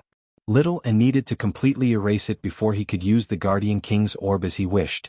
But just now, he could clearly sense that as soon as the Guardian King's orb entered little Anne's hand, his remaining imprint immediately vanished. It was like a scholar who had met a wise master, or a beauty who had met her lover, immediately emptying her entire fortune and throwing herself into his arms, abandoning her old master like a pair of worn-out shoes. Little Anne stowed the Guardian King's orb away and bowed slightly as a form of thanks. The one-thought master smiled bitterly. With his cultivation he actually felt like he was unable to teach or control this child. He said, "Sir Li Qingshan, if you're interested, you can come cultivate with my school of Buddhism." With the one-thought master's identity, he was already showing great courtesy when he spoke to Li Qingshan like this. Li Qingshan smiled. "Thank you, master, but I've never cultivated good karma in my life. I only like killing and arson. If I join Buddhism, I'll probably disturb the peace of Buddhism. I'd better find another path." His oath was to wander the world with fine alcohol in his hands and beauties in his arms. He could not learn the school of Buddhism's purity of mind and few desires, nor did he want to learn it. "I've never cultivated good karma in my life. I only like killing and arson." The one-thought master muttered with a frown before glancing at Li Qingshan deeply. "When I first heard that, it sounded extremely crude, but if I thought about it carefully, it seemed to contain some Buddhist wisdom. You are fated with the Buddha. You can't comprehend it today, but you might be able to experience it in the future. Little Anne, let's go." Li Qingshan was secretly impressed. Originally, this was what the flowery monk, Lu Zhishan, had said when he passed away in meditation. "I've never cultivated good karma in my life. I only like killing and arson. Suddenly, I unravel the golden rope and here I break the jade lock. Only today do I know I'm me when the tides of the Qiantang River arrive." He had inadvertently replied with that, which seemed to contain some profound wisdom. As for whether it was fated or not, he would just leave it to fate. Little Anne tugged at Li Qingshan's sleeve and looked at him reluctantly. Originally, he wanted to cultivate with him, which was why he had come here regardless of everything. Why did they have to separate again? Li Qingshan's heart softened. He crouched down and guaranteed, "Just cultivate well with the one-thought master. I'll come find you once I'm done." Only then did Little Anne nod and let go of his sleeve. The one-thought master saw all of this and sighed inside. For those who studied Buddhism, they were monks. They had to sever their worldly desires. Being so attached to a single person was not beneficial at all. However, he was not worried. She was still a child at the end of the day. She would be fine once she grew a little older. This young man had some talent, but he did not possess the strength to stand beside her. Before long, their cultivations, identities, and statuses would completely diverge. They would be in two different worlds. This was not something that could be changed by the will of either of them. In the future, he would just be an old friend of hers at most. The one-thought master said, "Farewell." He placed his hand on Little Anne's shoulder and took a step forward, vanishing. Li Qingshan turned around and made his way towards the crowd. Everyone glanced at each other, but it was not because of him. Even an idiot could tell that the child called Little Anne had a limitless future. They were so close, so they felt honored as well. Hua Sengzan sank into his thoughts as well. That person had told him to take care of Li Qingshan a little more, but he never expected the child to be even more astonishing. Foundation establishment was only a matter of time. He had to establish a good relationship with him. Probably even she had failed to see this. He glanced at Yu Zijian nearby before glancing at Chu Tian in the crowd. In the past, it would be difficult for even a single genius to appear in several batches, yet 3 had appeared consecutively this time, each more powerful than the last. As it seemed, the 100 schools of thought of the Clear River Prefecture were going to have a great time in the academies of the 9 prefectures of the Rui Commandery. He, a former genius, would also pale in comparison to them. He could not help but feel a deep pressure. Han Xiongji was the most impatient. She rushed over to Li Qingshan. "Just who is that child to you?" Li Qingshan said proudly, "She's my only family." No matter what other people thought, her glory was his glory. At this moment, the plump old man seemed to receive some order. He arrived before the pale-faced female instructor who was at a loss for what to do. He said sternly, "Your personality is unsuitable for teaching. From this moment onwards, You are expelled from the 100 schools of thought. Go back and pack your things. This order did not come from the one thought master, but from the leader of the school of Confucianism, Lu Changqing. The other school leaders had no objections. A supreme genius was about to rise up in the 100 schools of thought of the Clear River Prefecture. They could not allow her to develop any ill feelings towards the 100 schools of thought. This female instructor had to be severely punished. The female instructor paled even more.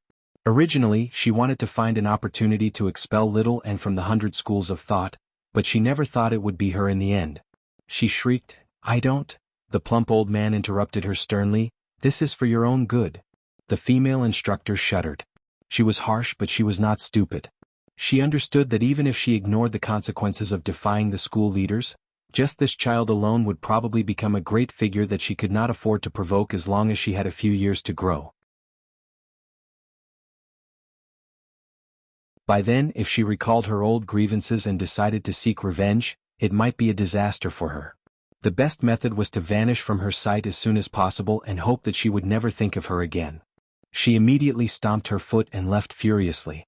She thought, just you wait. I will definitely seek revenge. However, even she felt like there was no hope. Most of it was to dispel the fear in her heart.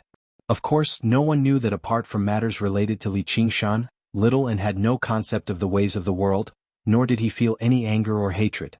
Afterwards, under the guidance of the instructor, everyone arrived before a building. It was surrounded by trees and it was extremely quiet.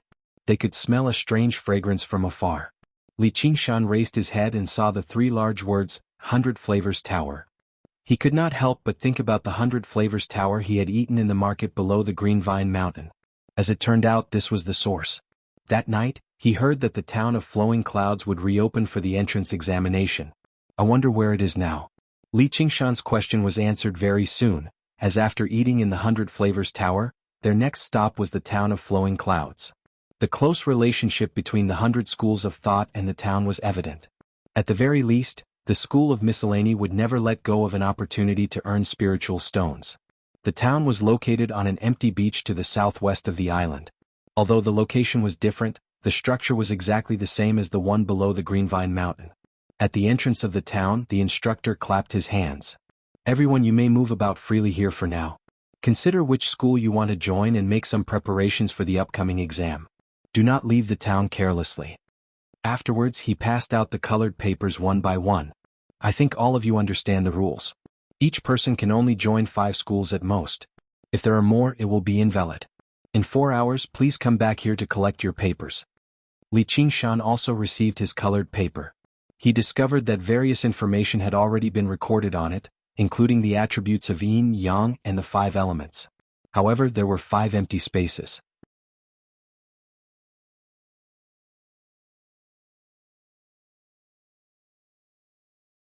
Chapter 287. The afternoon sun shone down on the bookstore, stirring up dust. A few long tables were spread out under the Sea of Books sign. They were filled with books.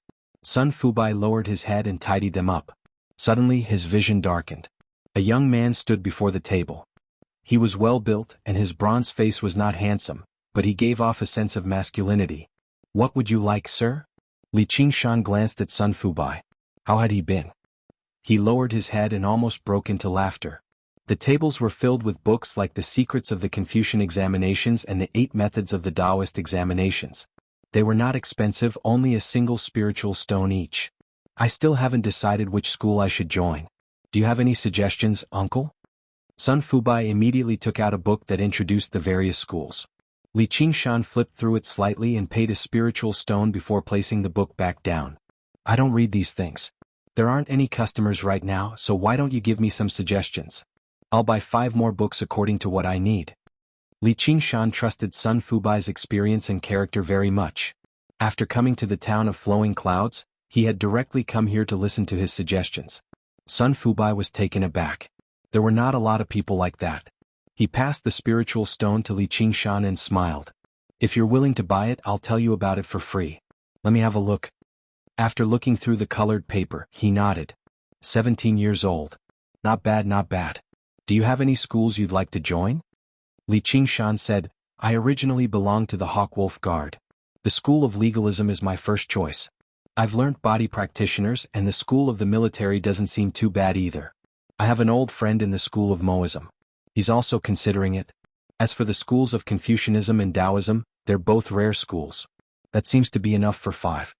Sun Fubai shook his head with a smile. The school of Moism is good, but it doesn't suit you. If I'm not mistaken, you practice Gui Water True Qi, right? Li Qingshan said, that's right. And I bought the Gui Water method of condensing Qi from you. Why don't you tell me first? You're not suited for the He family. All right. Let's not talk about the Mo clan. Looks like you don't want to be a monk. The Confucian school was also fond of mysterious yang energy. Of course, Gui Water True Qi could also be used. However, if one wanted to pass the Confucian examination, they would need to do so. He needed to be a little literate or at least have some foundation. Otherwise, it wouldn't be easy to pass even if you bought my Confucian examination secrets. Li Qingshan shook his head vigorously. Ever since his reincarnation, he had not read many books. He could recite a few Tang and Song poems from his previous life. But he also knew that this was far from being literate. Moreover, he did not have the intention of becoming an official, so it seemed that it was impossible. Although the school of legalism is your original school, its core cultivation method resonates with the Hell Tao, which is what mortals call the netherworld. Generally speaking, it is best to cultivate both profound Yin and one of the 5 elements of true Qi. Your profound Yang is far superior to your profound Yin. I'm afraid it won't be easy. Purgatory Tao. Only then did Li Qingshan realize that the legalists had such a saying. The school of legalism was in charge of prisons, but there was no place that could surpass hell in terms of prisons. If not for Sun Fubai, he would not have understood the knack of it, and that brat Hua Sengzan would not have reminded him. This was an injustice to Hua Sengzan. Li Qingshan was different from those 2nd or 3rd layer Qi practitioners. He had already cultivated the Gui water condensation technique to the 6th layer and did not need to change cultivation methods. If he could reach the foundation establishment realm and step onto the path of cultivation, would he be afraid of not having a suitable cultivation method? In this regard, it was Sun Fubai who was not as knowledgeable as Hua Sengzan. Li Qingshan thought, in any case, that old brat Wang Pushi doesn't like me. If I go to the school of legalism, wouldn't it be boring to watch his face all day? Then I won't apply for the school of legalism. Wang Pushi said, the school of Yin-Yang requires a basic balance of Yin and Yang and the 5 elements. You won't have a chance. Look how many are left. The school of Taoism, the school of the military, the school of legalism, the school of miscellany, the school of famer, the school of agriculture, the school of novels, the school of medicine, and the school of music. Li Qingshan felt that his thoughts had become much clearer. Next, he just needed to eliminate 3 more. Sun Fubai said, the school of Taoism and the school of the military are both major schools, so they naturally have to be chosen. The schools of famer and agriculture are suitable for Gui Water True Qi, so we can decide on 4 schools. As for the remaining minor schools, we can fill in any one of them. In any case, with your talent, you can choose any of the schools in front of you. Alright. Li Qingshan immediately borrowed a brush and ink from Sun Fubai and filled in the 4 schools of Taoism, military, famer, and agriculture on the colored paper. There was still 1 space left. The remaining schools were all insignificant. Whether it was in terms of cultivation methods or resources, they could not compare to the major schools in front of them. Often they were the last choice of the Qi practitioners with extremely poor talent. Without much hesitation, Li Qingshan was about to fill in the word, music. In the lonely past, a shepherd's flute had accompanied him for a long time, so he had some feelings for it. Moreover, just now, when he saw the heads of the various schools, the head of the music school was a beautiful woman dressed in palace attire. Her beautiful voice, like that of an oriole flying out of the valley, left a deep impression on him. If he entered this family, perhaps he could develop feelings that transcended worldly ethics. Of course, this was just a man's deep-rooted bad habits at work. Sun Fubai stared at the 2 words, A+, in Li Qingshan's water attribute evaluation column. After a long time, he finally couldn't help but say, Gui Water True Qi is extremely suitable for the school of novels. Is that so? Li Qingshan was slightly startled. Then, with a twist of the brush, he filled in the word novelist, and looked at it against the sunlight. Done. It was just a filler anyway, so it didn't matter what he filled in. Right now, it was the time for Qi practitioners to choose from the 100 schools. Next, they only needed to participate in the examination of the 5 schools, and then it would be the turn of the 100 schools to choose Qi practitioners. If all of them passed, the right to choose would once again return to the hands of the Qi practitioners. It could almost guarantee that everyone would have a chance and there would be no missing out. It was very different from the way the schools recruited disciples. Li Qingshan took out 5 spirit stones. "Uncle, give me the examination books of these 5 schools." However, Sun Fubai seemed to be extremely embarrassed. He handed over a spirit stone and said, "The school of the military tests actual combat. There's no need for books." Li Qingshan was very confident in his combat ability. "Then I'll take 4. I wonder what the school of novels tests on. It can't be making up stories, right?" For some reason he thought of that lousy novel that Sun Fubai gave him. If he made up that kind of story he would probably be directly chased out of the examination hall. Sun Fubai became even more uneasy. He stuffed all the spirit stones into Li Qingshan's hands. "Alas, actually with your aptitude you don't need to make any preparations at all. As long as you go, the clan heads will definitely pass you." After all, the examination was just a formality. Whether one passed or not depended on the clan head's decision. With Li Qingshan's cultivation level of the 6th layer of the Qi practitioner at the age of 17, and his upper water armor aptitude, he was already a talent that every school would fight over in the previous years. When one's aptitude was good enough, like little Anne, the clan heads would even disregard the rules and directly take him away without even having to take the examination. In the path of cultivation the strong were respected. There was no reason to talk about it. Alright then. Li Qingshan felt strange. There was business to be had, but he didn't want to do it.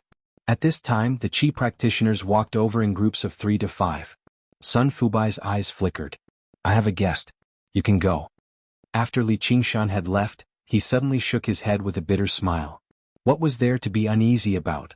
It was not like he would end up like that. He was just doing what he could. Li Qingshan strolled through the town alone. Suddenly he heard someone call out to him. "Hey Qingshan, over here." Hua Qinglu waved at him from afar. Beside her were Yu Zijian and a few descendants of the Hua family. Li Qingshan went up and greeted them. Obviously he did not forget to ask what schools they had applied for. Hua Qinglu took out a piece of paper and saw that she had only written School of Legalism on it. She left the rest blank. It was not like she was going to enter the School of Legalism, so there was no reason for her to refuse. There was no need for her to waste time taking the examination. "What did you apply for?" Li Qingshan took out his paper as well. Hua Qinglu frowned as soon as she saw it. Li Qingshan thought she was unhappy that he had not applied for the School of Legalism, but she pointed at the School of Novels. "Why did you apply for this?" Li Qingshan said, "I just randomly applied for it." Hua Qinglu said, "Forget it. It's not like you'll be going anyway." "You didn't apply for the School of Legalism." Li Qingshan gave a slight explanation, but Hua Qinglu did not delve into it. She said a few words before leaving. Li Qingshan shook his head. He really could not take himself too seriously. To Hua Qinglu he was just an acquaintance she had met a few times. In terms of familiarity he probably could not even compare to the descendants of the Hua family. Although he was not used to or even disgusted by mingling around with others as long as he was human, he would always wish for others to take him seriously. However, when he thought about his secrets, it really was better if others did not take him seriously. Only by keeping a low profile could he soar. However, there would be a day when his name would spread across the world. "Damned brat, so much for dragging him out of the ravine. He doesn't respect me at all. If it weren't for the fact that so many school leaders were present, I would have killed him with a single palm strike." Wang Pushi suddenly slammed the table, and the items on it bounced around. Hua Sengzan knew that he was just speaking out of anger, so he persuaded with a smile, "Old Wang, calm down. Don't stoop to his level. The child can use the One Thought Master's Guardian King's Pearl as soon as he obtains it. Perhaps he really does have a destiny with the Buddha this time. We can't force it." Wang Pushi struggled to calm down. "And he wants to be promoted to Scarlet Wolf? And he wants to join our School of Legalism? Don't even think about it. What's the point? He comes from our Hawkwolf Guard after all, and with his talent, other schools won't spare him if you don't want him." Coupled with his relationship with the child, Hua Sengzan persuaded him gently, and Wang Pushi's anger subsided slightly. "All right. I'll deal with him properly once he joins the School of Legalism." In the blink of an eye, 4 hours had passed. Li Qingshan handed the colored paper to the instructor before passing it to the various school leaders. Every single one of them received a copy. Wang Pushi held Li Qingshan's piece of paper. His face was pale. Those who were familiar with him all knew that this was a sign that he was utterly furious. Never did he think that Li Qingshan would not register for the school of legalism at all. All of his plans had come to nothing, as if he had been mocked. It was as if he could hear Li Qingshan saying, "No matter how powerful you are, I don't give a damn about you. If I don't join your school of legalism, there's nothing you can do to me." Hua Sengzan smiled bitterly. He was unable to persuade him any further. If he did not fill in the school of legalism, then so be it. He could at least explain it away with yin yang and the 5 elements being incompatible, but he just had to fill in the school of novels. You could have just filled in any school and I could have spoken up for you too. You've gone too far. Wang Pushi bellowed out. His voice pierced through the roof and rushed into the sky, startling a flock of forest birds.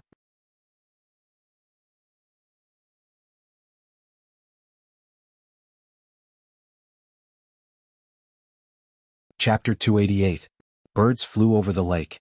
The blue waves of the Lake of Dragons and Snakes at dusk were dyed red and yellow. On Contention Island, the examination had already begun in the night. Qi practitioners did not need to eat and sleep on time like mortals. Not sleeping for a night was nothing. The lunch at noon was more of a benefit provided by the 100 schools of thought. They could taste delicacies that were on par with spiritual medicines for free. Everyone boarded the ship once again and sailed towards a small island in the east. The island was not as big as Contention Island, but it was much larger than the other islands. In the rising night mist, a dignified Taoist temple stood high up on the island's mountain. It was not quiet and serene. Instead, it displayed a spirit of looking down on the various schools of thought. It was rumored that most ancient cultivators were Taoists. They were the source of all techniques and mental cultivation methods. Most of the cultivation methods that the 100 schools of thought practiced now originated from the school of Taoism. Although the school of Taoism was no longer the only cradle for cultivators now, there was still a saying that the schools of thought were the greatest. Its influence was evident. The examination of the 100 schools of thought was carried out one after another, so all the Qi practitioners would move together every time. They could use this opportunity to understand the locations and features of the various islands. Regardless of which school they belonged to in the future, they would definitely visit these islands. The spirit of the 100 schools was about the 100 schools resonating with one another and being inclusive. Every single disciple of the academy could go to other schools to learn. Of course, if they wanted to learn the core parts, they would have to spend some effort and spiritual stones, but it was not impossible. They would not be like those cultivation sects, where they would threaten to kill or cripple their cultivations. This was also what Li Qingshan admired the most. It was not without reason that the great Xia Empire could suppress the cultivation sects of the world with the help of the 100 schools of thought. The Qi practitioners disembarked from the ship. They followed a small path and passed through a forest, arriving before the mountain. An instructor said, "Those who have registered for the school of Taoism, follow me up the mountain. Those who haven't, wait at the foot of the mountain. Don't go too far." Li Qingshan discovered that most of the Qi practitioners followed him up the mountain. Not only was the school of Taoism the greatest school of thought, but they also had no requirements for talent in yin, yang, or the 5 elements. Taoism was known as the 3,000 great Taos and the countless minor Taos.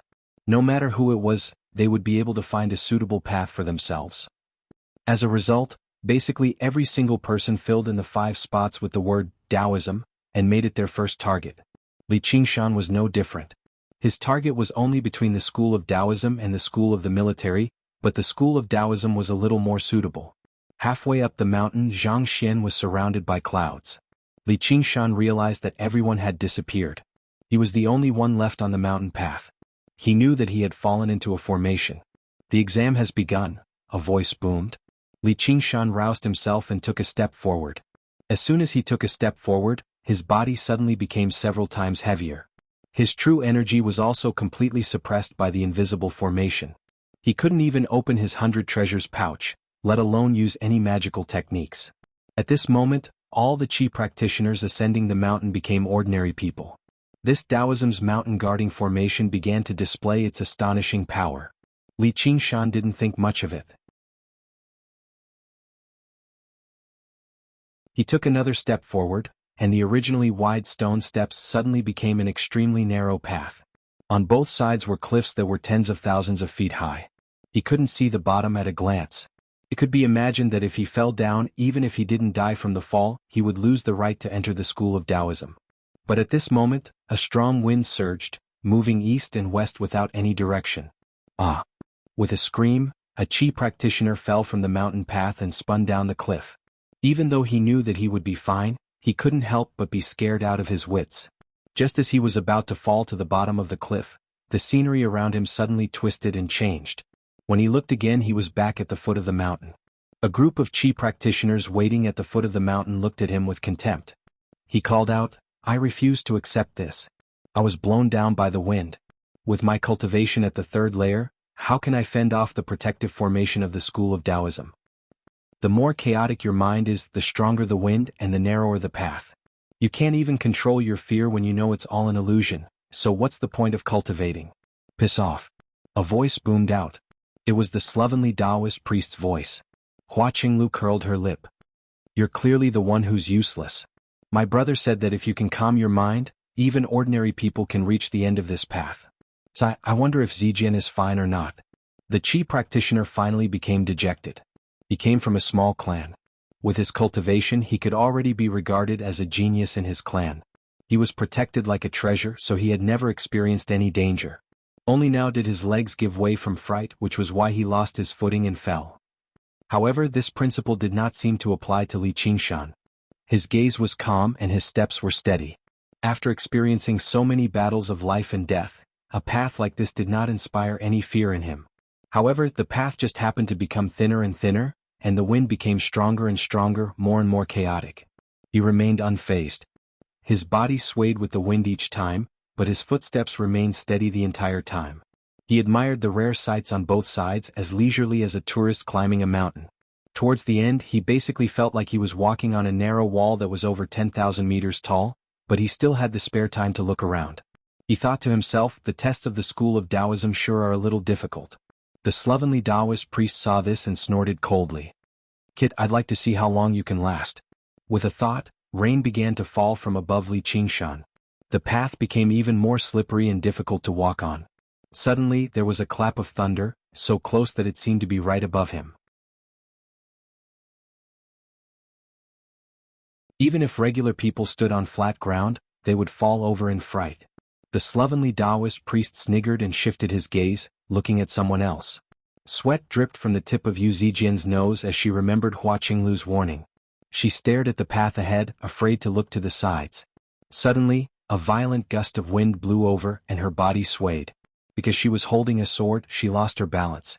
She was about to fall off the cliff. The slovenly Taoist priest curled his finger, and a gentle gust of wind blew over from the other side, supporting her gently.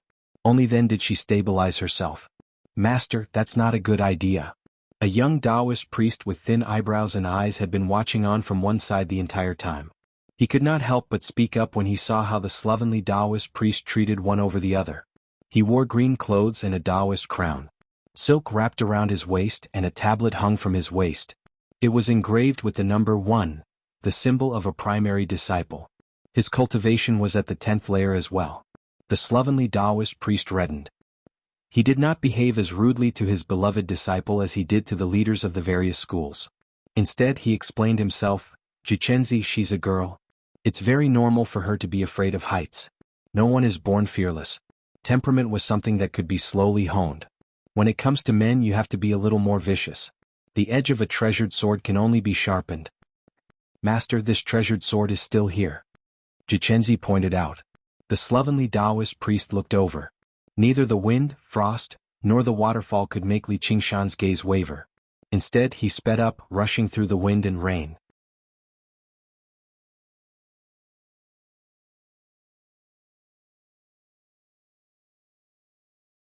Chapter 289. The slovenly Taoist priest was surprised. He admired people with such great willpower as well, and his talent was impressive as well.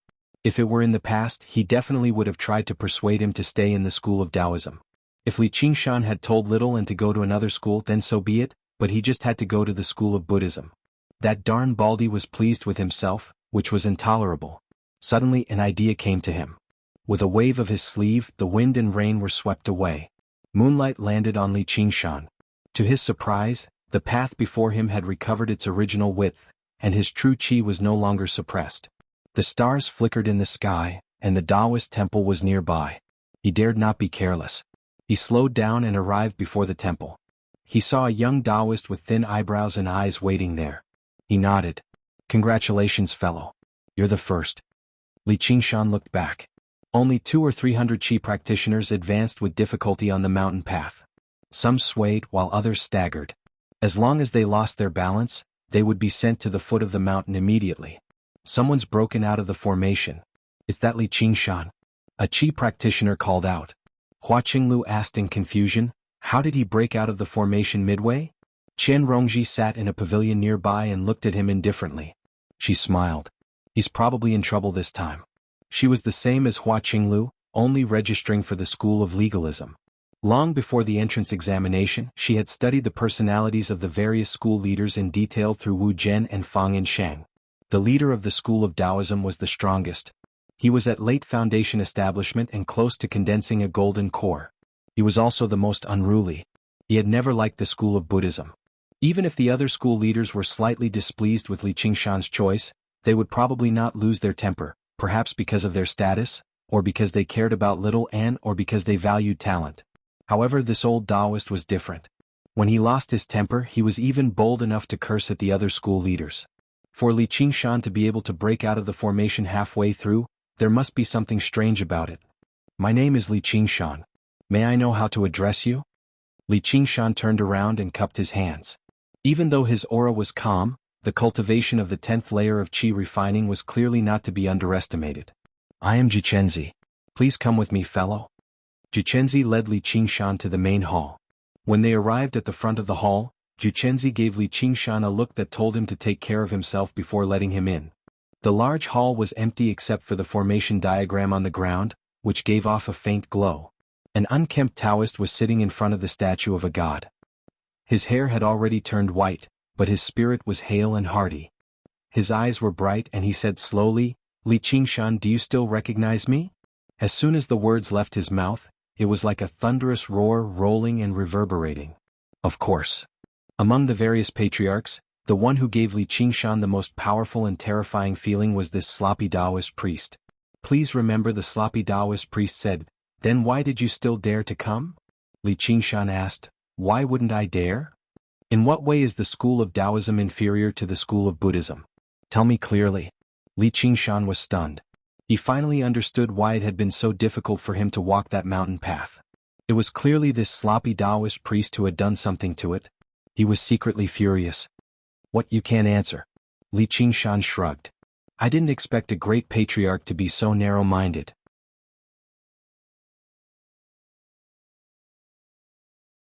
"If you don't want me to join the school of Taoism, I'll immediately leave the mountain. There's no need to say anything else." With that, he turned around to leave. Staying in the school of Taoism meant constantly making things difficult for others. Who could stand it? In any case, the school of the military wasn't bad. At the very least, there were still the school of agriculture and the school of nobility. Jichenzi stood outside the hall with his hands in his sleeves. He gazed at the bright moon in the sky, smiling as he shook his head. "Stop right there. Freeze," the unkempt Taoist priest said. Li Qingshan immediately felt his body stiffen. He was unable to move. His right leg was still suspended in midair, and he did not have time to pull it back.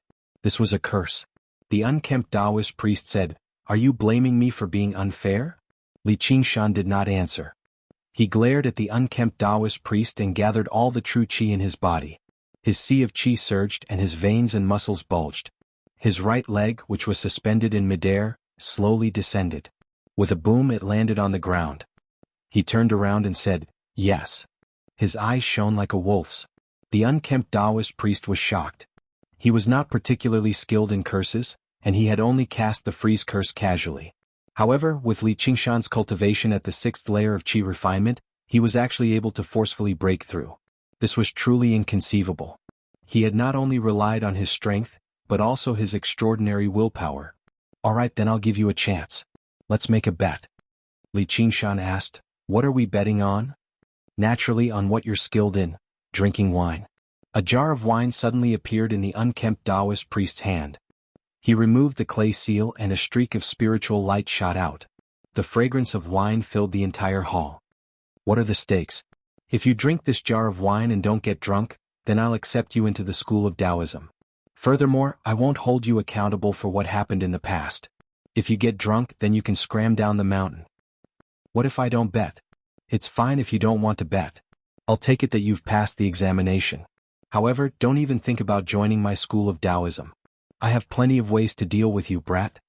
Li Qingshan said, all right, I'll bet with you. With the strength of his demon body and the fact that he could use his true qi to neutralize the smell of the wine, he did not believe that he would get drunk. The effects of this jar of spiritual wine were probably worth more than 1,000 qi-gathering pills. The unkempt Taoist priest tossed the jar of wine. Li Qingshan caught it and took a sip. He felt like he was drinking fire, but it was also very carefree. Then he tilted his head back and down the entire jar of wine, leaving not a single drop behind. He then tossed the jar to the ground. How's that? The unkempt Taoist priest laughed. Suddenly, 1 turned into 2, 2 turned into 4, and 4 turned into 8. Li Qingshan immediately felt the world spinning around him. He thought to himself, this is bad. Who would have thought that the aftereffects of the wine would be so strong? The entire hall was warping and changing. Fall. The unkempt Taoist priest dragged his voice and chanted. With a loud crash, Li Qingshan collapsed to the ground, drunk and snoring loudly. The unkempt Taoist priest walked forward and gave Li Qingshan a kick. He smiled and said, no matter how crafty you are, you've drunk my 1,000 days drunkenness. The unkempt Taoist priest loved to drink his entire life. However, with his cultivation, it was not easy for him to get drunk. Following the philosophy of, drinking without getting drunk is not considered drinking, he flipped through the ancient books and brewed this 1,000 days drunkenness himself. Even he would get drunk after drinking it, let alone a mere qi practitioner. The unkempt Taoist priest waved his hand again. A golden-armored deity appeared and carried Li Qingshan to the back of the hall. Just as he was feeling pleased with himself, he suddenly thought of something and said, oh no. He looked at the mountain path in a hurry, only to see that Chu Tian, who possessed the 5 elements constitution, had already fallen off the mountain path. He could not help but feel great regret. However, when he saw that Yu Zijin was still walking on the path, he stopped worrying. The pure Yang constitution was even more important to him than the 5 elements constitution. Yu Zijin no longer gripped the hilt of her sword tightly. Instead, she carried it on her back. The scene of her father teaching her movement techniques when she was young appeared in her head once again. Don't be afraid. Keep it together. When she raised her head again, a sturdy figure appeared before her. If Niu Juxiao were here, he definitely would not be afraid. She had never seen him show such emotions before, even when he turned around and made his way underground where demons ran amok. I'm really useless. If you're useless, why would I save you? I want to lend you a hand. Let's talk about it when you achieve great accomplishments. Her gaze gradually became determined. The person she had risked her life to save was not a useless person. If she failed here, how was she supposed to assist him? How was she supposed to avenge him? Her footsteps gradually sped up. She ignored the bottomless chasm on the 2 sides. She only stared ahead, chasing after a figure. The slovenly Taoist priest's face was filled with praise. He said to Jichenzi, see? I was right. She just needs to be given a chance. All Jichenzi could say was, you're wise, master. In the end, less than 200 people made it to the top of the mountain. The further they went, the harsher the tests became, especially for those with insufficient talent. There was no need for them to complain about the unfairness. Since they lacked supreme talent, they needed supreme willpower. Otherwise, how were they supposed to compete with these geniuses? As soon as everyone made it to the top of the mountain, they saw the slovenly Taoist priest. After greeting the patriarch, the slovenly Taoist priest cut right to the chase. You've passed the test. I've already left behind a record. You can leave the mountain and take the tests of other schools. Suddenly, he said to Yu Zijin amicably, you're Yu Zijin, right? Yu Zijin said in a hurry, yes. The slovenly Taoist priest said, you can stay. Yu Zijin said, but I still have other tests. The slovenly Taoist priest waved his hand. There's no need for you to take them. As long as she did not take the tests of other schools, Yu Zijin could only join his school of Taoism.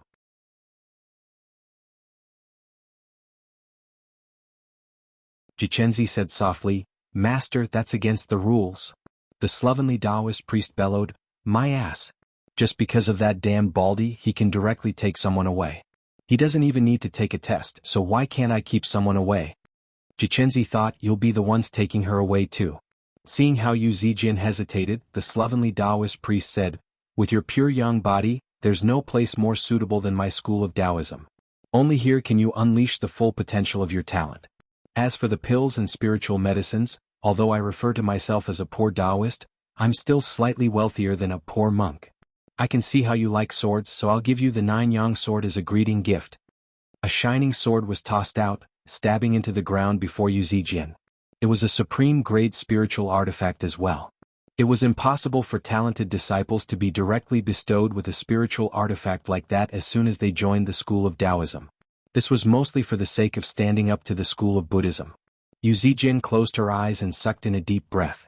Without any more hesitation, she grabbed the hilt of the 9-yang sword under everyone's envious gazes. The slovenly Taoist priest smiled in satisfaction. One of the 3 most dazzling geniuses from the entrance examination had already fallen into his hands. As long as he taught her well, he refused to believe she would be any worse than that damned Baldy's disciple. As a result, many Qi practitioners expressed their willingness to stay behind. Apart from a few Qi practitioners who had only applied for the school of Taoism, the others were all chased off the mountain by the slovenly Taoist priest. If they really were to remain here, they would probably incur the wrath of the masses. The ship set sail once again. No one noticed Li Qingshan. Even if they did, they would just treat him as someone who had directly remained behind in the school of Taoism. That night, Li Qingshan had an absurd dream. He dreamed that he had returned to his past life and had become a student. He had overslept and missed an important test. "Wake up." Jiqianzi shoved a pill into Li Qingshan's mouth. Li Qingshan let out a breath that reeked of alcohol and slowly woke up. The sky outside the window was bright, and birds sang in the morning.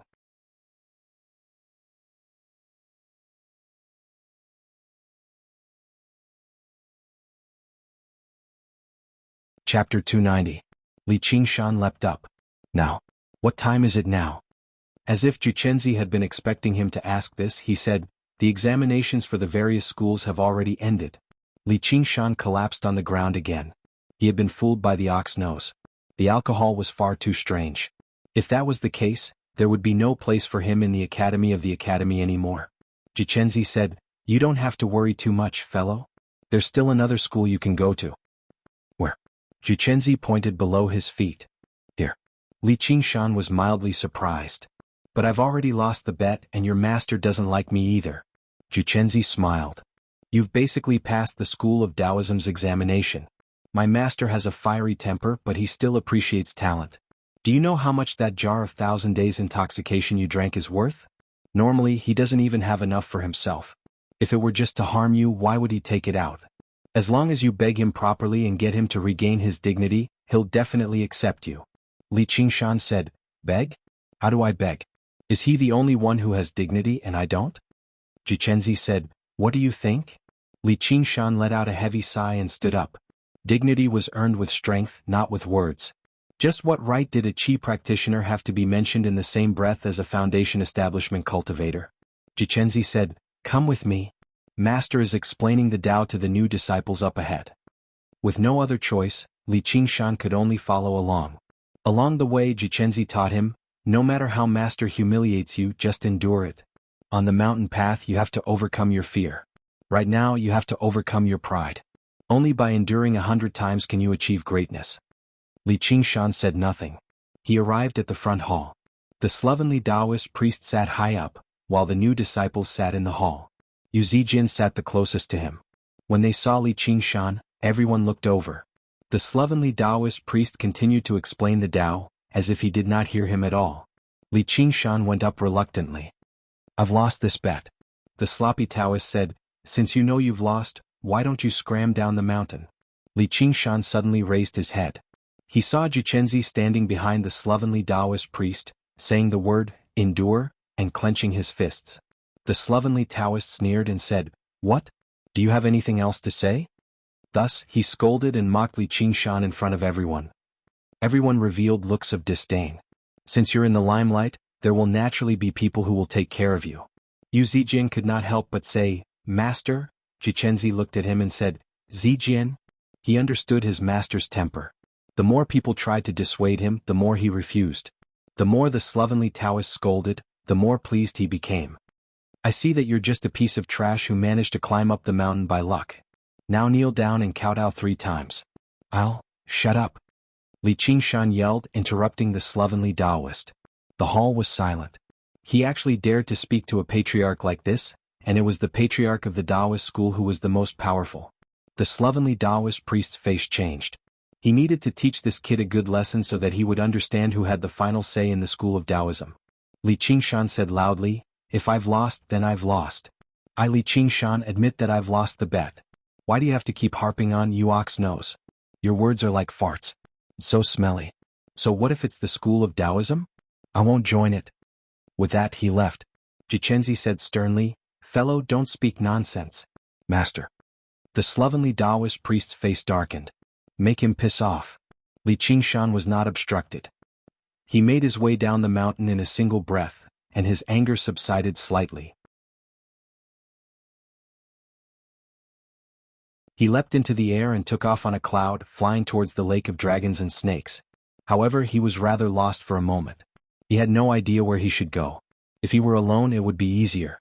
Perhaps he could find a sect to join, or he could just run off to another prefecture and enroll in the other 100 schools of thought. The world was so big, so would there still be a place for him to stay? However, Little N had already joined the school of Buddhism, so he could not stray far from it. Otherwise, he could go beg the One Thought Master and just become a monk. His destiny with Buddhism had come far too quickly. However, upon further thought, let alone the fact that he was unwilling to beg, even if he was willing to beg, they might not necessarily accept him. If he accepted him, he would really be offending the slovenly Taoist priest. At this moment he suddenly thought of something. Perhaps there was a school whose examination had not ended yet. On the ship last night, the instructor had basically explained the order in which each school would take their examinations.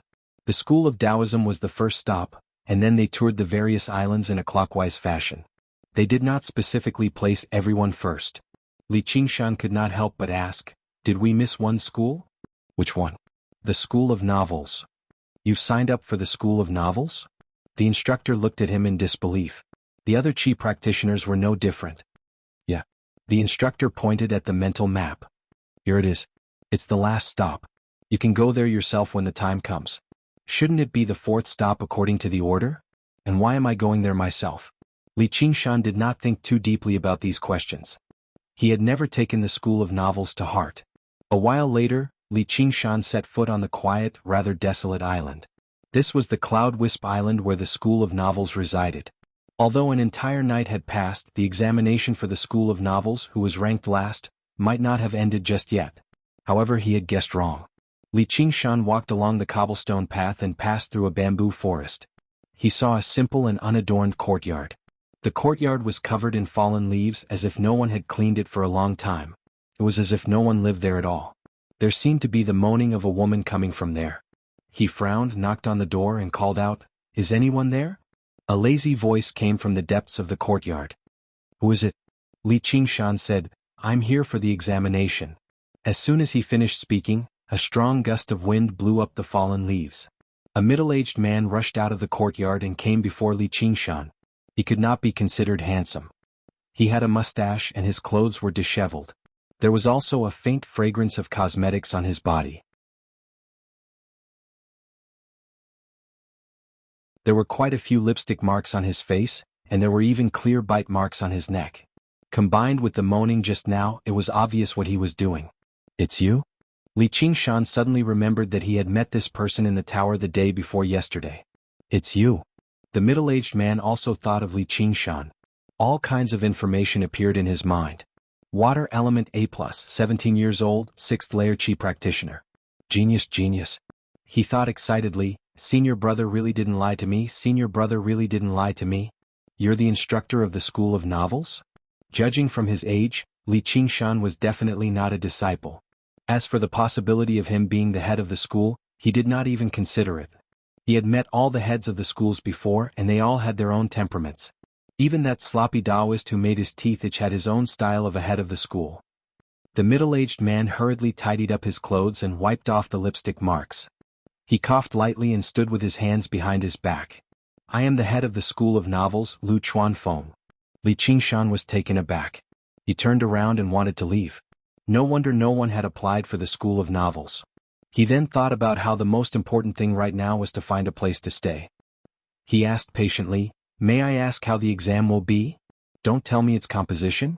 Lu Chuanfeng scratched his head. He seemed to be even more confused than Li Qingshan. Li Qingshan felt more and more unreliable. Could it be that the examination had already ended? Lu Chuanfeng's eyes suddenly lit up. He grabbed Li Qingshan's shoulders and said, "You passed. You passed." What? Li Qingshan had indeed guessed wrongly. It was not that the examination for the School of Novels had not ended. Rather, it had not even started.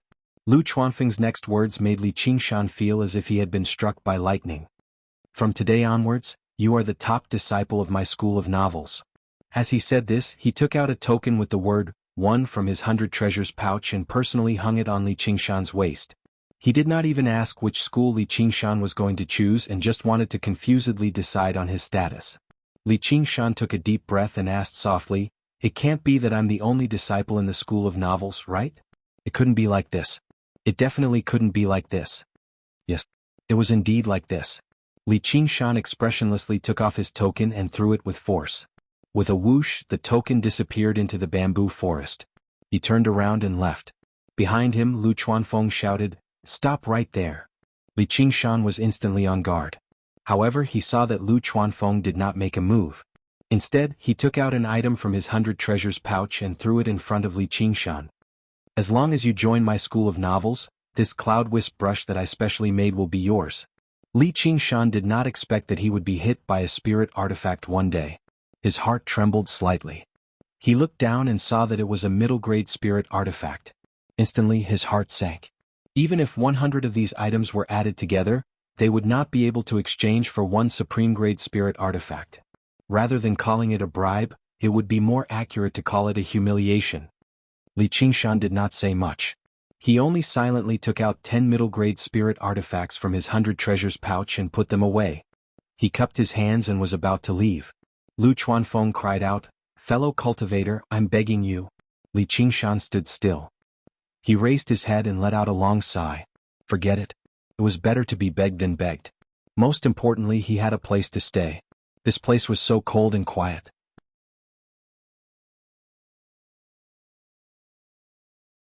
Perhaps it was suitable for him to cultivate.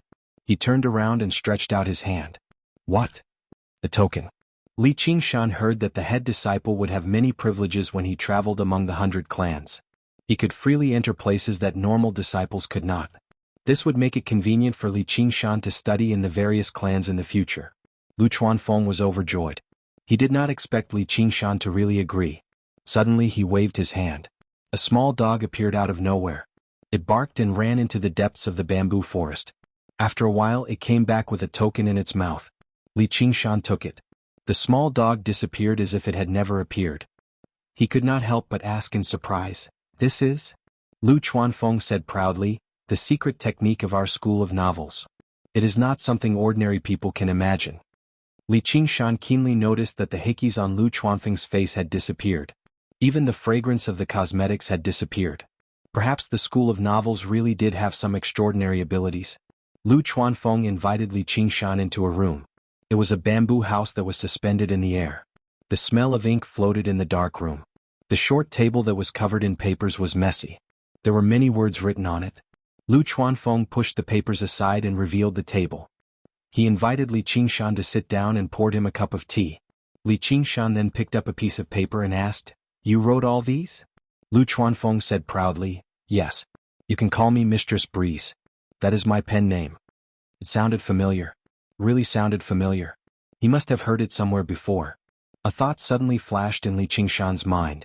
The book that Sun Fubai secretly gave him had the author's name.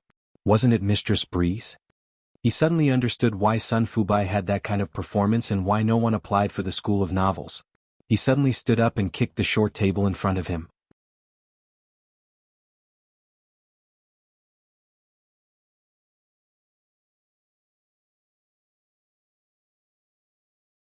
Chapter 291. Lu Chuanfeng also slammed the table and stood up. "Brat, I see that you're a talent, that's why I'm giving you some leeway. Don't go overboard. You can insult me but you can't insult my novels. The one I'm insulting is you. Your novels are trash. Li Qingshan clenched his fist and cursed. You. Lu Chuanfeng pointed at Li Qingshan, unable to restrain his anger. Outside the sky, the clouds covered the sky. Sunlight no longer shone into the room, and the bamboo house became a little dark. Li Qingshan felt a strange true qi rising from Lu Chuanfeng's body. The pressure from a 10th layer qi practitioner was only starting to show now. Come, let me see what a novelist is capable of. Li Qingshan, you'll be shackled and torn apart by hundreds of beasts. It's not too late to admit your mistakes. Lu Chuanfeng released his true qi, and the ink fragrance became even thicker. Li Qingshan said, "You little said you are trash. Traitorous disciple." Lu Chuanfeng was furious. He held a brush in his hand and waved it forcefully. With a clatter, long chains flew up and tightly wrapped around Li Qingshan's body.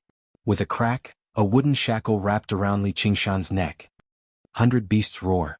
Lu Chuanfeng said. Ferocious tigers, bears, lions, wolves, snakes. All kinds of ferocious beasts rushed out bravely, letting out terrifying roars and pouncing towards Li Qingshan. Li Qingshan frowned, not out of fear but out of disappointment. His body shook and he spread his arms, breaking the iron chains. He grabbed the wooden shackle and casually crushed it. At this moment, the ferocious beasts pounced in front of him. With a thought, he let out a clear cry and the clear stream sword flew up. Whoosh, whoosh, whoosh, whoosh, it turned into a ray of green light and turned around in the room, killing all the beasts. The shackles were just normal shackles and the beasts were just normal beasts. They might work against ordinary people, but against qi practitioners, especially a battle-hardened warrior like him, it was just a pipe dream. Even if he just stood there and let these wild beasts tear at him, would they be able to break through his protective Jin Qi and bite through his skin? Using his fingers like a sword, he pointed at Lu Chuanfeng. Not enough. In the blink of an eye, the clear stream sword was right in front of Lu Chuanfeng. Lu Chuanfeng hurriedly said, "Bigfoot monk, come out." Li Qingshan felt a chill in his heart, because he had read about this name in the book that Sun Fubai gave him. It was a character with an extremely mystical ability, and according to the description in the book, he would definitely not be able to win. To be able to summon a character from a novel, the School of Novels seemed to have some understanding of the School of Novels. Were they finally going to show their true strength? A big fat monk with his chest exposed appeared out of thin air, and the most eye-catching part was the pair of big feet below him. With one foot he sent the clear stream sword flying, and with the other foot he stomped towards Li Qingshan's chest. The momentum was vast and it could destroy monuments and split stones. It was far from what the beast just now could compare to. Li Qingshan was just about to dodge the strange peak, when his feet suddenly slowed. He didn't know when, but the floor had become a swamp. This small swamp naturally couldn't trap him, and instead, it aroused his fighting spirit. "Fine, I'll test your strength." Stealing his heart, he threw out a punch, striking the sole of the Bigfoot monk's foot. However, the result was unexpected. With a loud bang, the Bigfoot monk flew back at a speed even faster than when he had arrived and disappeared in the air. Lu Chuanfeng felt a chill on the back of his neck. The clear stream sword was flying towards him, and he hurriedly circulated his Zhen Qi to protect his body. However, this was just Li Qingshan's diversion. Killing intent erupted from all over his body, and he took a step in front of Lu Chuanfeng. Using his palm like a blade, he forcefully broke through his protective Jin Qi. "Please remember this." Lu Chuanfeng cried out, "Spare me, hero," only to see the palm blade come to a steady stop in front of him. Li Qingshan withdrew his hand and called back the clear stream sword. He put down the short table that he had kicked over and sat down. Picking up the teapot, he poured a cup of tea for himself and another for Lu Chuanfeng. Clouds passed by in the sky, and the sun shone down, shining on the dense tea mist. It was a scene of tranquility. Lu Chuanfeng was stunned for a moment, then he also came to the short table and sat down cross-legged. "You," Li Qingshan reached out a hand. Although there was no etiquette for shaking hands in this world, Lu Chuanfeng was stunned for a while before he came to his senses and shook his hand. Li Qingshan waved his hand. "Let's get along well in the future. There are only the two of us on this island, and I doubt anyone will come here in the future.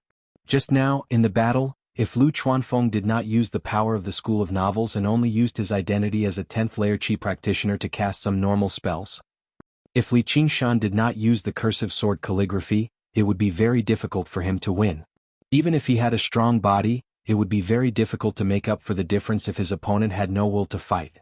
He wanted to see the power of the School of Novels, while Lu Chuanfeng wanted to show off the power of the School of Novels, but the result was not very optimistic. No, it was directly wiping away the last bit of hope for Li Qingshan. At this time he was actually more open-minded and no longer felt any anger. In any case, he did not lack cultivation methods. The Gui water condensation method was enough to support him until the foundation building realm. When that time came, he did not have to worry about not being able to find a better cultivation method. The most important thing in coming to the 100 schools of thought was to learn alchemy, smithing, formations and the like. These could be learned at any school. The identity of the chief disciple also provided many conveniences. One of them was that he could freely enter and leave the 100 schools of thought without anyone's permission. In the other schools, in order to fight for such an identity, who knew how much competition there would be? How could it be as easy as it was in the school of novels? Not being valued and not being paid attention to was not necessarily a bad thing. He just needed to cultivate in peace. Lu Chuanfeng sat in front of Li Qingshan, acting very carefully. This time the school of novels had really accepted an incredible disciple. Seeing that Li Qingshan was deep in thought, he did not dare to disturb him. After a while he heard Li Qingshan sigh and ask, "When will we start cultivating? You've seen the methods of the school just now. It can be said that there are endless changes." Li Qingshan listened quietly and did not interrupt. The ability of the school of novels was very special. They could make fake into reality, create something out of nothing, and turn fantasy into reality. According to the origin of the school, there was a cultivator in ancient times who traveled to a place and heard that there was a local ghost that specialized in absorbing the vitality of children. The children that were absorbed by the ghost would shrivel up and die, causing the entire city to be in a state of panic. However, the cultivator had never heard of the existence of such a monster. After careful investigation, he realized that it was not a monster that was causing trouble, but a strange disease. The reason was that all the wells in the city had been polluted by a special spirit stone mine. The children's bodies were weak and could not resist it, but the adults were fine. He used his magic power to purify the water and cure the children. Everything was resolved. Then, just as he was about to leave, he saw the monster with his own eyes. It was exactly the same as the legend had said. A monster that did not exist had actually appeared in this world. Because people believed in its existence, a powerful belief gathered into a force. However, this alone was not enough. He still needed some kind of opportunity. He discovered that the spirit stone mine underground that polluted the water had formed a strange loop. It was similar to some kind of runic spell formation that provided the existence of this opportunity. He began to think, could his magic power provide that kind of opportunity? A brand new path of cultivation was opened. At first, it only recorded the gossip of the people on the streets and strange legends, turning them into stories and rumors that were passed on by word of mouth. After generations of inheritance and innovation, especially when the school of Moism created the mechanism to print books, it finally became the school of novels of today.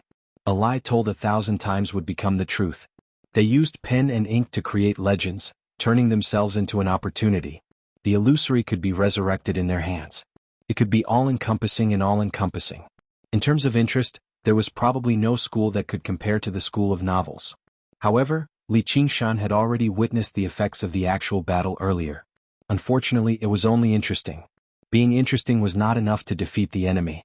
Writing a novel that people believed, making them laugh and cry for the characters in the novel, was probably much more difficult than governing an entire city. It was not like cultivators lacked money.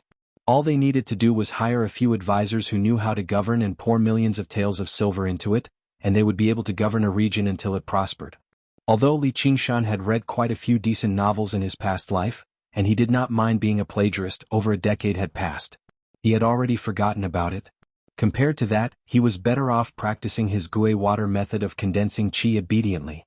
Facing Lu Chuanfeng's expectant gaze, Li Qingshan shook his head and refused. "Thank you, but there's no need.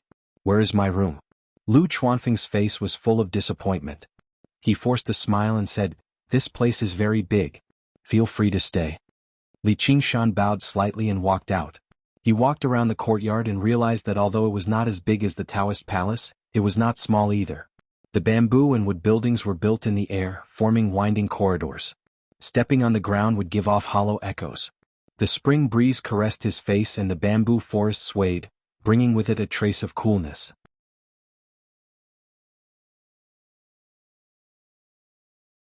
As he walked, the bottom of the bamboo building gradually rippled and deepened. He came to the backyard and parted the bamboo door. A small green lake reflected the blue sky and green bamboo. The scenery was beautiful. A bamboo rocking chair lay quietly in the corridor. Li Qingshan lay on it.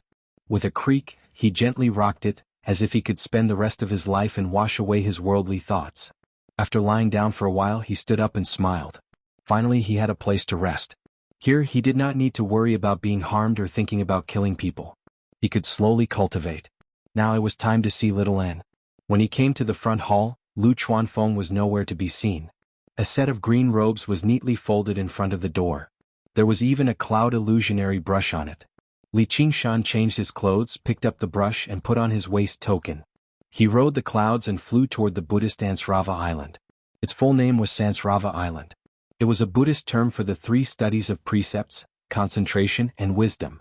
The Buddhist scriptures said, controlling the heart as precepts. Through precepts comes concentration, and through concentration comes wisdom.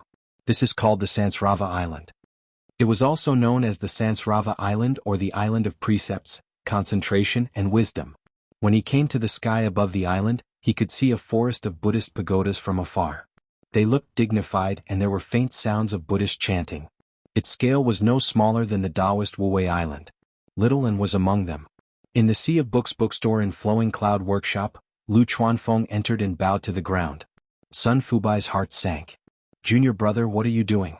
Don't tell me, the school of novels has been crippled? The 100 schools of the 100 schools of thought were not fixed. Every prefecture would be slightly different. Apart from the 10 schools of the 9th rate that were permanent, there were many places that did not have the smaller schools like the School of Music and the School of Medicine. The 100 schools were the same. It had been many years since the School of Novels had a disciple. The various school leaders had already written a petition to the 100 schools of thought of the Rui Commandery, wiping away the stain on the 100 schools of the Clear River Prefecture. If it were not for the fact that the founding emperor had appointed the School of Novels as one of the 10 schools of the 9th rate, the higher-ups would have agreed to it a long time ago. Even with that being the case, they still issued an ultimatum. If the leader of the school, Lu Chuanfeng, could not become a foundation establishment cultivator or accept a disciple, they would cripple the School of Novels of the Clear River Prefecture and take back Cloud Wisp Island so that other schools could use it.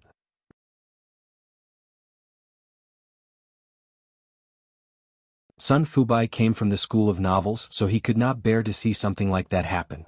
Left with no other choice, he would try every chi practitioner he saw who had some talent. It was just a chance, but there was actually no hope at all. Lu Chuanfeng shook his head violently. Thank you, senior brother. Thank you, senior brother. The school has a successor now. I don't have to worry about crippling it. Who is it? Sun Fubai widened his eyes. Just who was so unlucky? Li Qingshan. Although he had a bad temper and refused to learn the secrets of the School of Novels, he was still the primary disciple of the School of Novels through and through. Sun Fubai was taken aback for quite a while. The rims of his eyes reddened slightly too. His efforts had finally paid off. Junior brother. Senior brother. Boss, what cultivation methods do you have here? A while later, a chi practitioner walked in. He just happened to see Lu Chuanfeng and Sun Fubai holding hands and looking at each other with tears in their eyes. He was actually rendered speechless. He leapt in fright and backed out in a hurry. After Li Qingshan left, the slovenly Taoist priest continued to talk about cultivation methods in order to show his magnanimity. Then he dismissed everyone and asked Jichenzi, "Where did that bastard go?" Jichenzi said, "Master, it seems, what are you hesitating for? Spit it out if you have something to say. Did he go to beg that darn baldy, one thought? Or did he go to find Lu Changqing to take a makeup test?" Jichenzi said, "Neither. He went to Cloud Wisp Island." The slovenly Taoist priest said, "What? Why didn't you tell me earlier?" Jichenzi said, "I was about to tell you just now, but as soon as I mentioned the name Li Qingshan, you told me to shut up." The slovenly Taoist priest slapped his thigh. "Oh my. He might as well become a monk with that darn baldy. Go and tell him to scram back here. I'll take him into the school of Taoism." Jichenzi said, "It's already too late." Master Lu handed in the name list as soon as he could. Li Qingshan is already a disciple of the School of Novels, and he's even the first seat. The 100 schools of thought had their own rules. No matter how the 100 schools of thought fought over it during the academy examinations, anyone who entered would be a disciple of that school. This was something that no one could change. Otherwise, the 100 schools of thought would have descended into chaos a long time ago. The slovenly Taoist priest was filled with regret. Li Qingshan's determination and staunchness had always been to his liking. Others might think that Li Qingshan was being rude for scolding a foundation establishment cultivator and the head of a school. Other people might think that Li Qingshan was being rude, but he also felt some admiration for Li Qingshan. When he was young, he was known for his arrogance and disrespect for his elders. Who knew how much suffering he had suffered because of his bad temper? Master, you could have let it go if you scolded him a little, but what you said after that was too humiliating. No wonder he was so angry. Are you saying that Master is in the wrong? I wouldn't dare.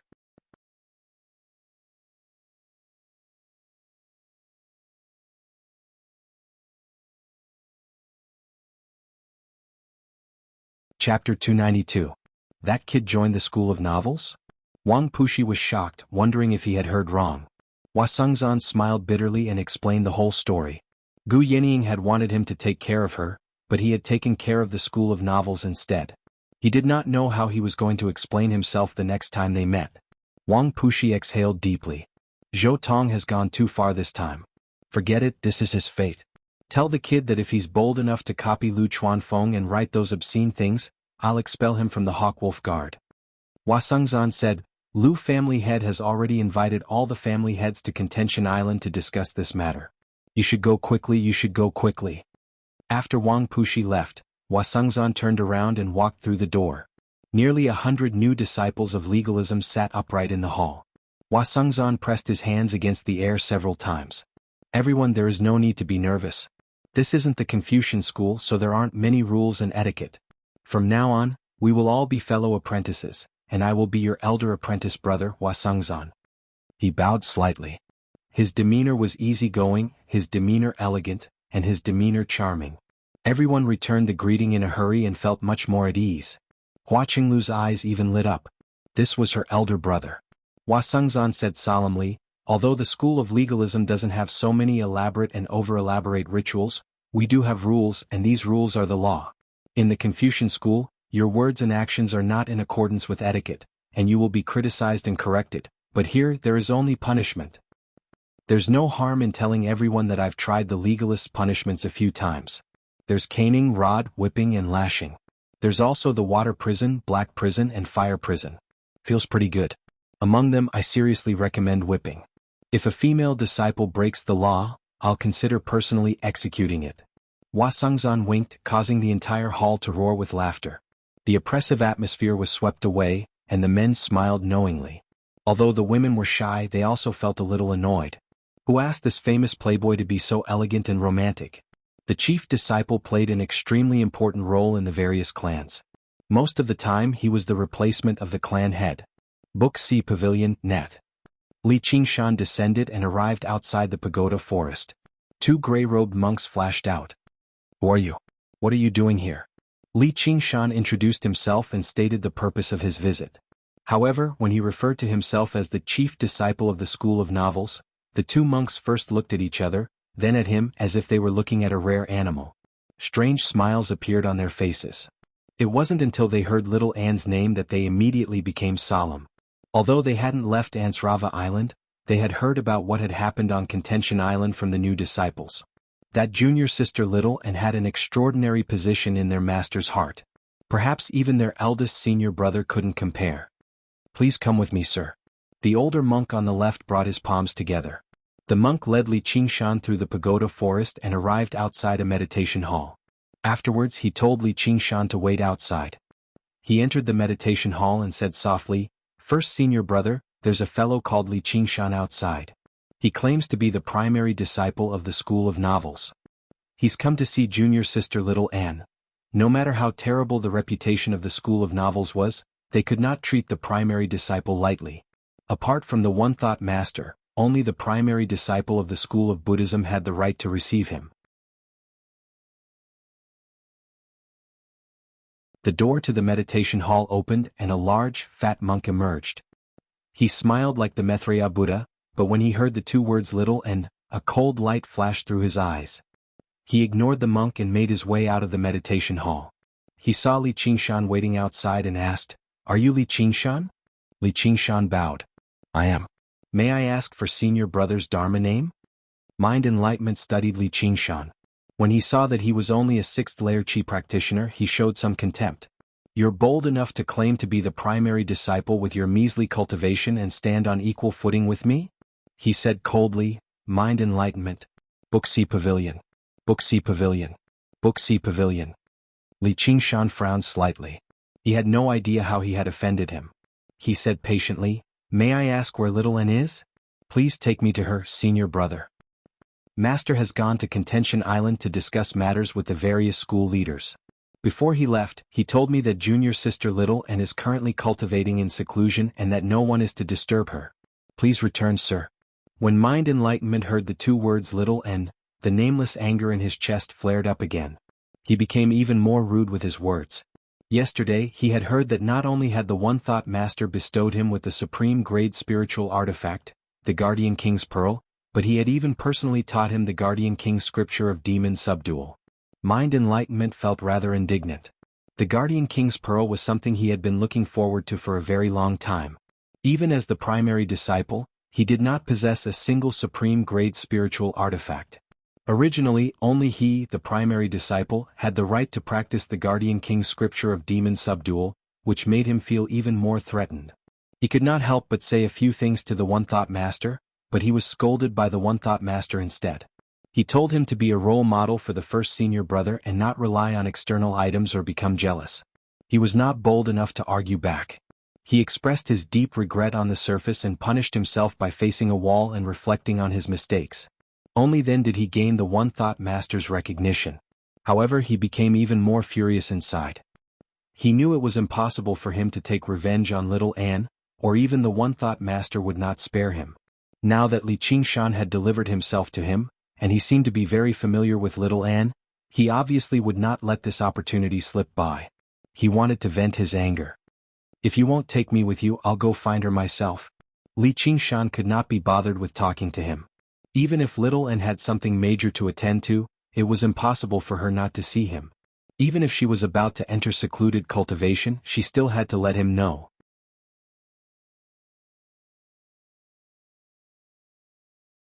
Mind Enlightenment's face sank. He blocked Li Qingshan with a flash. Didn't you hear what I said? How can you trespass on the holy land of Buddhism?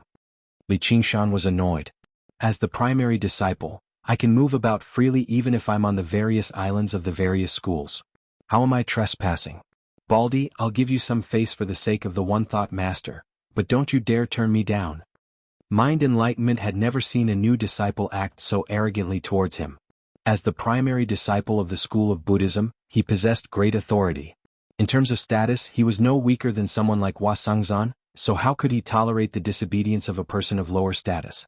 Let alone the primary disciple of the School of Novels, even if the leader of the School of Novels, Lu Chuanfeng, came in person, he would not take him seriously.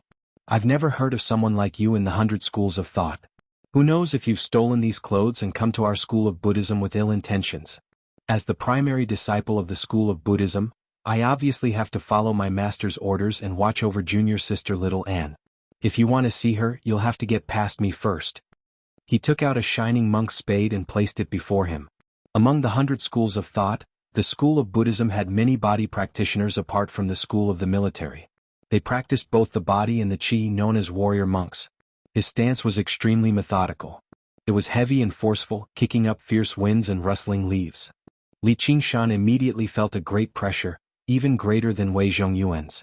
Although the School of Buddhism focused on benevolence, they did not lack methods for purging demons and demons. They were both at the 10th layer, but their battle prowess was incomparable to the schools of Buddhism, which did not focus on combat. However, the thing that Li Qingshan feared the least was pressure.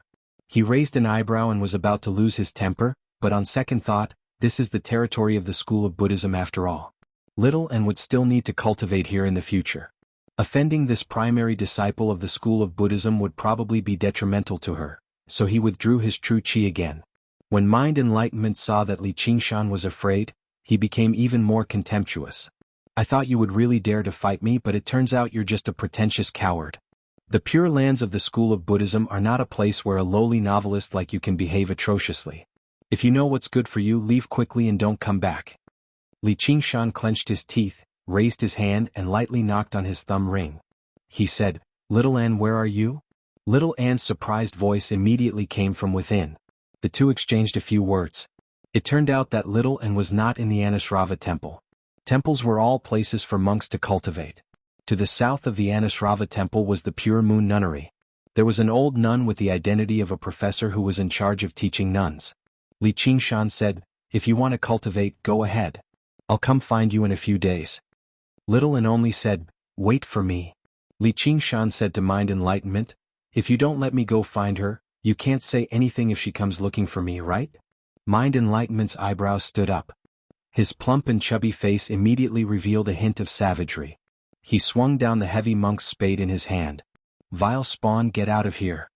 On Contention Island, the heads of the various schools temporarily put down whatever they were doing and gathered once more to discuss the School of Novels. It was the same room as last time. The lighting seemed to have become even darker, and the atmosphere was a little gloomy. Lu Chongqing was the most vexed. The Confucian school pursued the cultivation of one's moral character, family, governance, and peace of the world. The 100 schools of thought in the various lands all tacitly agreed that the Confucian school's head was in charge of various matters. They had jointly submitted a petition to abolish the School of Novels, and he was the one who had taken the lead. Lu Chuanfeng's vulgar novels had long since reached the end of his tolerance. The School of Novels had declined to a point where they could not even accept a primary disciple. Obviously he had put in a lot of effort as well.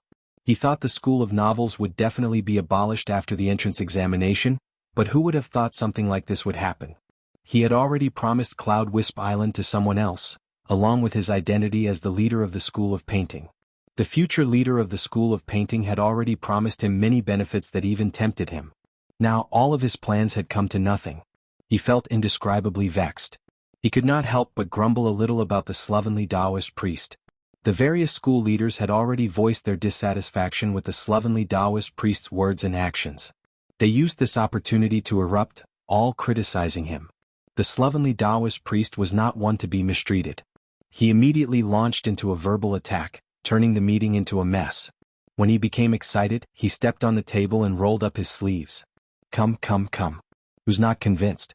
Come at me together. If I'm afraid of you, I'm a bald donkey. Ba. Oxnose, I didn't say anything this time. You better stop provoking me. The One Thought Master said nothing during the discussion this time. He did not care about the fate of the School of Novels. All he cared about right now was little Anne. At this moment, a voice rang out from the One Thought Master's tablet. "Abbot, bad news? They've started fighting." "Who's fighting?" "First Senior Brother and Li Qingshan."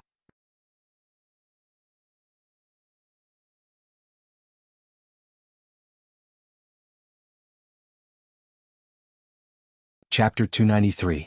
Lu Chongqing immediately took out the water mirror disc and it conjured a figure. The monk's spade in Mind Enlightenment's hand was imbued with true qi, turning into a raging wave that forced Li Qingshan back step by step. However, Li Qingshan was like a rowboat in the storm, rising and falling with the waves without capsizing. Wang Pushi frowned. This kid really is a troublemaker. After listening to what had happened, the One Thought Master was displeased as well. Little Anne is currently practicing the Guardian King's scripture of demon subdual, so how can she be disturbed? This Li Qingshan is far too insensible. As a Buddhist secret technique, the Guardian King's scripture of demon subdual was originally only practiced by the primary disciple of the school of Buddhism, Mind Enlightenment. This was not because he was unfair and biased towards Mind Enlightenment, but because the Guardian King's scripture of demon subdual was just too profound. It required a very high foundation and ability to comprehend. This was no longer achievable through talent alone. It required an extremely deep foundation in cultivation and a comprehension of Buddhism. It was never something a new disciple could practice. There were plenty of Buddhist disciples with established foundations who would spend several years practicing this cultivation method. The reason why the One Thought Master had made this arrangement was to separate Li Qingshan from little Anne, especially after he learnt that she had only known Li Qingshan for a year and that they were not related by blood. This was also for little Anne's own good. As a Buddhist disciple, if she had too many distracting thoughts, it would definitely affect her cultivation. As long as she was separated for a while, time would naturally dilute everything. His other objective was to erase little Anne's arrogance so that she would understand her own inadequacies before this wondrous Buddhist art that she could not control. Even if she was a prodigy, she would not be able to succeed if she did not comprehend the essence of Buddhism and sever her mortal ties and cultivate in peace. Yesterday dusk, outside the Ansrava temple in the Pure Moon Nunnery. Little An had changed into gray monk's robes and knelt before the Buddha quietly. The one-thought master picked up his blade, wanting to personally shave her and complete this ancient ceremony. When the shiny shaving knife fell on her long black hair, the quiet Moon Nunnery's abbess Ye, who was standing beside her, felt that her heart had long since become as calm as an ancient well. Unexpectedly he could not bear to do so. When this saber descended it would be like the ancient Buddha lamp, to sever all worldly ties. Little An looked up to avoid it and looked at the jade Buddha in the Buddhist niche. The one-leaf abbess discovered that her pitch-black eyes were more like an ancient well than her heart. She couldn't help but laugh. She was just a child. Any girl who grew such beautiful long hair would not be able to give it up. Because of her inconceivable talent, was her heart also unsettled? He clasped his hands together. Chanting the name of Buddha, a head of fine black hair is like 3,000 strands of worry. Severing the strands of emotion means severing your worries. Don't be reluctant. Only with sacrifice can you gain. But he didn't know that in Little Anne's heart, it didn't matter if he didn't have hair. So what if he didn't have a body? She didn't care about it at all. Be it this head of black hair or the 3,000 worries, they were originally born for him, so how could he give them up so easily? The one-thought master said, shaving is entering the school of Buddhism. The necessary ceremony meant getting rid of all worries. If you cultivate wholeheartedly, if you can't pass this trial, then you will die. You can't become a disciple of Buddhism. Little An did not say anything.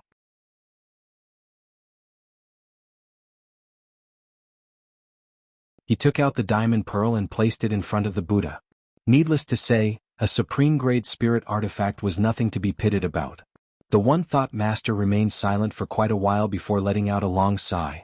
He allowed her to cultivate in the Pure Moon Nunnery, but he also made up his mind. He could not let a mere Li Qingshan affect this supreme genius of Buddhism. Buddha is merciful. Perhaps he should let him suffer a little and retreat in the face of difficulties. In the blink of an eye, Li Qingshan had already been forced to the wall by mind enlightenment. A glaring, golden avatar appeared on mind enlightenment's body. It wielded a golden half-transparent monk's spade, which he smashed down. Dang, a loud sound. Li Qingshan raised his wind-entwining blade to block the monk's spade. His arms trembled and the web between his thumb and forefinger felt like splitting. The power that came from mind enlightenment was far more powerful than any Vajra strength talisman. A nick immediately appeared on the wind-entwining blade. Under the power of the monk's shovel, it produced a painful groan and twisted. There was a flash of green light, and the clear stream sword shot out from Li Qingshan's sleeve, stabbing towards mind enlightenment's forehead. With a clang it was knocked away. The golden body was unscathed. You're like an ant trying to shake a tree. Piss off. Mind enlightenment pressed down on the monk's shovel. Li Qingshan thought to himself, the Buddhist cultivation method sure is impressive. If I did not manifest my demon form, I would have to use the cursive sword to get through this golden body. Suddenly his eyes lit up and he smiled. As it seemed there was no need. A petite figure leapt over the wall, her black hair drifting about. He did not think too much about it. He just felt like she still looked prettier with hair. The one-thought master saw this too. He immediately questioned the one-leaf abbess. Junior sister, didn't I say that she's forbidden from emerging before she reaches the first layer of the Guardian King's scripture of demon subdual? Why did you let her go? He had cast down restrictions where Little An cultivated in seclusion. Not only could no one disturb her, but even Little An could not leave unless she reached the Guardian King's scripture of demon subdual.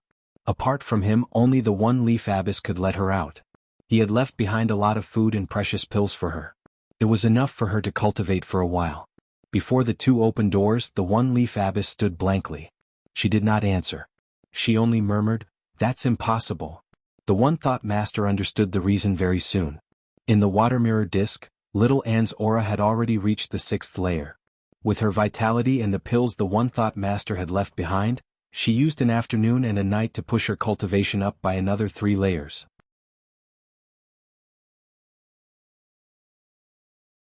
As for condensing a sea of qi that troubled countless qi practitioners, it was just like how she had taught Li Qingshan in the past. She had no idea how difficult it was. When she saw mind enlightenment, a rare sliver of anger appeared on her face despite her usual expressionless face. Golden light erupted from her body. The Bodhisattva lowered her head, showing mercy to the 6 realms. The Guardian King glared furiously, subduing the 4 demons. She raised the Vajra high into the air and changed shape in the air, turning into a huge golden sword in the end. She swung it towards Mind Enlightenment's back. Just now, the One-Thought Master still had any doubts, but he was finally convinced now. She had indeed reached the first layer of the Guardian King's scripture of demon subdual. It was impossible for the Guardian King's pearl to achieve something like this. Mind Enlightenment sensed danger and swung his monk's spade backwards. The two tremendous forces collided and produced another deafening rumble. Mind Enlightenment stared at the Guardian King's avatar in disbelief. He retreated and slammed into the rock wall behind him heavily. The rock wall trembled and rubble fell down. Little N used the force to leap backwards and nullify the tremendous force. The two Guardian Kings stared at each other furiously. Although the Guardian King's avatar Little N had unleashed was slightly smaller, it seemed to be tangible. With the support of the Guardian King's pearl, it was no longer weaker than Mind Enlightenment. All the spectating monks were dumbfounded. Was this really junior sister Little N? They were not the only ones. Even the One-Thought Master was the same. For the first time in his life, he did not feel joy over his disciple's progress. Instead, he felt a hint of mixed fear. This was a terrifying talent. The Guardian King's scripture of demon subdual was a Buddhist secret technique that the One-Thought Master believed Little and would not be able to comprehend easily. Compared to the path of white bone and great beauty, which was a supreme ability that allowed one to go from Buddhism to the demonic and become a white bone bodhisattva, it was definitely not difficult at all. However, under Oxen's guidance, she forcefully learnt this ability in her state as a ghost. Afterwards, she read through Buddhist scriptures, constantly deepening and comprehending it. The Guardian King's scripture of demon subdual was the same as the Buddhist scriptures she had read in the past. It was only for her to comprehend the essence of the path of white bone and great beauty, and it began to produce a strange change. Since even Buddhists could become demonic, so what if she was a Guardian King? For the first time, the slovenly Taoist priest, Zhou Tong, felt that having a disciple like her was not necessarily a good thing, as perhaps he could enter secluded cultivation for a few months, only to discover that his disciple had already become even more powerful than him when he emerged. He no longer held any hope that Yu Zijian could surpass Little N. Actually, if Little N went to the school of Taoism, even with her supreme talent, her rate of improvement would only be astonishing at most. The One-Thought Master was correct. She was indeed fated with the Buddha, but she was not a follower of the Buddha, but an enemy of the Buddha. There was a saying that only your enemy would understand you the most in this world. What she wanted to do was become an enemy of the Buddha. Just this willpower alone had surpassed the regular monks. The entire room fell silent. All of the school leaders were knowledgeable. They understood the Guardian King's scripture of demon subdual very well. Even though they were not as shocked as the One-Thought Master, they were still quite a bit.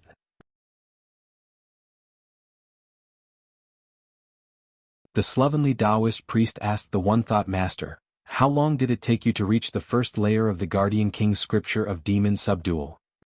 The One-Thought Master said, "I joined the school of Buddhism when I was 7. I practiced Qi while practicing the Buddhist Dharma. When I was 25, I reached the 9th layer and gained the recognition of my master, the previous school leader, the Ziming Master. I switched to the Guardian King's scripture of demon subdual and comprehended it a year later, reaching the first layer." Then how long did it take her? The One-Thought Master said with difficulty, "A single night." And switching to the Guardian King's scripture of demon subdual at the 9th layer was over 10 times more difficult than when Little N was at the 3rd layer with only the innate method of condensing Qi as a foundation. This was no longer within the realm of geniuses. He was a deviant, a monster. The slovenly Taoist priest patted the One-Thought Master's shoulder. Lu Chongqing sighed gently. Originally, he wanted to use some methods to force Li Qingshan out of the school of novels. Of course, it was impossible for him to switch to other schools. If he continued to stay in the 100 schools of thought, he would be breaking the rules of the 100 schools of thought. He could give him some benefits and recommend him to other schools. As the ruler of a prefecture, this would not burden him at all. Those who wanted to achieve great things could not be bothered with trifles.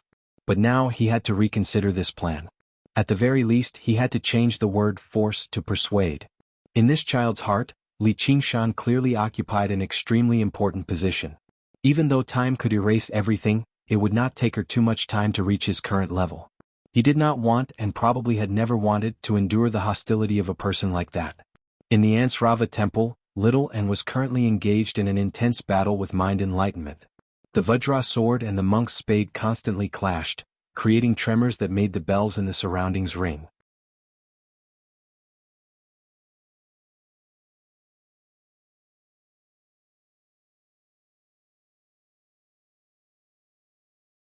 Chapter 294. Collapse of Will. Little and could not expose the power of the path of white bone and great beauty.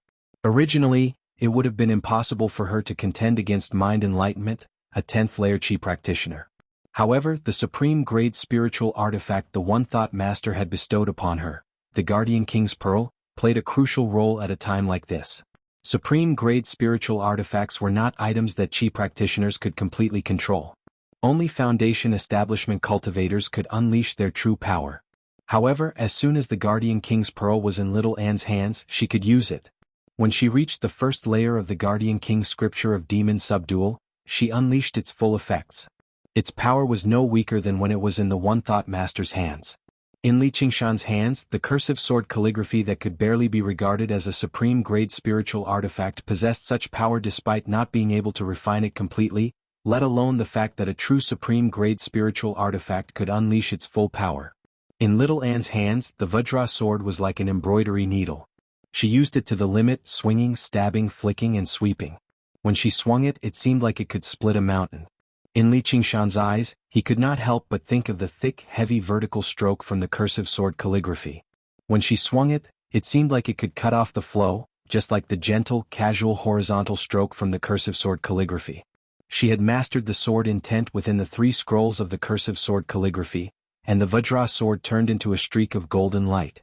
Many of the school leaders were proficient with the sword, and Lu Changqing was one of the best among them. Right now he carried a sword on his waist. This was not an ornament but a true weapon for killing. The Confucian disciples of this world were not pedantic scholars who could not even truss up a chicken. Apart from literature and etiquette, swordsmanship was a compulsory subject. Carrying a sword on many formal occasions was also a standard of etiquette. He stared at the water mirror disc and subconsciously gripped the hilt of his sword. The sword intent that drifted like clouds and was as powerful as a startling dragon made him feel surprised. Suddenly, he sensed the gazes of the various school leaders gather on him. He knew he had lost his composure, so he smiled bitterly. This is definitely not swordsmanship that a child should possess. She was only 10 years old, so how could she comprehend such a profound path of the sword? Even if she was a genius in the sword Tao, how could that dense and shockingly fierce murderous aura be explained? Although Mind Enlightenment was also proficient in martial arts, how could he be a match for her? Moreover, his actual combat experience was far less than hers. Against Little Anne, whose cultivation was much lower than his, he actually couldn't gain the slightest advantage. The more he fought, the more apprehensive he became. What was going on? Namo Amitba, something must be wrong. Li Qingshan originally wanted to lend Little Anne a helping hand, but when he saw the situation he felt relieved and simply stood aside to watch the battle. In the past battles, when he worked together with Little Anne, she would mostly play the role of an assassin. He would attract the enemy's attention in the open and create an opportunity, while she would grasp the opportunity and kill in a single strike. It would be fine if she did not attack, but once she did, she would definitely heavily injure her opponent. However, a fair one-on-one duel like this was rare. To her, this was a rare opportunity for her to put her swordsmanship into practice. Without Li Qingshan, Shaoan naturally changed her strategy. She no longer pursued a sure kill strike that maximized its power. Instead, she was like a master of calligraphy who wrote a piece of calligraphy. She was methodical and endless. A few strokes formed a word, and 100 words formed a famous piece of calligraphy. Even Li Qingshan was extremely surprised that Little Anne could improve to such a level. Apart from feeling happy for her, he also sighed slightly. He felt that even the ox demon, tiger demon, and spirit turtle combined did not seem to be as powerful as the path of white bone and great beauty. His cultivation was not high enough, so he was unable to unleash the power of these 3 cultivation methods. However, Little Anne had not even reached the first layer of the path of white bone and great beauty. Right now, she was barely at the rudimentary stage of exploration. Her future improvements were basically unimaginable. As it seemed, he really had to work hard on his cultivation when he returned this time. He could not fall behind. Even if it was the fragile pride of a man, he still wanted to always have the ability to take care of her. Just what was Brother Ox's arrangement? He did not understand. Perhaps he would only obtain the answer the moment he opened the Sumeru ring. The child's sword is about to form. Mind Enlightenment is about to lose, said Han Anjuan. His comprehension of the path of the sword was not as deep as Lu Changqing's, but he was extremely sensitive to the situation of the army. Yes, the situation of the army. In his eyes, the battle between the two of them was like a clash between two armies. Mind Enlightenment's army was massive, but their morale was unstable. They were at a loss when to advance or retreat. On the other hand, Little and advanced step by step. After a series of planned assaults, sneak attacks and ambushes, the army's morale rose and fell. Mind Enlightenment's army gradually became exhausted. Although the angle was different, they all saw the same outcome in the end. Once the name card was completed, they would be ambushed from all sides. Little An raised her hand, but the Vajra sword slowed down as if it had suddenly become heavier. With every inch it moved, it would come to a halt. Every movement and every stillness left behind a clear sword afterimage. At the same time, he pushed the might of the Guardian King's art of demon subdual and the might of the cursive sword calligraphy to the limit.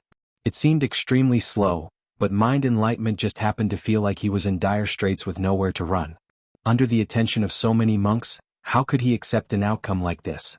He suddenly bellowed out, and the Guardian King's avatar bellowed out at the same time.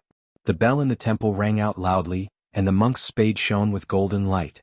This was the first time he had used the spiritual artifact's power. He suddenly moved several times faster as he swung down diagonally. "I'll kill you, you monster!" Li Qingshan suddenly stood up.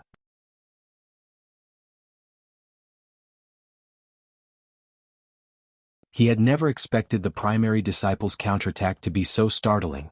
The One Thought Master said, "Oh no!" He vanished. However, neither of them could save him in time. Little An's body paused slightly from the shock. It was impossible for him to dodge the spade. He remained expressionless, but the Guardian King's avatar's expression changed slightly. It suddenly became filled with indescribable fury. The fury of the Guardian King was for purging demons and demons. The fury was the fury of righteousness and dignity. However, the Guardian King's avatar Little An displayed was much more profound and terrifying. It was tempted to destroy all living creatures. Just what kind of fury could make a Buddhist great figure who had almost become a bodhisattva create the path of white bone and great beauty, swearing to kill all living creatures and slay Buddhas? This was the first time she had felt it at all. The light on the Vajra sword dimmed, and it underwent a change that no one noticed. Under the influence of the boundless fury, it swung upwards. Clang. There was a sharp sound within the swaying bell. The Vajra's monk's spade was forcefully cut in half, dispersing as light. Mind Enlightenment stared at it blankly. He doubted whether he was dreaming or not. How could the Vajra monk's spade he had created with a high-grade spiritual artifact be cut in half? Only his master had come in person. He could not help but look around in search of the One Thought Master, but all he saw was the Guardian King's avatar with its back to the rising sun in the east. It seemed to be covered in golden light as it raised the Vajra sword high into the air. Little An said gently, "Die." The Guardian King bellowed, "Die." The golden light condensed on the Vajra sword and fell towards Mind Enlightenment's forehead. The One Thought Master had already arrived above Ansrava Island. Originally, he had come to save Little An, but for some reason his primary disciple had fallen into dire straits in the blink of an eye. He wanted to save him, but it was already too late. He called out in the air, "Little An, stop." However, how could his voice be faster than the Vajra sword? Even if Little An heard him, she would never stop. She carried the abyssal fury of the great figure of Buddhism from the path of white bone and great beauty. There was a flash of golden light, and the monks were dumbfounded. Time seemed to stop. The entire Ansrava temple fell silent. Then a crack appeared. With the tip of the Vajra sword as the point, the crack extended for dozens of feet, revealing a terrifying black crack. The enlightened Zen monastery, which was blocking the crack, was split apart by the sword. The central cultivation hall still stood majestically for a moment before collapsing. Mind Enlightenment collapsed to one side. His golden avatar had already vanished. His chubby face was filled with fear as he stared at Li Qingshan. Just now, in the nick of time, Li Qingshan had kicked him aside, which was why he managed to survive. Otherwise, he would have suffered the same fate as the cultivation hall. The One Thought Master descended from above. Little An however, he had no idea what to say. Little An dispersed the golden avatar and smiled sweetly at Li Qingshan. "You've come." Li Qingshan gave her a thumbs up. "Impressive." The surroundings fell silent. A new disciple managed to hold her own against the primary disciple on the second day she joined the monastery. This had already exceeded the imaginations of all the monks, and she had actually defeated the primary disciple. Everyone's minds blanked out. They all doubted whether they were dreaming or not. The one-thought master said furiously, "Mind enlightenment, what's going on? Tell me clearly." Li Qingshan frowned. This Baldy was probably going to run his mouth again.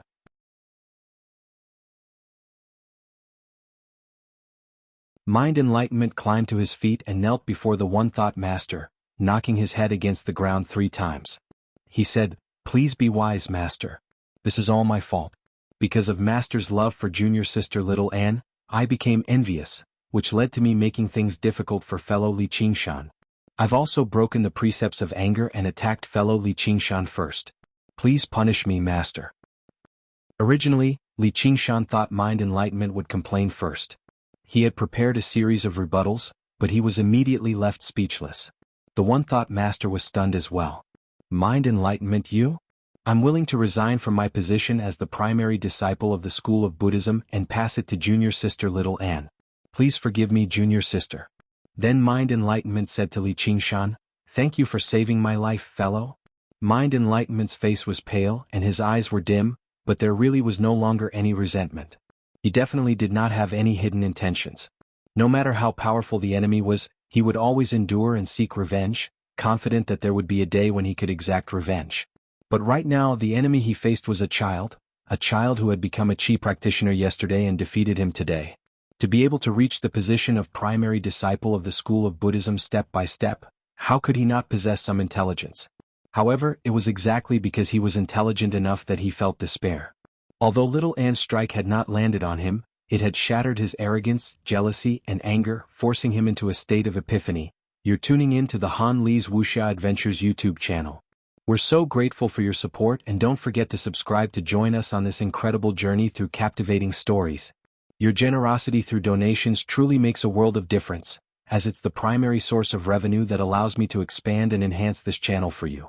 Thank you from the bottom of my heart for being a part of this adventure.